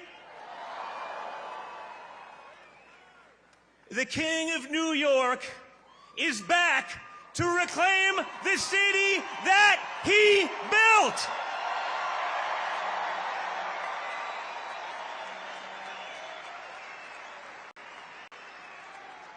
My father changed the skyline of this city. He fixed the things that incompetent bureaucrats couldn't handle. He did that against all odds. He did it for our country, too, and now everyone recognizes it. What's unique about this election, folks, you've had 4 years under both leaders. The media would like to pretend that Kamala Harris started her political career about a month ago in a coup, the most democratic process to ever not have a single vote. She's going to be a moderate, folks. She's going to be a moderate. A radical San Francisco liberal. The daughter of a Marxist professor is now magically going to be a moderate.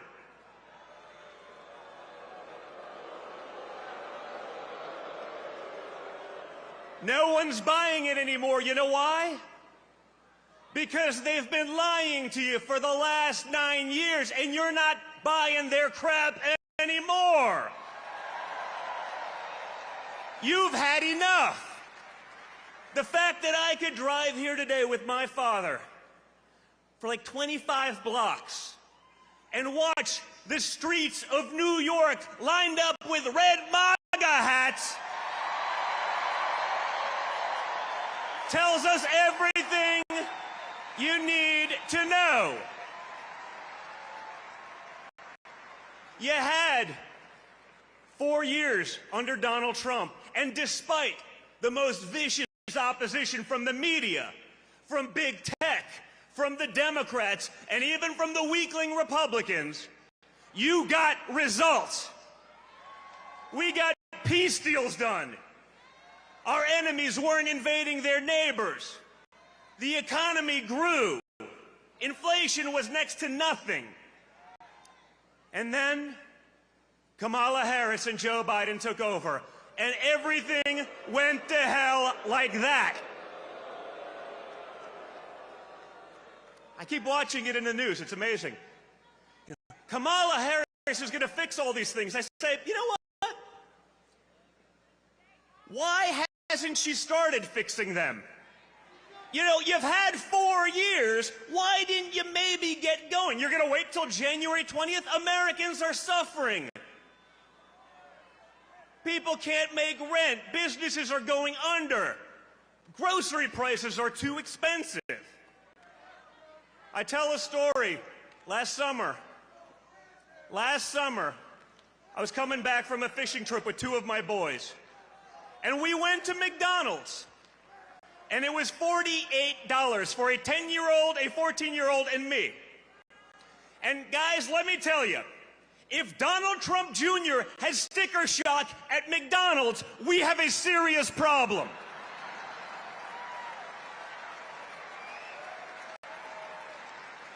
It does not have to be this way, guys. We can change it, but it's going to take all of you. You know, these days, you know, everyone's a tough guy. Everyone's a tough guy on the keyboard, on the internet, you know, everyone's a badass. But when you get shot in the face and you come back defiant, ready to fight, that's a badass. That's the guy.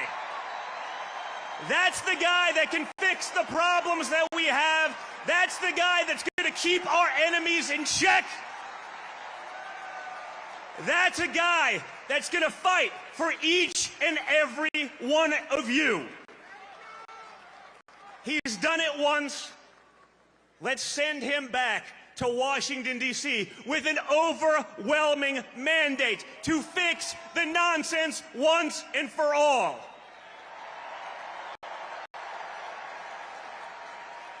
Guys, look at the people who have spoken here tonight, and look at some of the people who are still coming.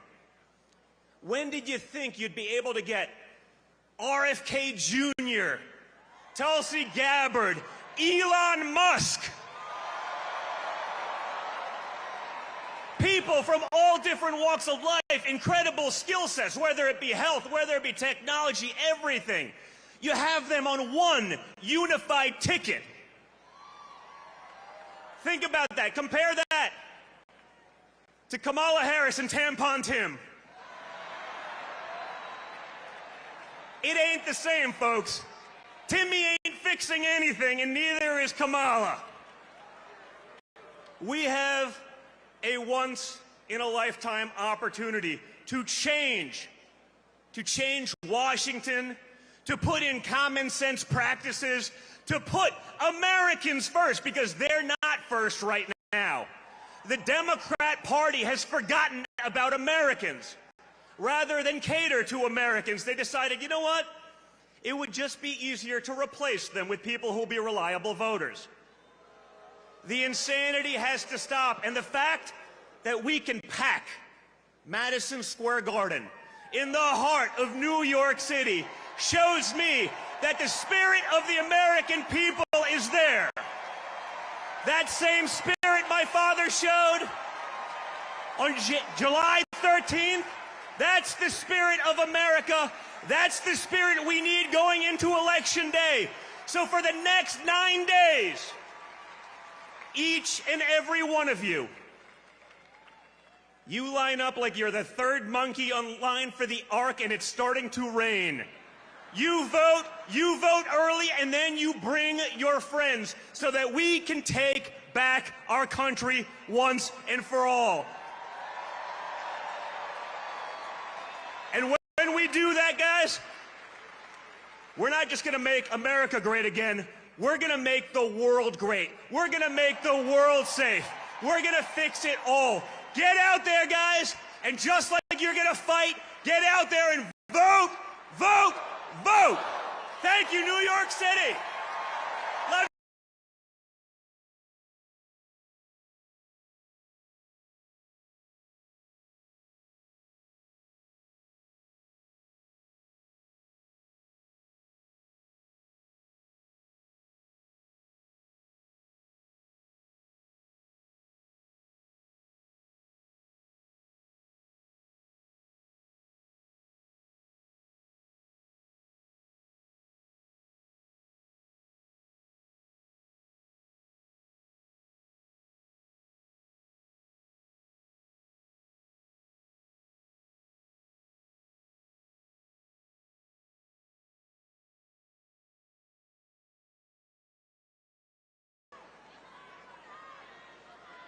Ladies and gentlemen, please welcome to the stage CEO of the UFC, Dana White.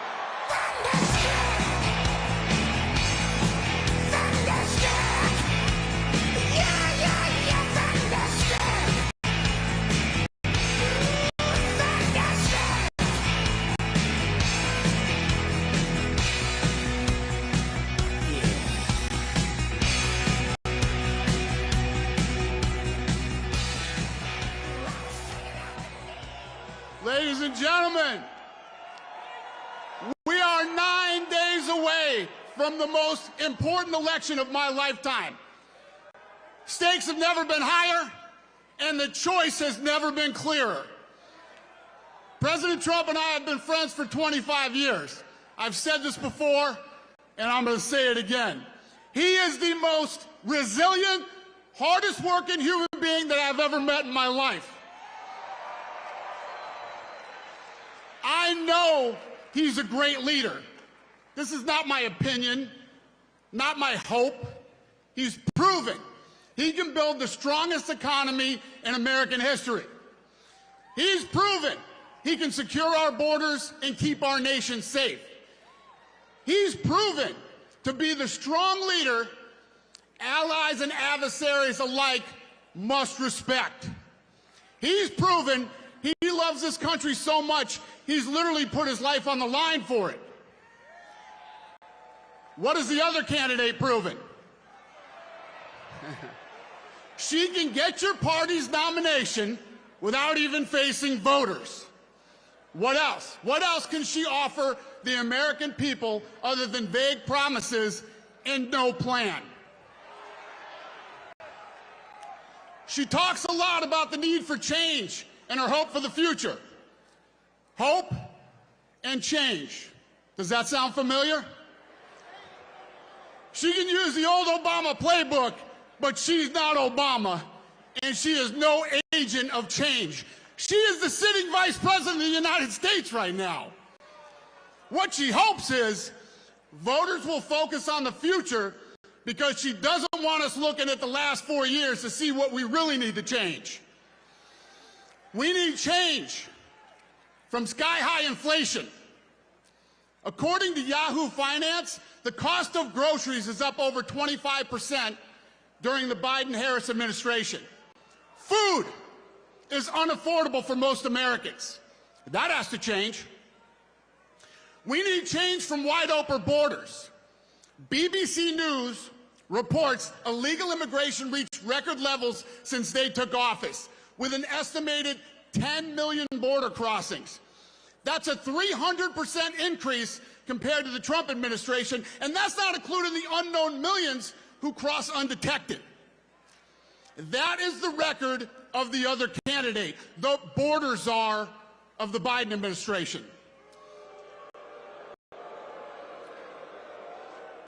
We need change from weak foreign policy. According to the Institute for Economics and Peace, a nonpartisan think tank, think about this, there are more active armed conflicts now than any time since World War II. Weakness from the Biden-Harris administration has invited aggression and conflicts around the globe.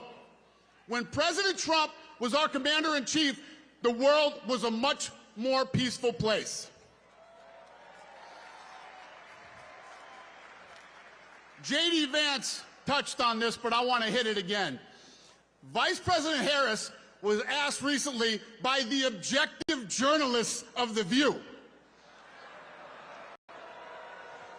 if there's anything she would have done differently than Biden over the past 4 years. And again, her answer was, there is not a thing that comes to mind.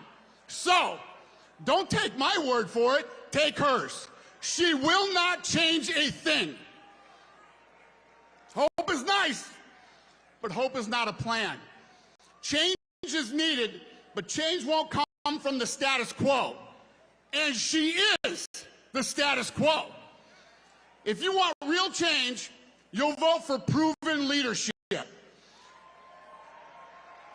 If you want to return to economic prosperity, border security, and global stability, you'll vote for the one candidate who's proven he can deliver all of that.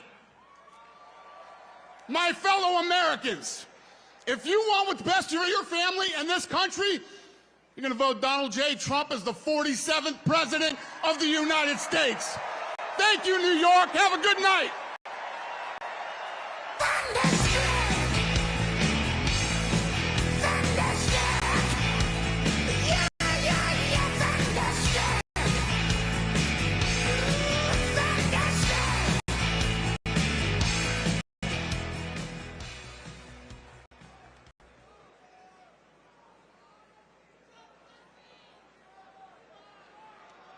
Ladies and gentlemen, please welcome to the stage Chairman and CEO of Cantor Fitzgerald.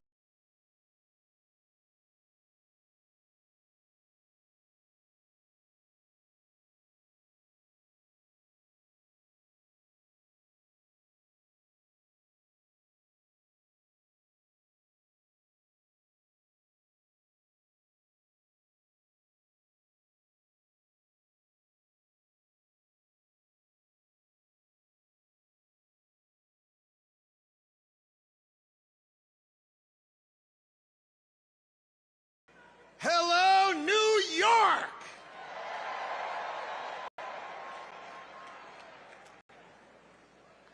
I mean, it was not on my bucket list, okay? People like me do not get to play Madison Square Garden. This place rocks!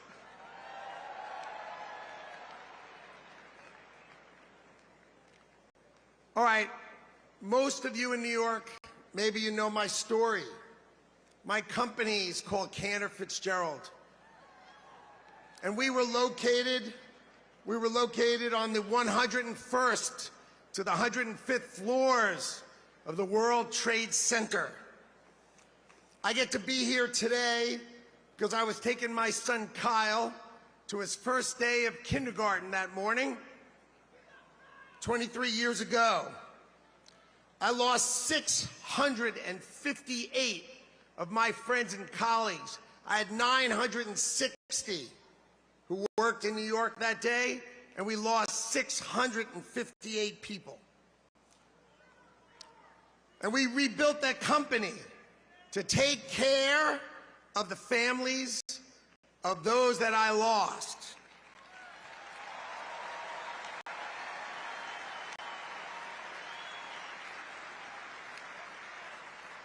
So we took care of those families.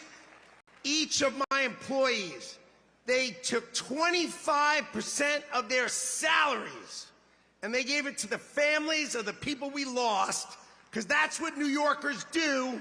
And we gave those families $180 million.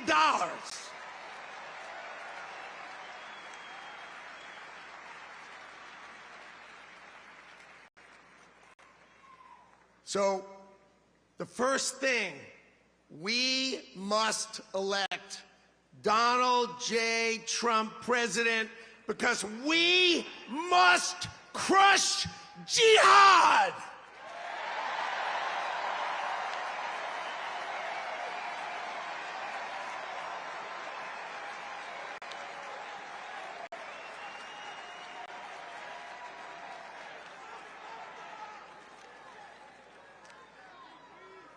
I love this city.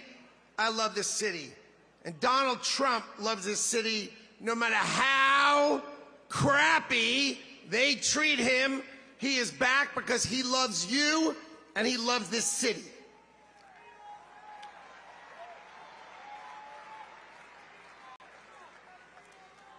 We all say, make America great again. But let's just go over for a minute what that means, because we all say it as a slogan. When was America great? At the turn of the century, our economy was rocking. This is 1900, 125 years ago.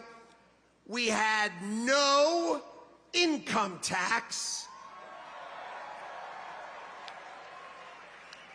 And all we had was tariffs. All we had was tariffs. And we had so much money that we had the greatest businessmen of America get together to try to figure out how to spend it. That's who we were then. But then we had World War I and we had World War II. And we felt we had a duty to rebuild the rest of the world. So here's what we did. We took down our protection. We took down our tariffs. And we turned instead and we taxed Americans so that we could export the power of our economy and save the rest of the world, which we did. Now let me ask you a question. What decade should that have ended? Should it have ended in the 80s? The 90s? 2000? What in the world are we doing? We're letting the rest of the world eat our lunch. And it is time to make America great again.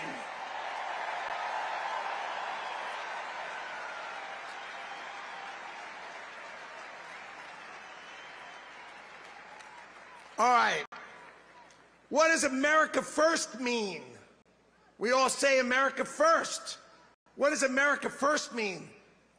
American citizens employed first.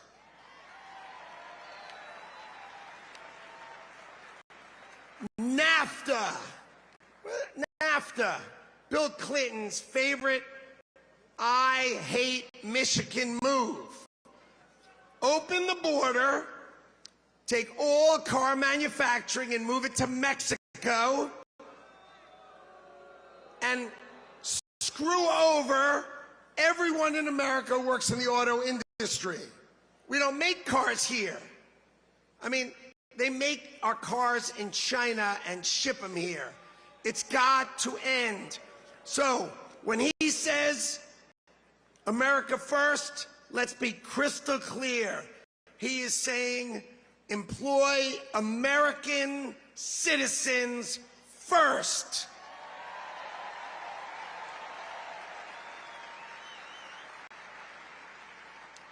Okay. The Harris-Biden administration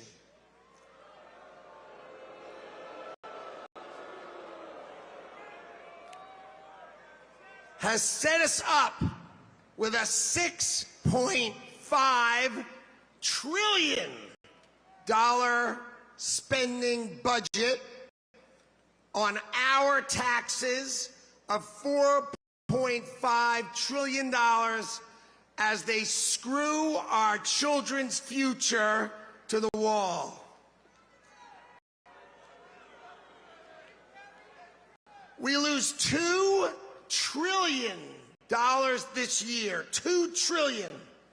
And Donald Trump is going to build the greatest team to ever walk into government, and we are going to balance our budget.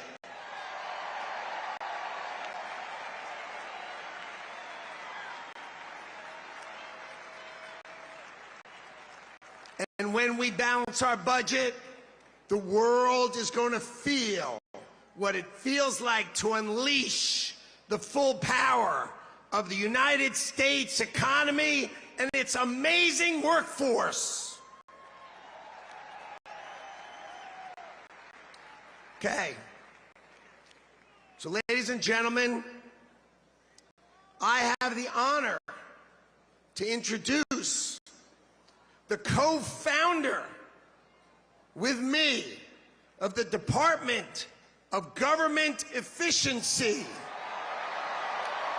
Doge, Madison Square Garden. Ladies and gentlemen, give it up for the greatest capitalist in the history of the United States of America, Elon Musk.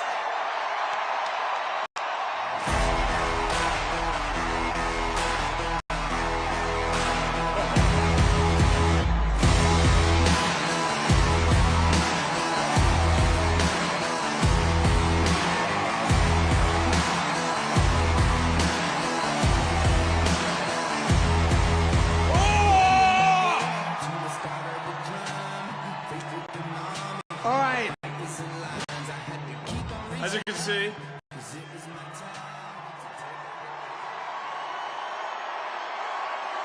I'm not just MAGA, I'm dark, gothic MAGA.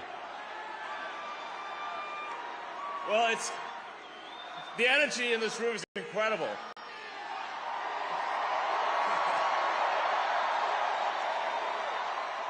What a great group of people.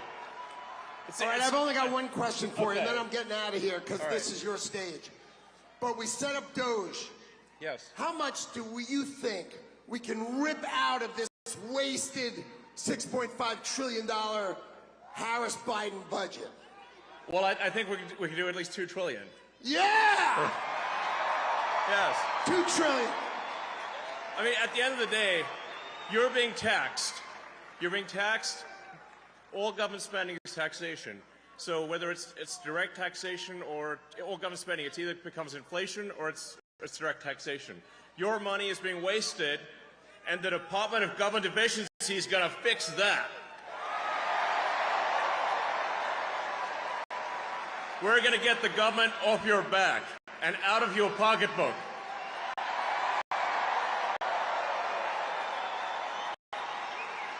And America's just not just going to be great. America is going to reach heights that it has never seen before. The future is going to be amazing.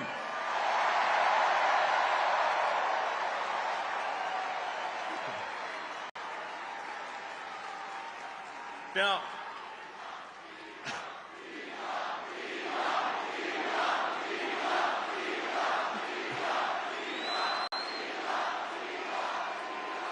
you guys are awesome. Honestly, this is like...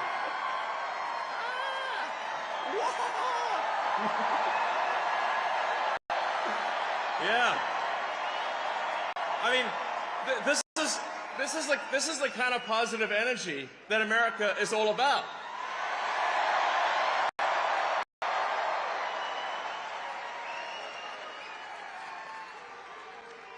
Yeah. USA, USA, USA, USA, USA.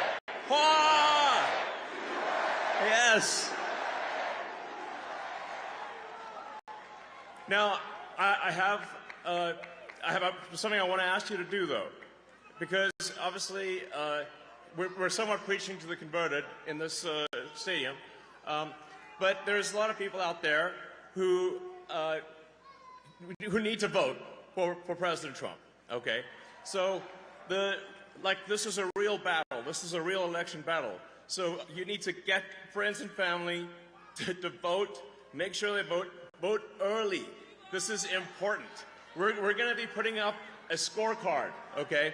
An early vote scorecard, state by state, county by county. What is the scorecard? Vote early. Vote now. Yeah.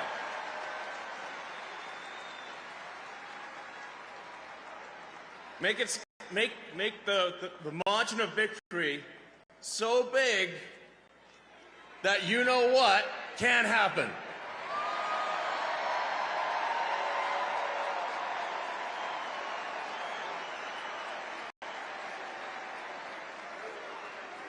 Massive, overwhelming sweep of every swing state, and even some of the states that people don't think are swing states. Massive, crushing victory. Get everyone, friends, family, people on the street. Put the signs up, put the hat on. Let's go.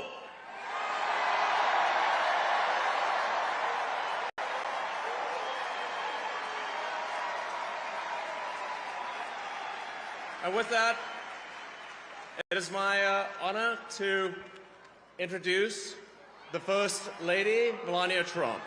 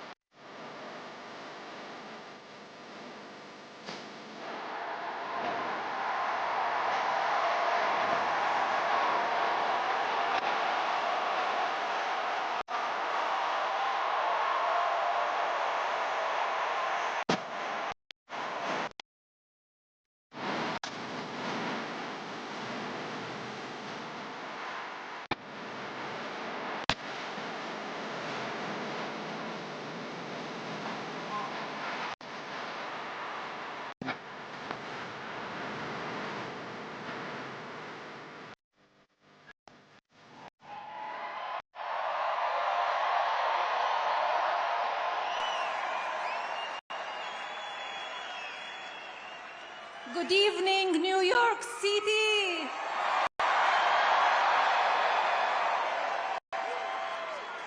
Hello, Madison Square Garden. Our hometown, where architectural symbols of strength, courage, and unity create a canvas for the world's undisputed capital of industry. Where titans of finance, fashion, and entertainment convene among an iconic range of superior design, structures, and artistic accomplishments.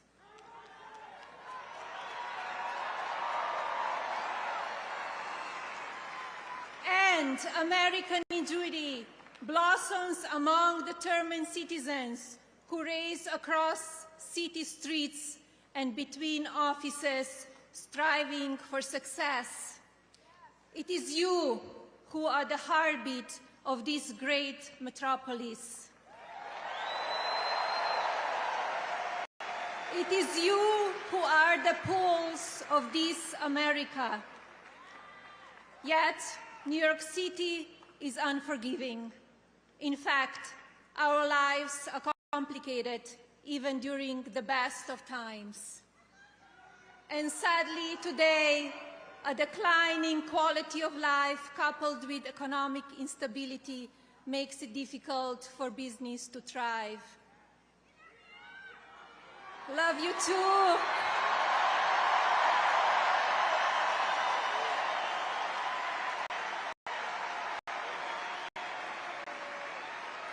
Crime is on the rise, while public safety diminishes, creating an environment where families with young children choose to relocate. And this story repeats itself from coast to coast across our nation. This is America.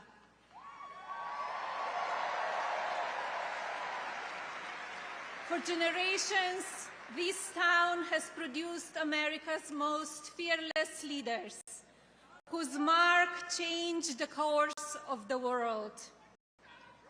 New York City and America needs their magic back.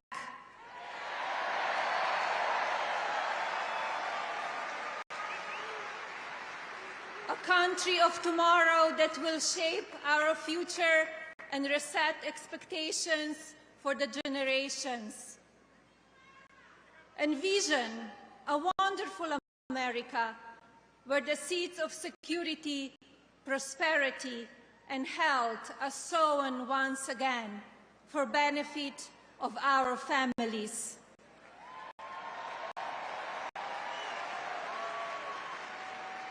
Let us charge together with a shared vision that builds on American greatness. Let's seize this moment and create a country for tomorrow, the future that we deserve.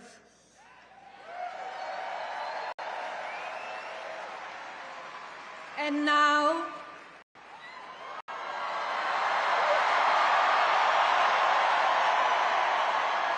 please welcome our next Commander-in-Chief, my husband, President Donald J.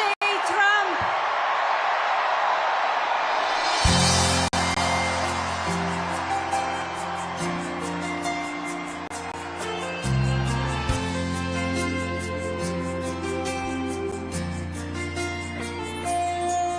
If tomorrow all the things were gone, I'd work for all my life. And I had to start again with just my children and my wife. Thank my lucky stars to be living here today. But the flag still stands for freedom, and they can't take that away.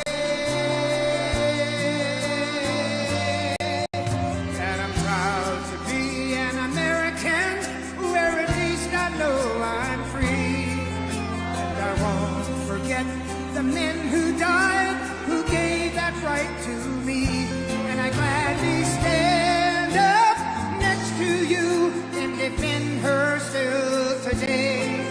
'Cause there ain't no doubt I love this land.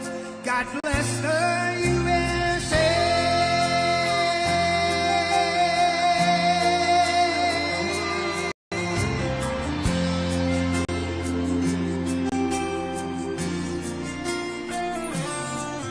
From the lakes of Minnesota to the hills of Tennessee, across the plains of Texas, from sea to shining seas, from Detroit down to Houston and New York to LA, there's pride in every American heart, and it's time we stand and say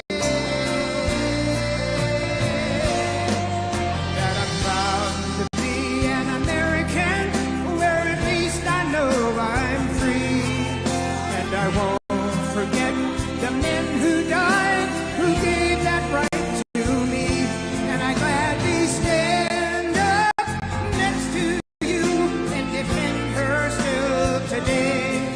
'Cause there ain't no doubt I love this land. God bless the USA.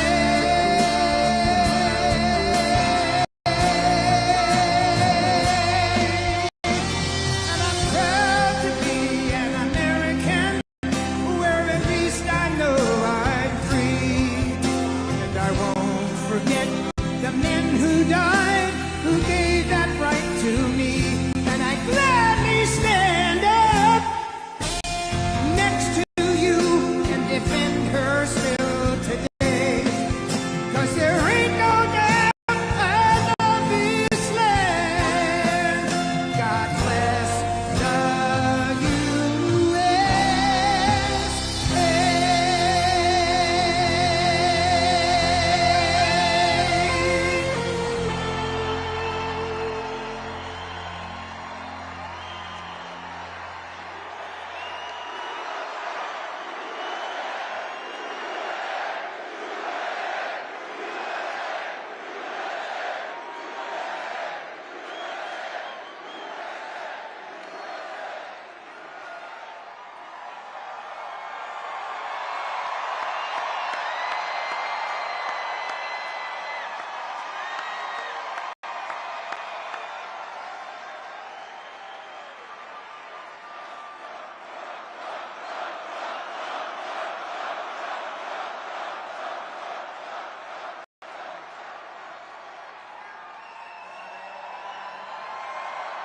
Thank you, everybody. Thank you.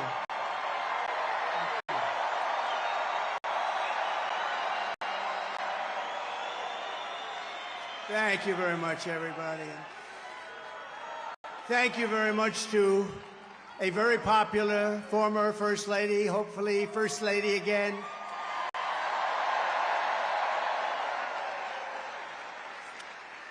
And I just want to say a very, very big hello to a special place, New York, and to an incredible arena, Madison Square Garden. Incredible.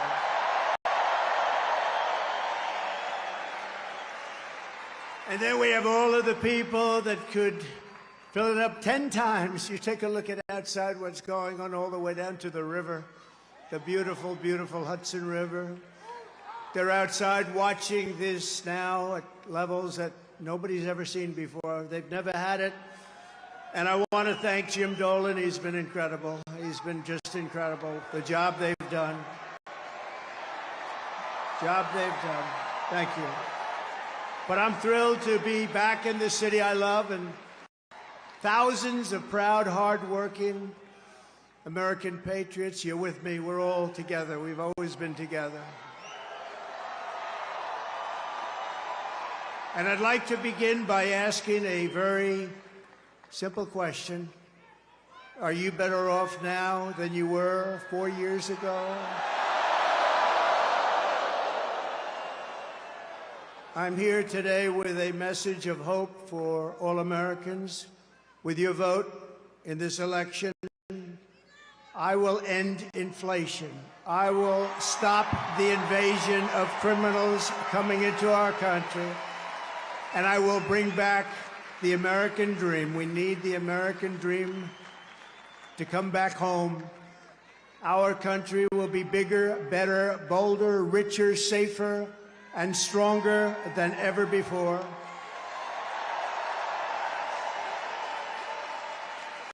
This election is a choice between whether we will have 4 more years of gross incompetence and failure, or whether we will begin the 4 greatest years in the history of our country.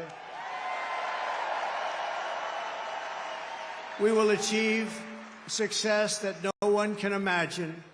We will have the strongest economy, the most secure borders, the safest cities, the most powerful military, the best trade deals, and we will dominate the frontiers of science, medicine, business, technology, and space. And I'm asking you to be excited about the future of our country again. I'm asking you to dream big again. We're going to dream big again. We haven't been dreaming big at all. This will be America's new golden age. It's going to happen quickly, too, very quickly. Every problem facing us can be solved, but now the fate of our nation is in your hands. Next Tuesday, you have to stand up and you have to tell Kamala Harris that you've done a terrible job, that crooked Joe Biden has done a terrible job. You've destroyed our country. We're not going to take it anymore. Kamala, you're fired. Get out. Get out. You're fired.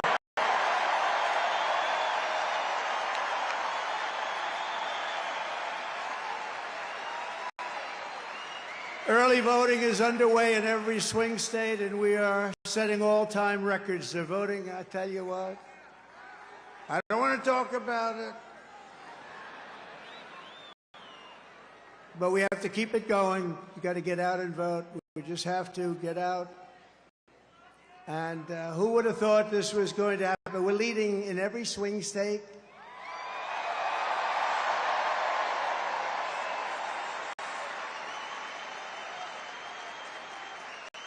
But it doesn't mean a thing. It only means how are we doing at the end. So look, we have 9 days from now, and we're going to defeat Kamala Harris, and we're going to win back the beautiful White House, and we're going to make America great again, and it's going to happen fast.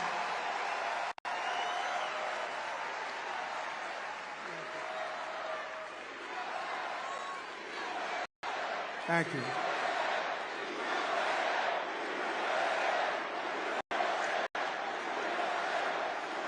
In less than 4 years, Kamala Harris has shattered our middle class. She cast the deciding votes that launched the worst inflation in the history of our country. She cost the typical American family over $3,000 in a short period, but over $30,000 over the last 3 years. She killed 50,000 manufacturing jobs this year alone. Now Kamala wants to raise the typical family taxes by nearly $3,000 a year and impose a 33% tax hike on all domestic production. If Kamala Harris gets 4 more years, our economy can never recover. If I win, we will quickly build the greatest economy in the history of the world.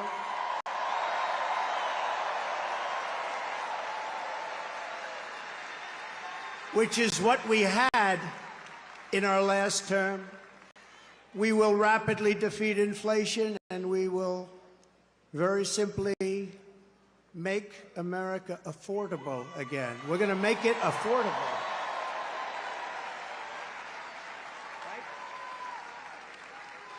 I will massively cut taxes for workers and small businesses, and we will have no tax on tips,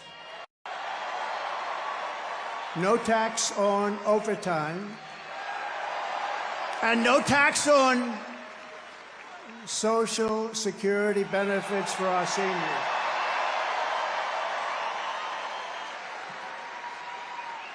And I'm announcing a new policy today that I will support a tax credit for family caregivers who take care of a parent or a loved one. It's about time that they were recognized, right?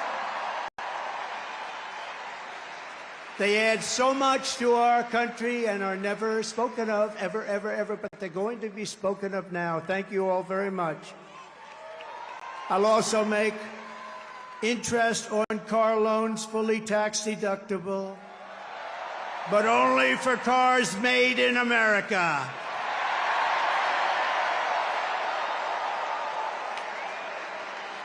Have to be made in America. And we will achieve energy independence, and we will do something. We want it so badly. We're going to do something. You know what we're going to do? Front row Joes. You know, I got front row Joes here. I got the ladies from North Carolina, number 249. This is the 200, and you look so beautiful. We have a lot of people that they followed us, but we're going to do something. The ladies can tell you what we're going to do. We're going to drill a baby drill. And I will terminate the Green New Scam, and we'll cut your energy prices in half, 50%, within 1 year from January 20th. Is the fake news hearing that? Whoa! Look how much. Wow, that's a lot of fake news. That is a lot of fake news.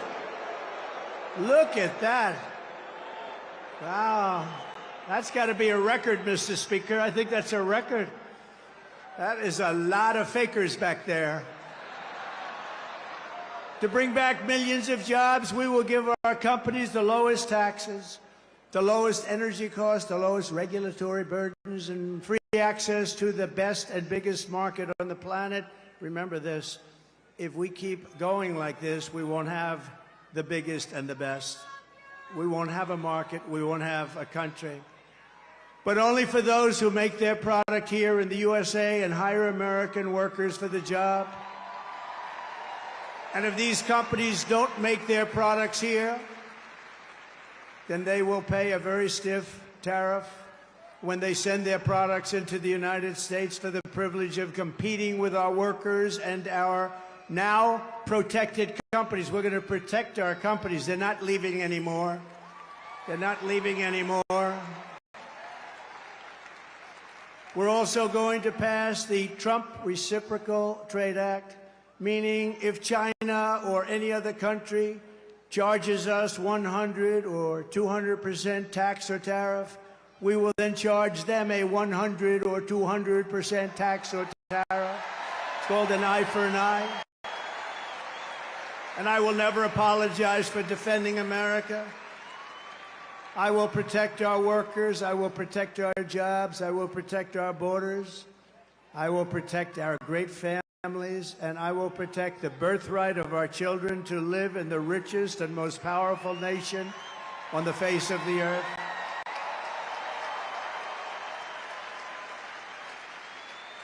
As we rescue our economy, I will also restore our borders. There's never been anything like it. It's bigger than inflation. It's bigger than the economy. What they're doing to our country, they're allowing criminals from all over the world to enter our country. Over the past 4 years, Kamala Harris has orchestrated the most egregious betrayal that any leader in American history has ever inflicted upon our people. She has violated her oath, eradicated our sovereign border, and unleashed an army of migrant gangs who are waging a campaign of violence and terror against our citizens. There has never been anything like it anywhere in the world for any country. Kamala has imported criminal migrants from prisons and jails, insane asylums and mental institutions from all around the world, from Venezuela to the Congo. A lot of people are coming from the Congo prisons. They're coming from all over the world. Over the last month, 181 countries violated our laws. And she has resettled them into your communities to prey upon innocent American citizens. But the day I take the oath of office, the migrant invasion of our country ends and the restoration of our country begins.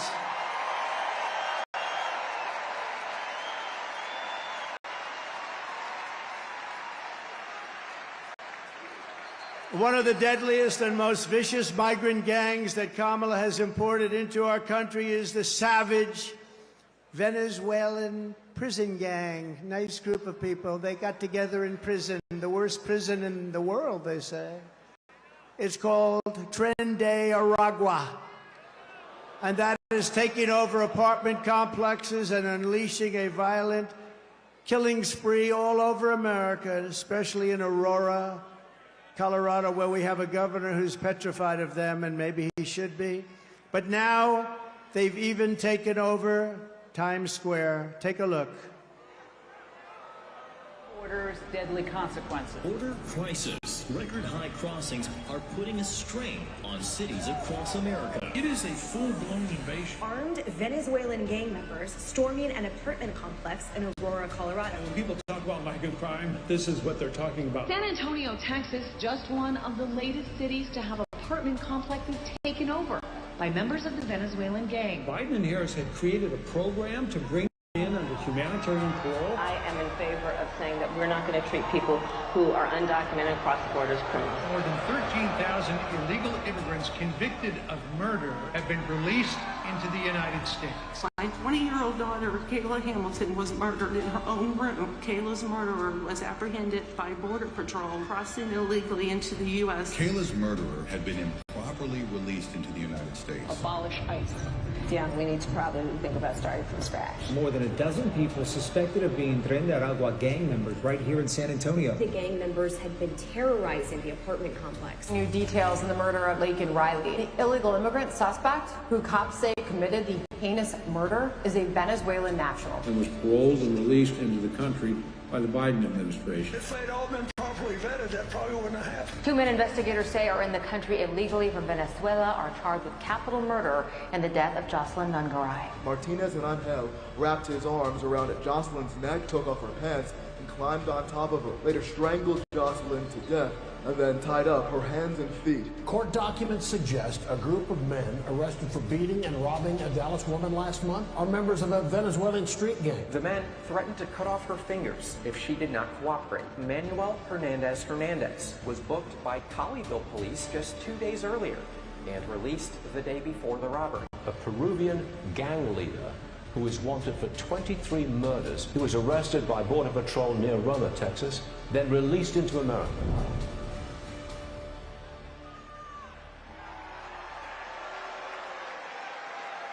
That's who we're allowing into our country. We're not going to have a country any longer. That's who we're allowing in.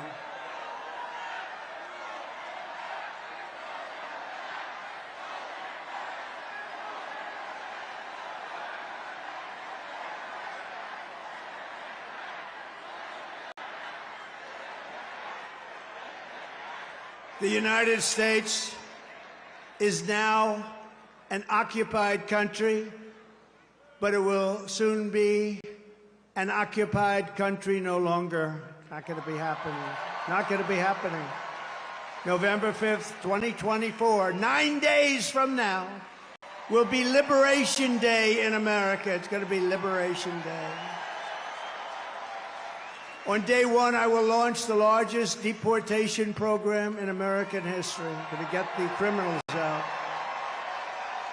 I will rescue every city and town that has been invaded and conquered, and we will put these vicious and bloodthirsty criminals in jail. We're going to kick them the hell out of our country as fast as possible. And to expedite removals of Tren de Aragua and other savage gangs like MS-13, which is equally vicious, I will invoke the Alien Enemies Act of 1798. Think of that. That's how far back. That's when they had law and order. They had some tough ones. Think of it, the Alien Enemies Act of 1798. You hear that, Mr. Speaker? Get ready. To target and dismantle every migrant criminal network operating on American soil. And there are lots of them. We don't have the same country anymore, you know that. And you know, when you look at the polls and they say about the economy and they have all these different things, the worst nightmare that we're facing is what they've done to us on our borders. We had the safest border in the world. In fact, there's a chart, which I hope they have, because I didn't tell them I wanted it, but there's a chart that I love very much because I wouldn't be here without it. That's it. I love it. I'm in love with it. I love that chart. Even if it had bad numbers, I would have loved that chart, but it doesn't. It has great numbers. And if you look at the arrow on the bottom, you'll see that was the day I left office. That was the lowest illegal immigration that we've ever had in recorded history, the recorded history of our country. And then look at it. It was like an Elon Musk rocket ship. Look at what happens. Look at what happened after that. And if they come back into our country, it's an automatic 10 years in jail with no possibility of parole. And I'm hereby calling for the death penalty for any migrant that kills an American citizen or a law enforcement officer.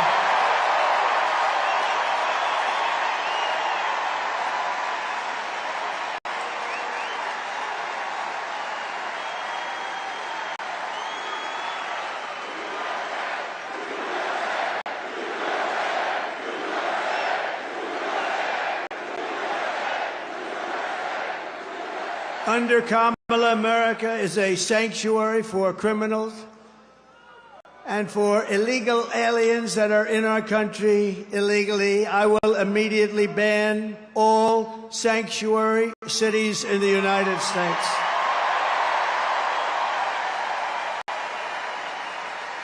Kamala's gross incompetence disqualifies her from being President of the United States of America. She is grossly incompetent. All you have to do is look at her interviews, look at what she did the other night on fake news CNN. Just take a look. She couldn't answer a question. She's unfit for office. Everyone knows it. No one respects her. No one trusts her. No one takes her seriously. Everyone knows she is a very low IQ individual. From humiliating our country in Afghanistan to the war in Ukraine, to the nightmare on our border, to her inflation catastrophe, all done in conjunction with Sleepy Joe. But he was largely sleeping, wasn't he? After 4 o'clock, it's time to go to bed. To his and her egregious hurricane response, the worst response in North Carolina and other states since Katrina, but I think it was even worse than Katrina. They haven't even responded in North Carolina. They haven't even responded. There's nobody. They don't see any FEMA. You know why? They spent their money on bringing in illegal migrants, so they didn't have money for Georgia and North Carolina and Alabama and Tennessee and Florida and South Carolina. They didn't have any money for them. They spent all of their money on bringing in illegal immigrants and flying them in by beautiful jet planes. They flew in. We just found that about a year and a half ago. Remember, we said, what's going on? Those planes, a lot of planes going over there. What are they?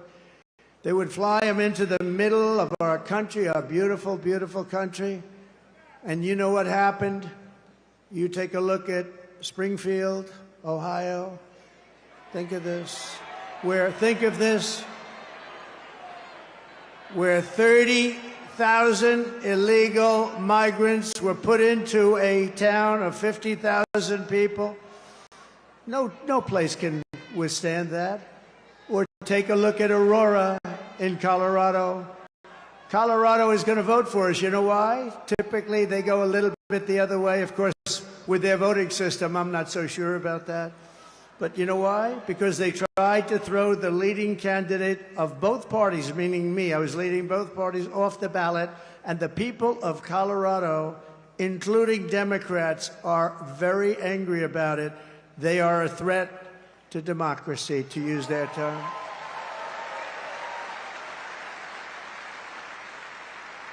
Isn't it nice to have somebody that's your president that doesn't need a teleprompter?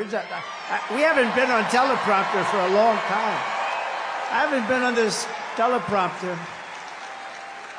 No, it is nice. You saw the other day where Kamala got a little stuck on the teleprompter, went a little bad. It stopped on her. You have to be, you know, if you're a politician, you have to be able to handle that. Remember? You have to do the weave, he says. Got to do the... You got to do more than the weave.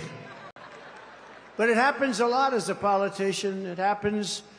I mean, we have so many politicians here, great ones. Really great. Some are not so good, but great ones.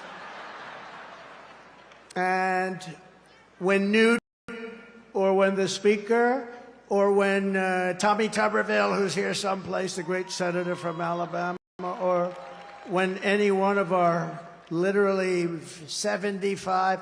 By the way, should I introduce all of them by name? I should. Should I? No? Yes? I don't know. It's a lot. Speaker, should I? I don't know. Will they be angry? Yeah, they will. It's a lot of introducing, right? Let's keep going with this speech, right? But you know, when you have when you're in this profession, I have a friend who wanted to come in. I said, do you like speaking? Well, I do, but I have a great fear of speaking. I said, don't be a politician. If you have a fear of speaking, don't be a politician. But one thing you have to know is that no matter how good your people are that operate this machinery, it's going to break.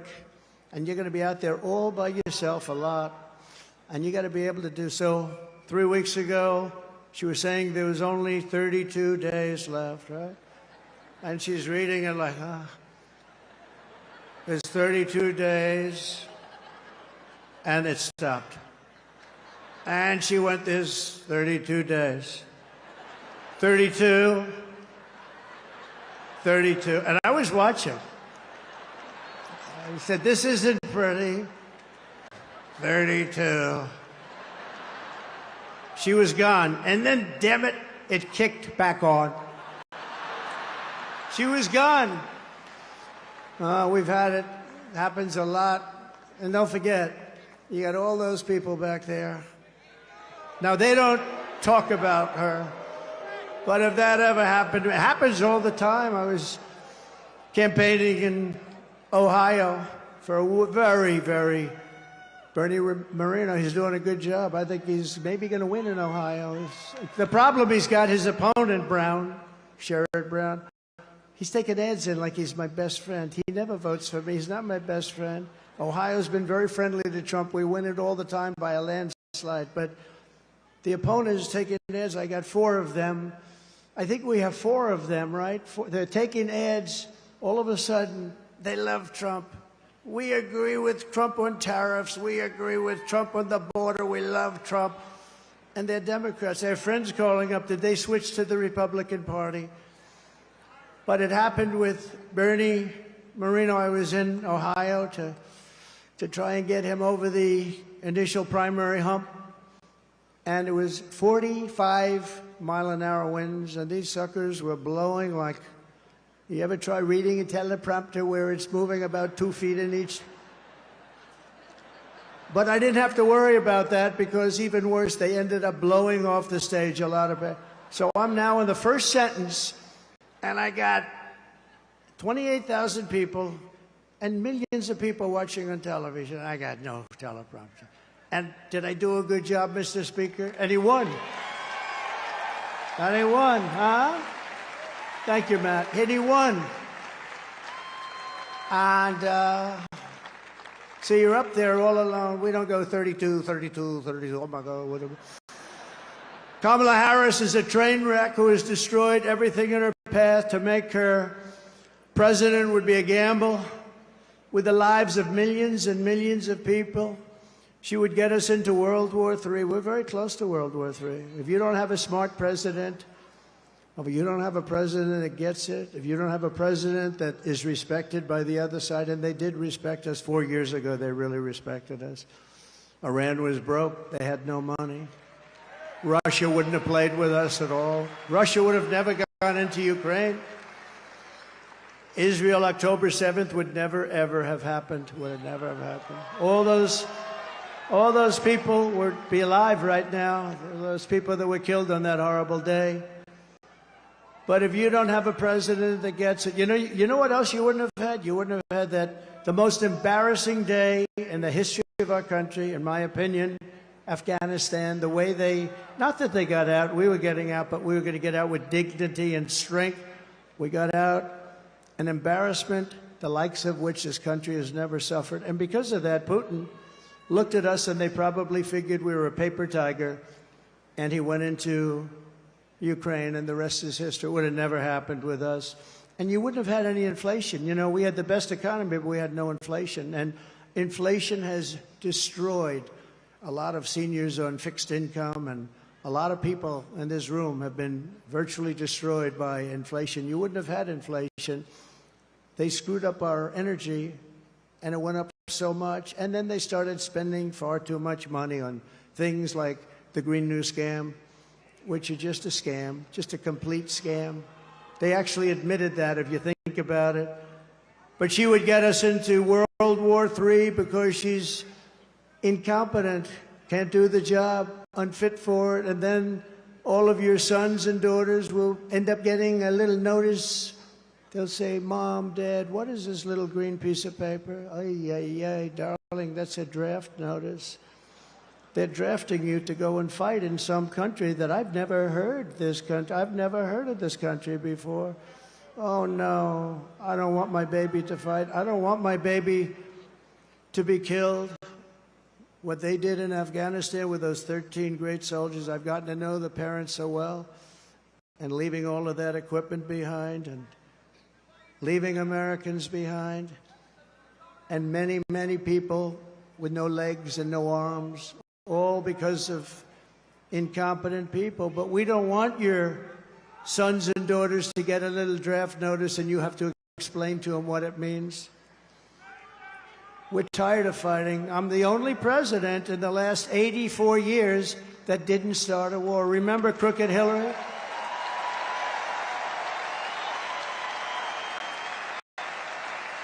Remember Crooked Hillary Clinton? Crooked Hillary, oh, she was a beauty.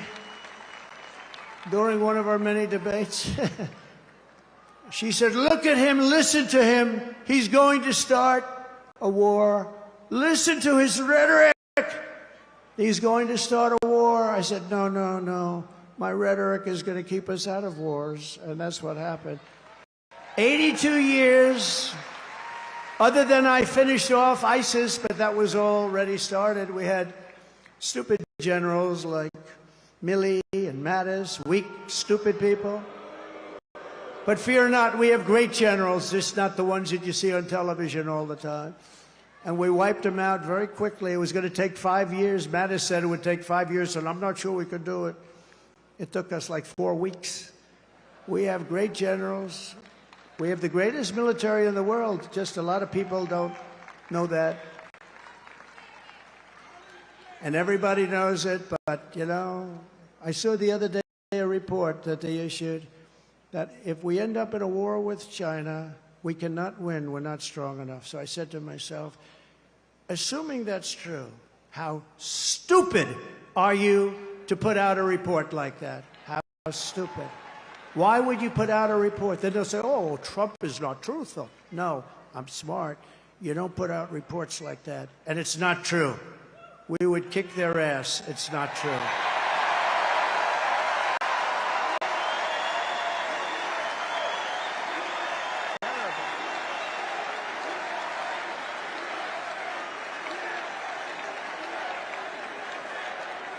Our enemies are laughing at her.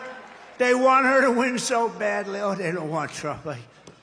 They don't want Trump. I've made this position a very dangerous one because of that. That's why. It's a very dangerous. You know, if you drive a race car, you have 1/10 of 1% chance of dying. If you ride the bulls, I think the bulls are pretty nasty, right? You have about the same 1/10 of 1% of dying. If you become president of the United States, you got a hell of a shot at dying. I never knew that when I ran. I never thought about it, but here we are. Here we are. And I'm okay with it. And I would rather be here than any place in the world.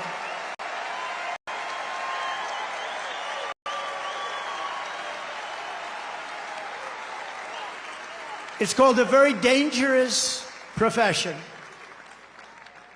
But if we win, our enemies won't be laughing anymore. They're not going to be laughing. And you know what? The truth is I got along with all of them. I got along with Putin. Ukraine was the apple of his eye, but I said, Vladimir, don't go in. Remember, I ended the pipeline in Europe. I ended the pipeline in Europe. And then when Biden came in, he approved it. But he ended the Keystone pipeline, the one in America. So he got it a little mixed up, didn't he, huh?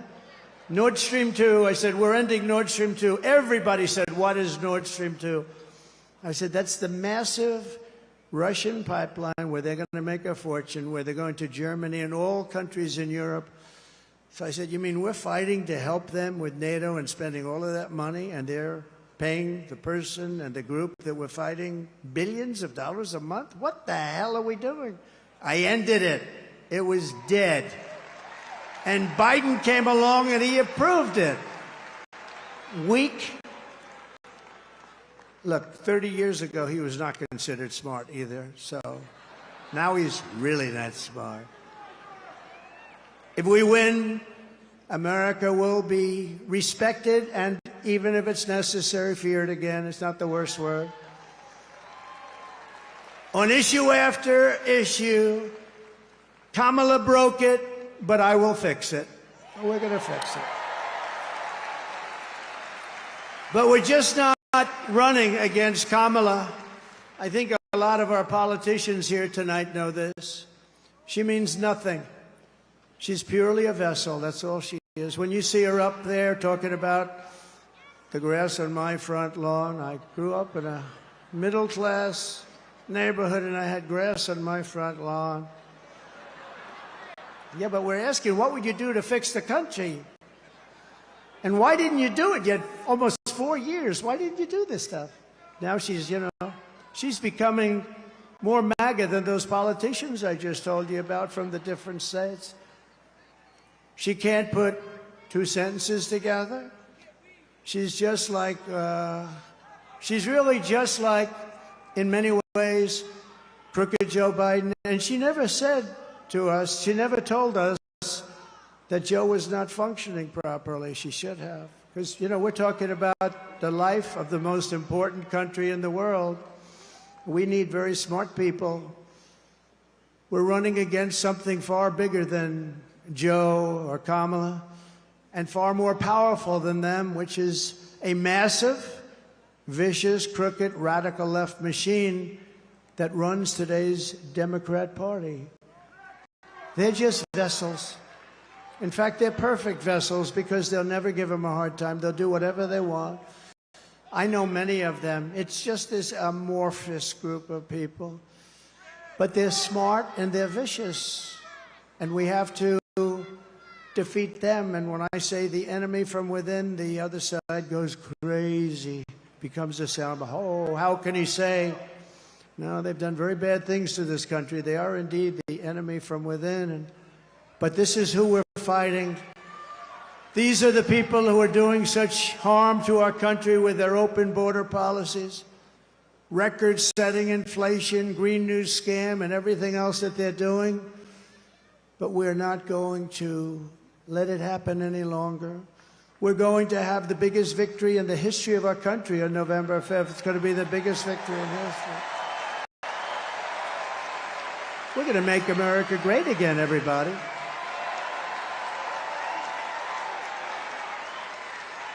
On top of it all, Kamala says she would not do one thing differently from Joe Biden, which is totally disqualifying. And you have to remember this. All of the mistakes he made, and you know what maybe is the worst, but they were all so bad. Think of this. 325,000 children are missing, dead, sex slaves or slaves. They came through the open border and they're gone. Their parents will most likely never see them again, almost any of them. Think of the number, 325,000 children are missing or dead. Take a look at this, please. Would you have done something differently than President Biden during the past 4 years?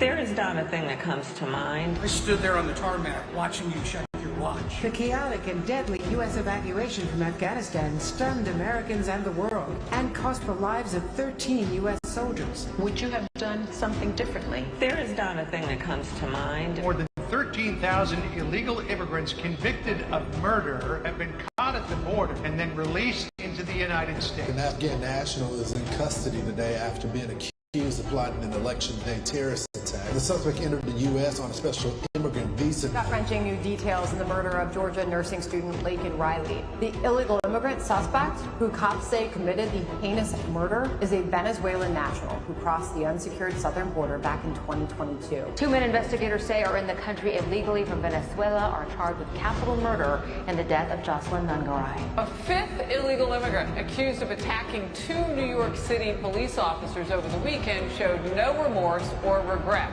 Would you have done something differently? There is not a thing that comes to mind. Only 18% say the economy is in excellent or good condition. US inflation has hit a new 40-year high, increasing by 9.1% over the financial year. Authorities saying Train de Aragua, which has been linked with more than 100 criminal investigations here in the US, has now been found operating its criminal enterprise in apartment complexes. Were you the last person in the room? Yes.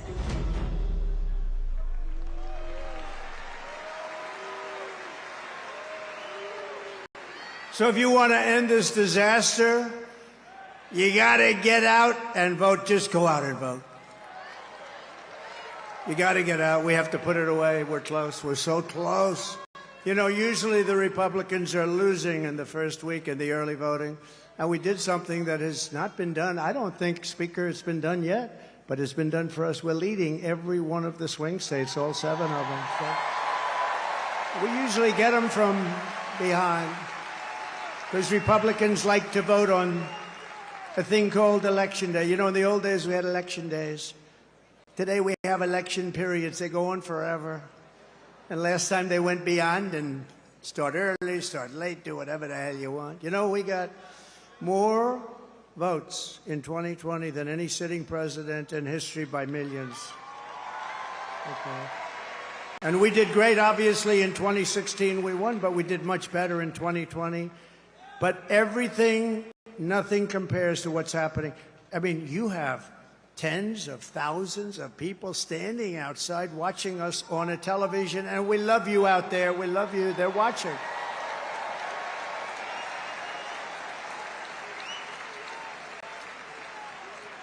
But both of those great races, both of them don't compare to what's happening now. In Florida, we took a massive lead.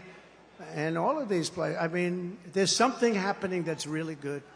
There's something happening that's really good. But let's close it out. Pretend you're 1 point down. Would everybody pretend? Let me just do a poll.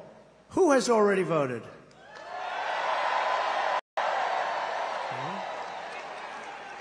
Who is going to vote? Good. Good. That's what I like. That would be better than the other way if you've already voted. So I'd say 16, 17, maybe 20%, and we're leading. And most of you haven't voted, but you promise you're going to vote? Everybody promise? Promise, promise, promise. There's a lot of people in here. Well, the beauty is that, you know, a Republican likes to vote late, and they like to vote and make sure their vote's in the box, right? They want to vote. They just feel better about it. And so we had a lot of people voting, but really, that's the same. I do it in every event. I say, who's voted for the last 3 events? Last night I was at Penn State, a great place. I actually met, this is amazing, the national championship wrestling team. They won Penn State won the national championship, but listen to this. 11 out of the last 13 years, even Jim Jordan would be impressed by that. You know, Jim Jordan is a great guy. He's a great wrestler, all-American wrestler, Jim. You can see it by the way he acts. He's not afraid of anything, right? And I looked at those guys, and they're rough as hell. I said, you may be the only people that can take Trendy Aragua in a fight. And it won't even be that easy for them. They're tough people. But it was great to meet that team, and there's great champions, amazing, really, great champions. And we were packed at Penn State.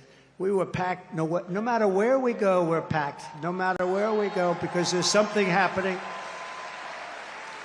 And the something happening is they want to take back their country. People want to take back their country. You love the country. I love the country. We want to take it back. I could be right now on the most beautiful beach in the world.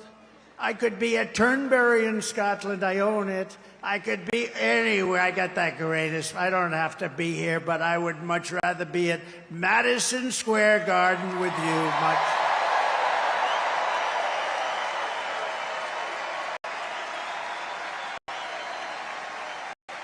So we're thrilled to be joined today by an incredible group of patriots who are going to help us save our country, including our next Vice President J.D. Vance.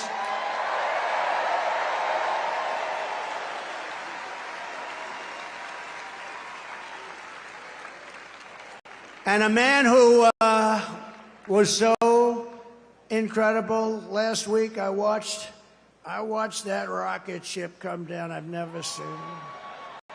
I told this story last night. I was on the phone with a very, very important person. And I'm talking to him, and I'm watching the television while I'm talking to this guy. He's boring as hell.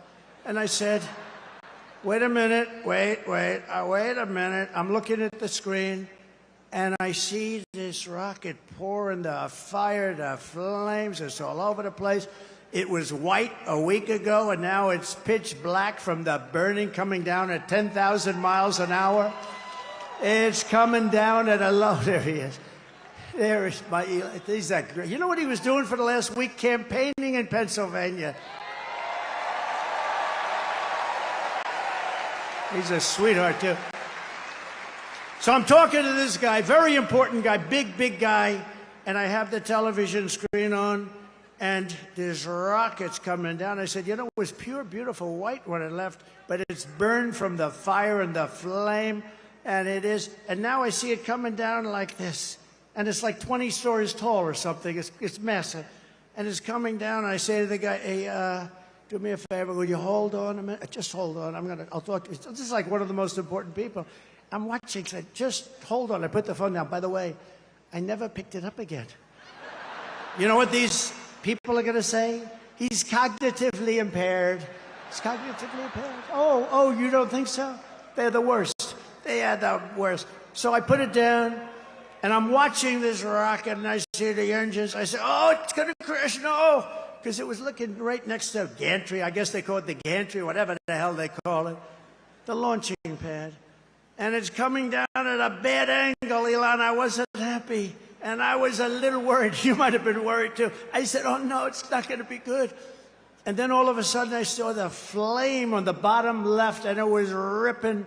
The flame was pouring out of that sucker, and it straightened it out like this. And it came down, and it landed, and then its two of these big, beautiful arms grabbed it, and they held it tight. And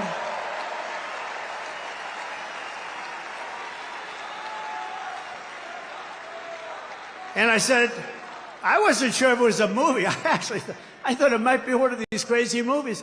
And I said, I got to call Elon. And I call him, I said, Elon, was that you? This is like about 4 minutes after, was that you? Yep, that was me. I say, Elon, you're a genius. You are a genius. You are he is special. He is special. And you know what he wants more than anything else? For our country to be really well run, solidly run, to be run democratically, all the things that everybody in this room wants. And I mean, honestly, he left that pad and he went to Pennsylvania to campaign. Can you believe it?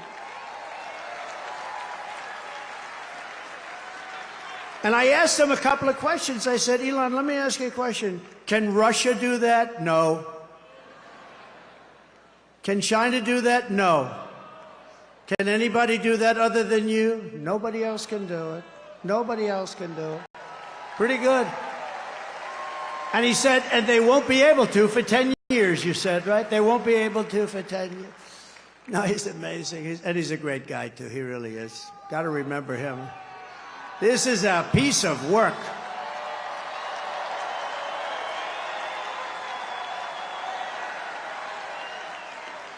You know, we had a black hat, right? You saw him with a black hat at Butler. He was there, and it was beautiful. We had 101,000 people celebrating a great firefighter, a great guy, Corey. And Elon got up, and I didn't even know we made a black hat. I've never seen anybody wear it. I see the red hats all over the place, the white hats I see all different, but I never saw black. But he liked the black. You know, he's a little different. It's a black hat with black letters, okay? It's called Understated. And I said, you like that hat? He said, I love that hat. I call it Dark MAGA. But you know that after that evening, that became our #1 best-selling hat for that week. All I have to do is put something on them now. You're great. And thank you very much. Thank you very much. It's great. Thank you. And we also have somebody that is great. And look, we're not going to let him go too crazy, Elon, with the oil and gas stuff. And, you know, because Robert F. Kennedy cares more about human beings and health and the environment than anybody. And he's going to be absolutely, having him is such a great honor. I've been friends of his for a long time. And I'm going to let him go wild on health. I'm going to let him go wild on the food. I'm going to let him go wild on medicines.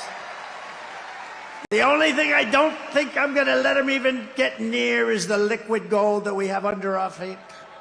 I don't know, Elon, he might not like liquid gold. It's oil and gas, sometimes referred to as oil and gas. JD, I think we're going to have to keep him away from the oil and gas. What do you think, Howard? Yes? But where is Robert? He's around. He gave a beautiful speech. He's a great guy. He truly cares. I mean, he truly cares about this, and it's an honor. And we're also pleased to be joined by my beautiful wife. She's got the #1 best-selling book in the whole universe, New York Times. #1 best-selling. Go out and buy one of her. It's a great book. It's a great. You know what? I was nervous when I read it. I said, I wonder if she said some bad stuff about me. I was very nervous. But she's great. Congratulations, honey. That's a big deal. #1 in the New York Times list. Now, if she's #1 and her name is Trump on the New York Times list, that book definitely was #1. I guarantee you that. Thank you, honey. Great.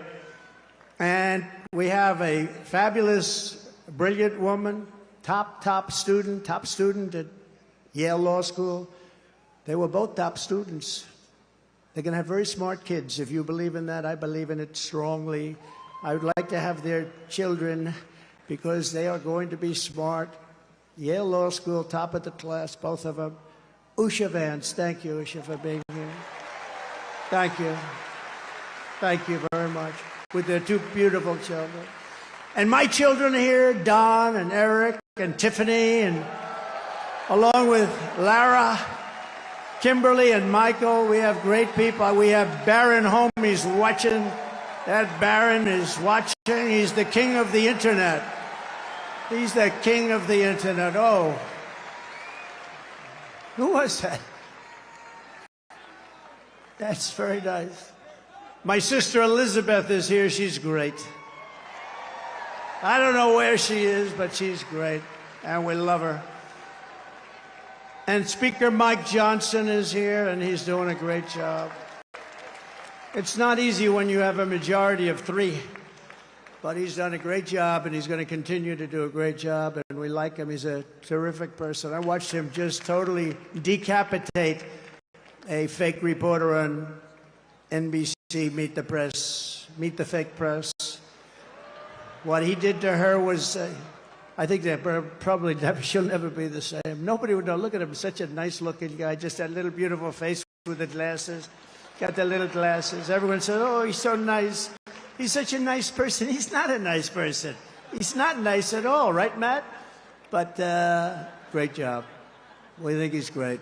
And he's going to be around for a long time, I predict. We have a senator here who I love, Senator Tommy Tuberville. And he's from a great place, Alabama. I love Alabama. I'm up in Alabama by 49 points. 49 points. We're up by a lot in a lot of different places, but it's a great place, and thank you, Tommy. And all of our other great congressmen. We have so many, if I ever named them, we're going to be up here a long time. So they're going to be angry. They won't speak to me for probably a month or so, but it'll calm down after that. Right, Matt Gaetz? It'll calm down.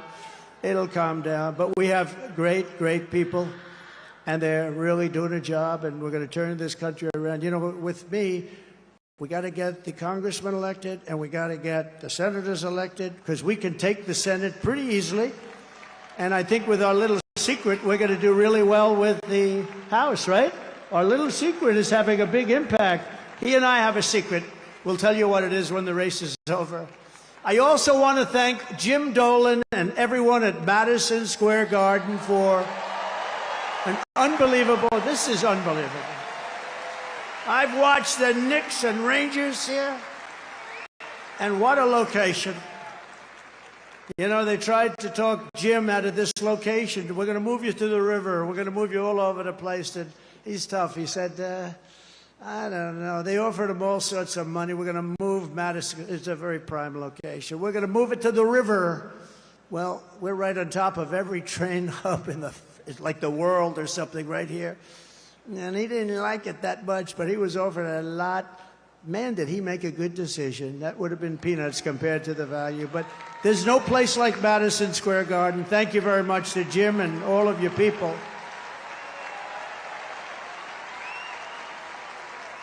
But here are the facts. Kamala Harris is a radical left Marxist, rated even worse than crazy Bernie Sanders or Pocahontas. She destroyed our economy. She was an original creator of Defund the Police. Can you believe it? She was one of the originals for Defund the Police. And anybody who wants to defund our great police for even 1 week is not worthy of being president of the United States, because that's where her thinking is. Kamala vowed to abolish ICE. You know, those tough people you've been looking up at the screen?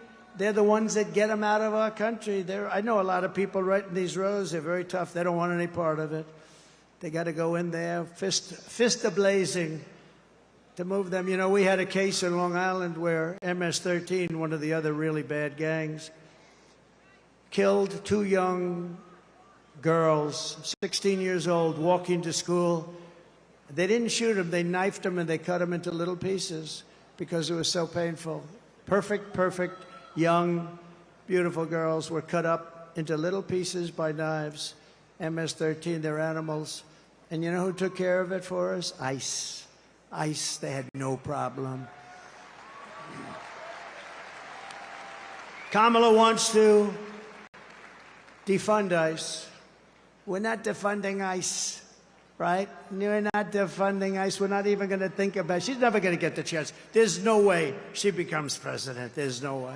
Radical left lunatic who she destroyed San Francisco. She destroyed, along with Gavin Newsom, the governor, who's the worst, one of the worst governors in the country.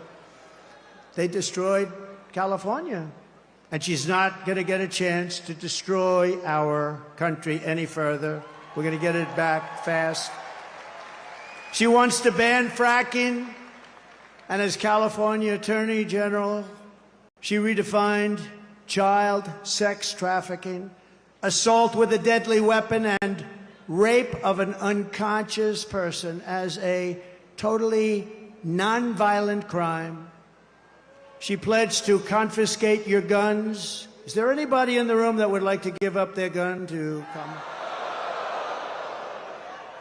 I had a feeling you might say that.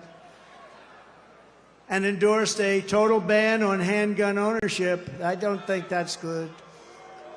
When a criminal crawls into your house at night, it would be nice to be able to at least have a chance, wouldn't it? Wouldn't it be nice?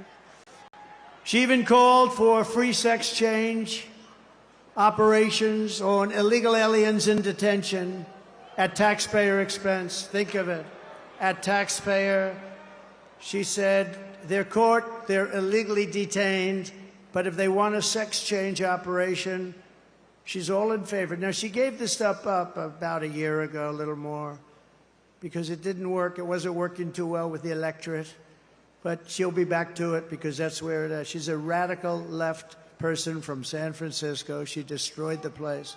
But you know, she lied about that, but she also lied about something very important. For years and years, she said she had a job at McDonald's. And the reason I went there last week, do you know that I got a call from Sundar, very smart guy, at Google. He said, this is the most amazing thing. We've had just about more hits on this crazy McDonald's story. And I went there just to prove a little point. See, you never know how something's going to work out, Mr. VP, do you? But he called and he said, we've had more hits on McDonald's than, I think he said, anything we've ever had, but let's say it's close. And did anybody watch Joe Rogan recently? Right?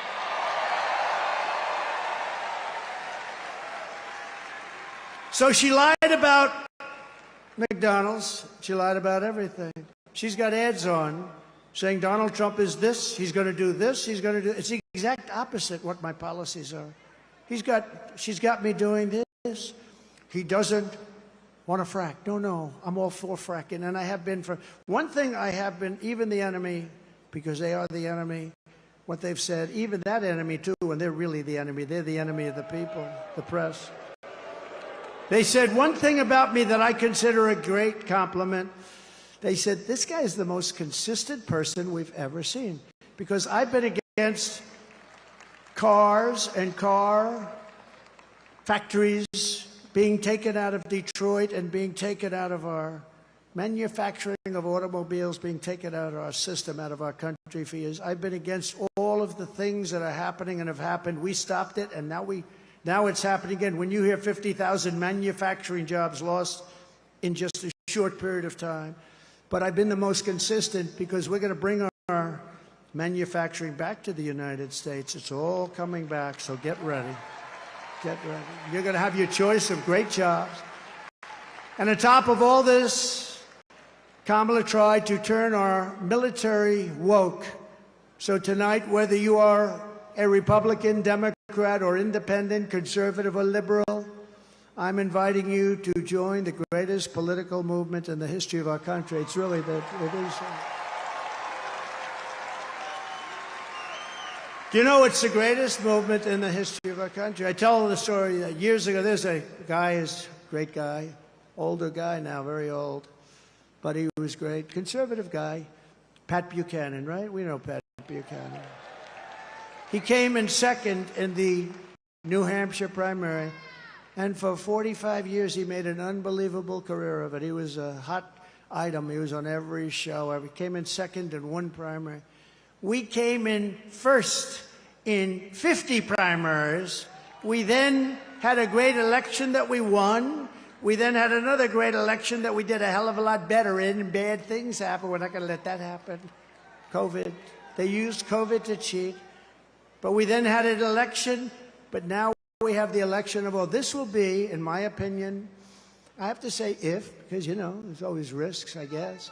But if we pull this off, this will be the biggest political event in the history of our country. Right?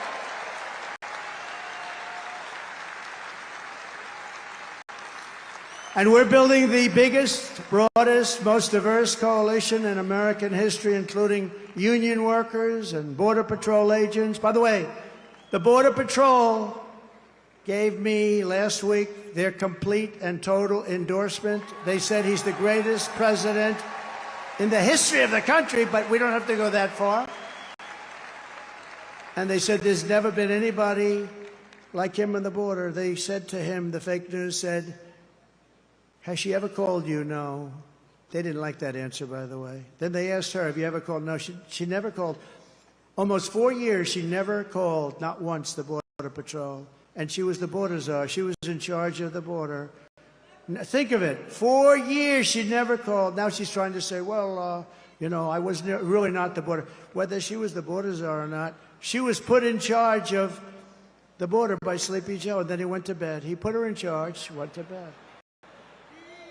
She did the worst job on the border than anybody has done in the history of the world. There's never been a border like this in the world. And a third world country would fight people with sticks and stones to stop them from pouring into that country. And we let them just come right in. What a shame, what a shame. Police and firefighters also. We have every endorsement from virtually every sheriff's department, police department. I don't think they have one cop. They're looking for just one cop. Is there one? Well, it's not going to be in New York's finest. By the way, how good are the police outside? New York's finest.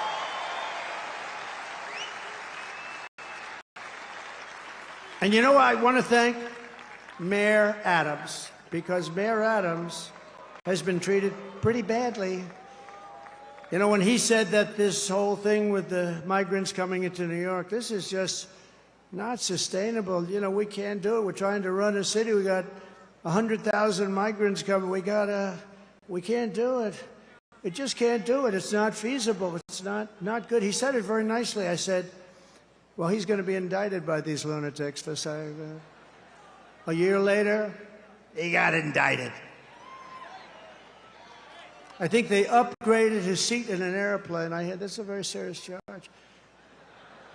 They've upgraded my seat a lot, too. I used to fly commercial. I don't fly it so much anymore. But they'd see me back there and, sir, would you like an upgrade? I don't know. Maybe it's something else. But I have to tell you, he's been really great. And he said that they shouldn't be calling Trump a dictator, because it's not true. That's nice. That was nice.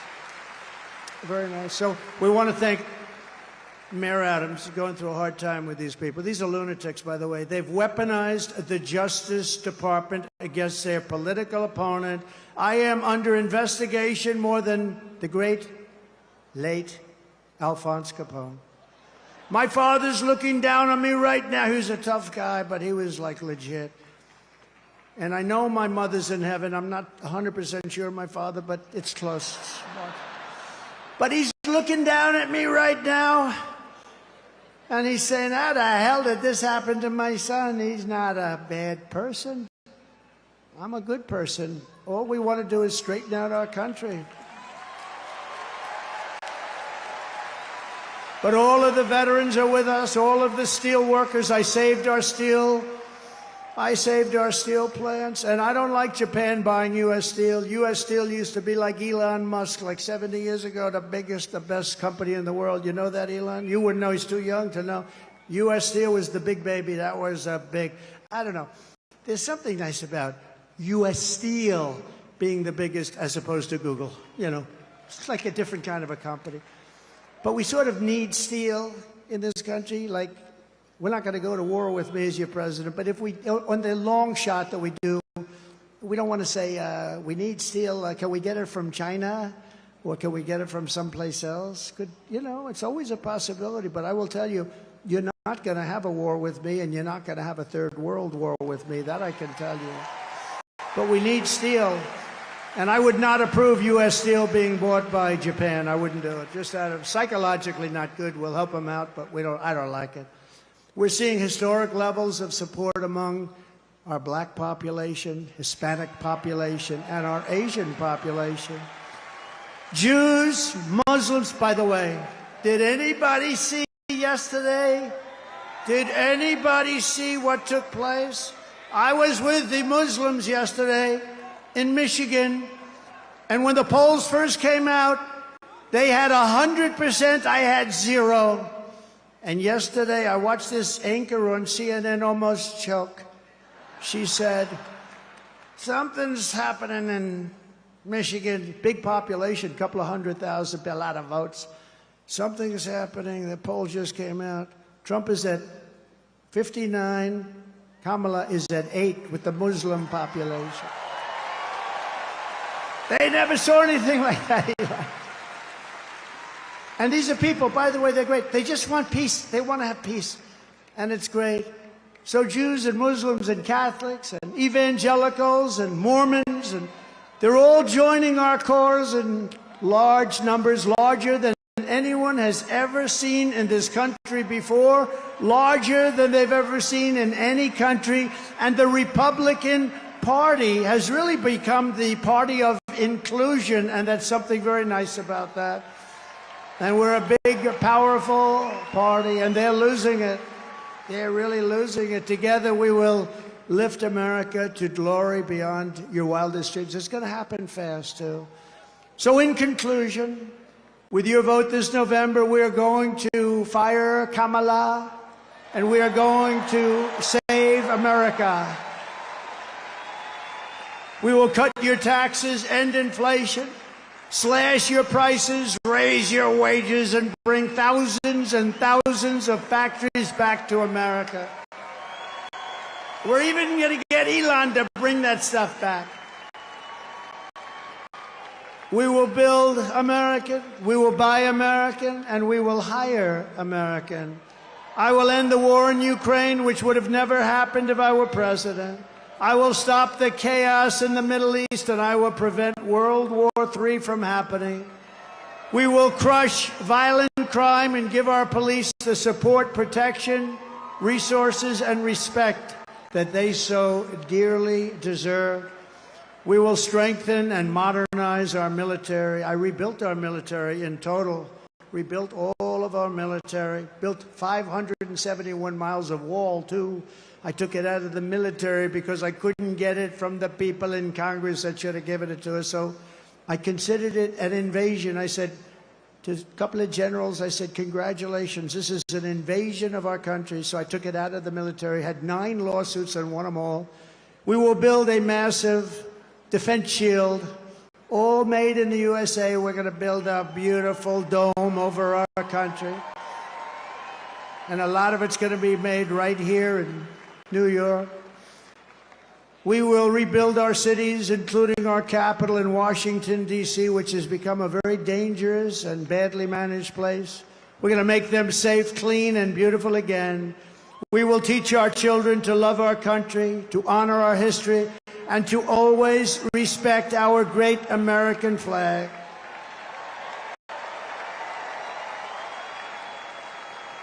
And as long as the Speaker of the House of Representatives is here, I would like to put forward a bill, because I watched 2 months ago as some very bad people, radical left people, by the way, nothing happened to them, in Washington, D.C., burned our American flags. They were burning flags. And I would like to suggest that we put in a bill, if you burn the American flag, 1 year in jail.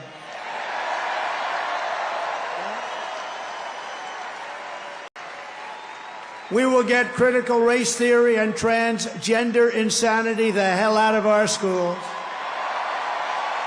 And we will keep men out of women's sports. I will defend religious liberty, I will restore free speech, and I will defend the right to keep and bear arms. Our Second Amendment is under siege. After years of building up foreign nations, defending foreign borders, and protecting foreign lands, we are finally going to build up our country, defend our borders, and protect our citizens. It's called America First, and it's going to happen at levels never seen before. And I'll tell our friends, our allies, who sometimes treat us very badly, that it's about time we take care of ourselves. And we will stop the illegal immigration that's taking place at levels never seen before. We will stop it cold and once and for all. We will not be invaded. We will not be occupied. We will not be overrun. We will not be conquered. We will be a free and proud nation once again. Everyone will prosper. Every family will thrive. And every day will be filled with opportunity and hope.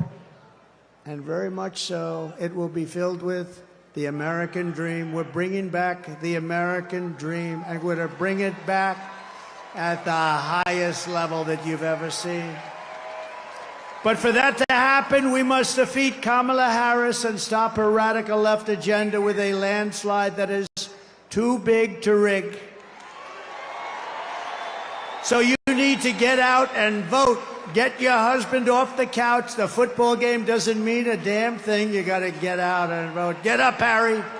Come on, Harry. Get up, Harry. Let's go. You're going to vote for the president, Harry. We're going to save our country.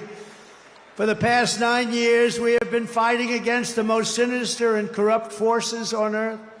With your vote in this election, you can show them once and for all that this nation does not belong to them. This nation belongs to you. It belongs to you. No city embodies the spirit, energy, and potential of the American people more than where we are gathered tonight. We want to win our country, but we also want to win New York and make it safe and strong and beautiful and affordable and vibrant again. And we're going to do that. And we'll work with the mayor and we'll work with the governor. We're going to do that. We're going to make it great. You know, when I left for Washington 8 years ago, we had a horrible mayor named de Blasio. He was a horrible. And things you could see they weren't being properly done, but still it was a place that people wanted to be and all. But since then, our federal government, what they've done to this place, what they've done to the state, and I mean, to force hundreds of thousands of really rough people into this beautiful, I call it a beautiful oasis. When I left, New York was the place you wanted to be, and now people just don't speak well of it. But we're gonna bring it back, and we're gonna bring it back strong. And I hope you go out and vote. You got to vote for. You got to vote. It would be such an honor to win New York. Hasn't been done in decades. Hasn't been done in so long. It hasn't been done in so long. They all say, "Sir, you're wasting your money." I don't think so. Your crime is through the roof. Everything is through the roof. I remember during the debate, they said, "No, sir, this stupid person named David Muir from ABC Fake News." He said, "Sir, crime is not through the roof. Crime is down." I said, "No, it's not." I said, "It's not down, it's up. It's down." I was like debating three people. I had him, I had that person next to him who I never even heard of. But it turned out the following day, they released the stats, and crime was up 45%. And what a shame, what a shame. We really need a fair press in this country. If we have a fair press, that's going to be 50% of the battle of bringing it back. But this is the city where I was born and raised, and this is the town that taught me that Americans can do anything when they want to.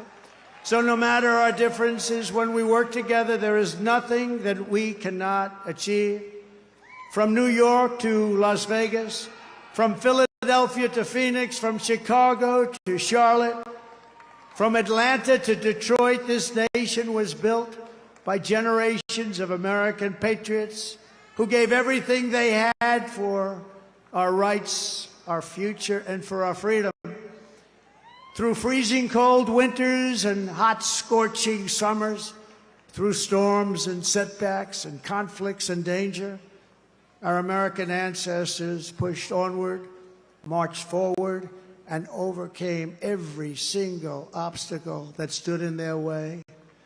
Together they crossed the oceans, settled a continent, tamed the wilderness, laid down the railroads, raised up those mighty skyscrapers, built the highways, won 2 world wars, defeated fascism and communism, and launched American astronauts to the moon.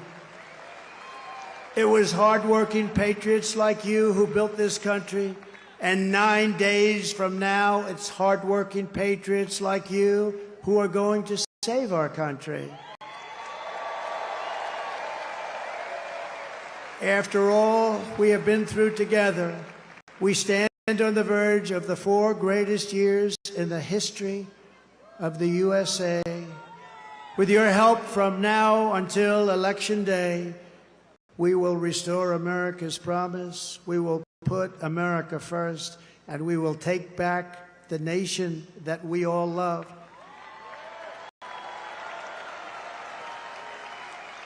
We bleed the same blood, we share the same home, and we salute the same great American flag. We are one people, one family, and one glorious nation under God. We will never give in, we will never give up, we will never, ever back down, and we will never, ever, ever, ever surrender.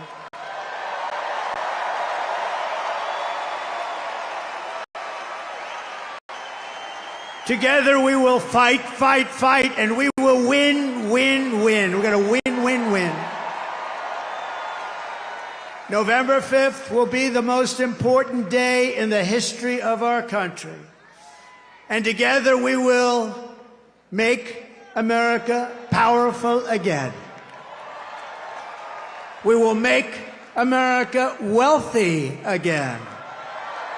We will make America healthy again. We will make America strong again. We will make America proud again. We will make America safe again. And we will make America great again. Thank you, New York. God bless you. God bless you all. Thank you.